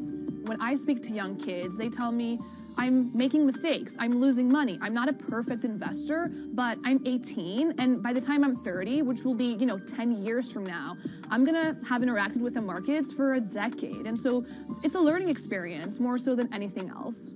And you can look at it and you can say, wow, that's risk-taking, that's dumb, but if you could possibly shave 10, 20 years off your working life versus adding 5 years, I don't think you can fault people for that. But Robinhood is only part of the puzzle. Sure, you can trade on it, but without research, information, and data, you're just blindly throwing darts at different stocks and hoping to strike it rich. Wall Street forever has always run on what we now call narratives or memes. People telling rumors to each other have been around for 100 years. On Wall Street, information is its own currency. Historically, either you had it or you didn't. And the people who had it had a huge advantage. In the past, those narratives and memes didn't have a network effect. It would be one person telling another person over the phone. In fact, when I broke into this business in the 80s, a lot of people used to complain that they weren't on the call list to get those ideas. Social media changed all of that. Fast forward to 2021, that's being done on the internet now. And that's being done on Discord and Twitter and StockTwits and Reddit. And the impact is very similar, but orders and orders of magnitude larger. As social media has played a bigger part in our lives, it's also played a bigger and kind of more important role in how people find investing ideas online and on these platforms. How do those ideas spread? On TikTok. Yes, that TikTok. Soon may the weatherman come to bring us sugar and tea and rum. People aren't just going to it for sea shanty videos. The personal finance hashtag on TikTok has garnered 3.5 billion views from its 1 billion monthly active users. By comparison, videos found under the cooking and health tips hashtag have 2.6 and 2.1 billion views respectively. The trajectory of Robinhood and TikTok were literally on par. What happened in the stock market this week? So the word of the week is expectations. Absolutely essential that you guys understand the risks of shorting. And Kayla Kilbride and Kyla Scanlon are two of those financial influencer TikTokers, also known as finfluencers. I think people still care about fashion, they care about culture, but it's also like there's this big behemoth thing called the stock market that we really don't know a whole lot about, and it's gatekept behind the industry. And so people like want to unpack that. And so my audience is, a lot of them are younger investors who are looking to hone their skills. Tech and right up. Kyla and Kayla are two of the more, let's say, professional TikTok influencers. The Tesla ARK Bitcoin Biotech Risk Cluster. I've been trading since high school, and it was a really interesting way for me to fill out my decision-making frameworks and to think about thinking. And I think that the more that we can have people thinking about finance, the better that we're going to progress as a society. I think it's a huge gap in our educational system. If you're going to buy an option for a stock you think is going to go up, it's a call. So think of it like this. I made the options video where I was like, options are just like shopping. Rumor has it that this pallet's about to go up in price. So if I come in tomorrow, can I still buy it at said price? And a ton of women just like attacked that video and were like, you explain things so much better than my boyfriend or my professor, or like I could sit and listen to you all day. And I was like, this is what I was looking for. But TikTok's algorithm does not reward calm and measured videos about responsible investing. It rewards this. Watch this video for 30 seconds and you'll be rich for the rest of your life. I try not to say the A word, the ALGO word, because TikTok listens to us. The algorithm does impact how you feel. You know, you do notice which videos do better versus which videos do worse. How do you catch someone's attention in less than 60 seconds? And how do you make it something that they're like, I need this in my life? Nearly impossible to do that in 60 seconds. But the people who perfect it are the people that you're going to watch and going to stick around. And where people are sticking around? Reddit. And its nearly countless subreddits about finance. And by far the biggest one of those is Wall Street Bets. There's a lot of social media platforms out there, but Reddit is like the social media platform for finance. Places like Wall Street Bets is where it all goes down. Started in January 2012, it wasn't long before Wall Street Bets adopted a 4chan-like etiquette, leading to their tagline, like 4chan found a Bloomberg terminal. We had all these unexplained stock moves, and we would be grasping for why stock XYZ jumped 20% in a day. And you would look at Wall Street Bets, and you would see people there talking about buying options in that stock, and it sort of, squared the circle, so to speak, and started making sense. And it was at that point that it was like, wow, we have to start paying attention to this. Some people on the platform really spend tons of time, and others are just looking for entertainment and to have a little bit of fun, effectively gambling or looking for an outlet, trying to make a little bit of money. Then on top of all of that, there were stimulus checks. Now, clearly this money is going to people who need to use that to eat, to live, but there's a lot of people who use this money to invest in the stock market. And it's not just stock tips. People quote-unquote YOLO their entire life savings or stimulus checks on a single stock. They post what is called gain and loss porn, screen grabbing staggering hits and misses on stocks for the entire community to see. I'm about to lose everything. And while some of the people on Wall Street Bets are novice investors, the community contains multitudes. In one respect, what it did show us among these network groups is they are very sophisticated. They're not a bunch of ignorant people talking to other ignorant people. And this is where the pieces of the puzzle all come together to wreak havoc on Wall Street for a solid week in early 2021.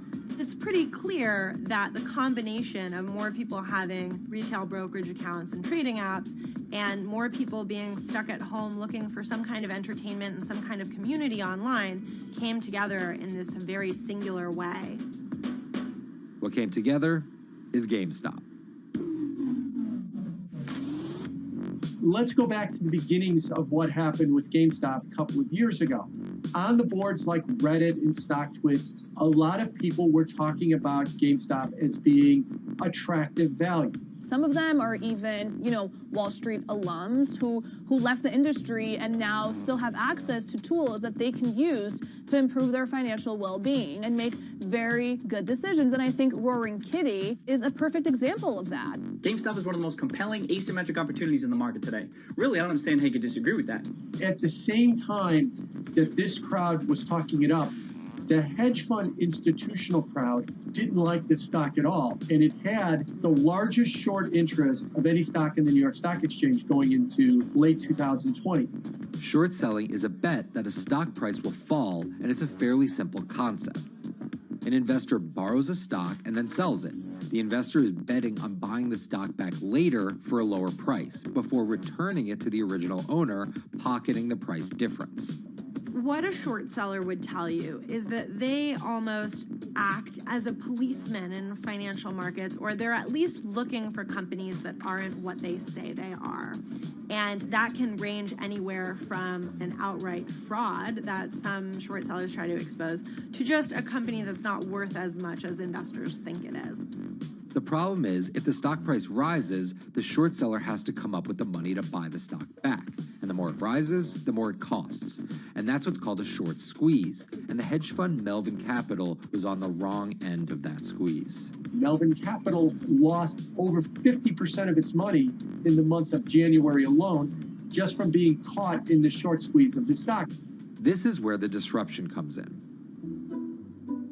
One of the most wild stories you're ever going to see. GameStop shares absolutely going nuts. In less than a year, the company's stock has jumped from less than $3 a share to almost $350. Cheers, everybody! Roaring Kitty has turned $50,000 or so investment into some $14 million. Whoa! Investors all over social media use the free trading app Robinhood to wreak havoc on Wall Street. They're actually piling on into some of these stocks to really hurt the professional short sellers. And they all used Reddit, Twitter, TikTok, and Discord to tell one another to keep buying and, quote, hold the line and not sell GameStop. People are getting cheerleaded for jumping in, buying at the highs. They're saying, keep going. And it was working too, until Thursday morning, the trading app Robinhood sent out this tweet. In light of current market volatility, we are restricting transactions, including GameStop. People were really angry. Robinhood was supposed to allow the regular people to play the same game these big boys are playing. But instead, we were all taken for schmucks, and they screwed us. Shares of GameStop are jumping again now that retail investors are being allowed to buy shares of the stock. But what we learned is that when people organize online, they have the ability to disrupt the market. And it was a big sign. The ivory walls of the institution aren't as powerful as maybe the institutions thought them to be. I don't know if pumping up GameStop was the best use of billions of dollars, but I think that as a signal to society, it was pretty interesting and powerful. The GameStop saga was so impactful that both Vlad Tenev and Roaring Kitty were called in to testify before Congress to clarify each of their roles in the saga. One thing that's emerged from the congressional hearings is that they're interested in how retail brokerages make money and whether they're keeping the best interest of their customers in mind. but it's pretty fuzzy as far as what they would actually do as a result.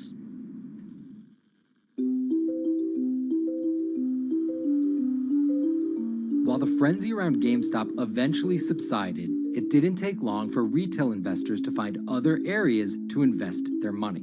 Take a look at Bitcoin going bananas over the weekend. Bitcoin forms a brand new all-time high. It was after GameStop started to drop that we saw Bitcoin really go up to over 60,000. How much further does this rally have to run? It's compelling to say that money shifted from one venue to the other. While correlation doesn't equal causation, there's a chart out there showing an inverse correlation on meme stocks going down and cryptocurrencies going up. There's definitely an aspect where people are making money on stocks and then moving, they're agnostic, they're not hedge funds, they can invest wherever the hell they want.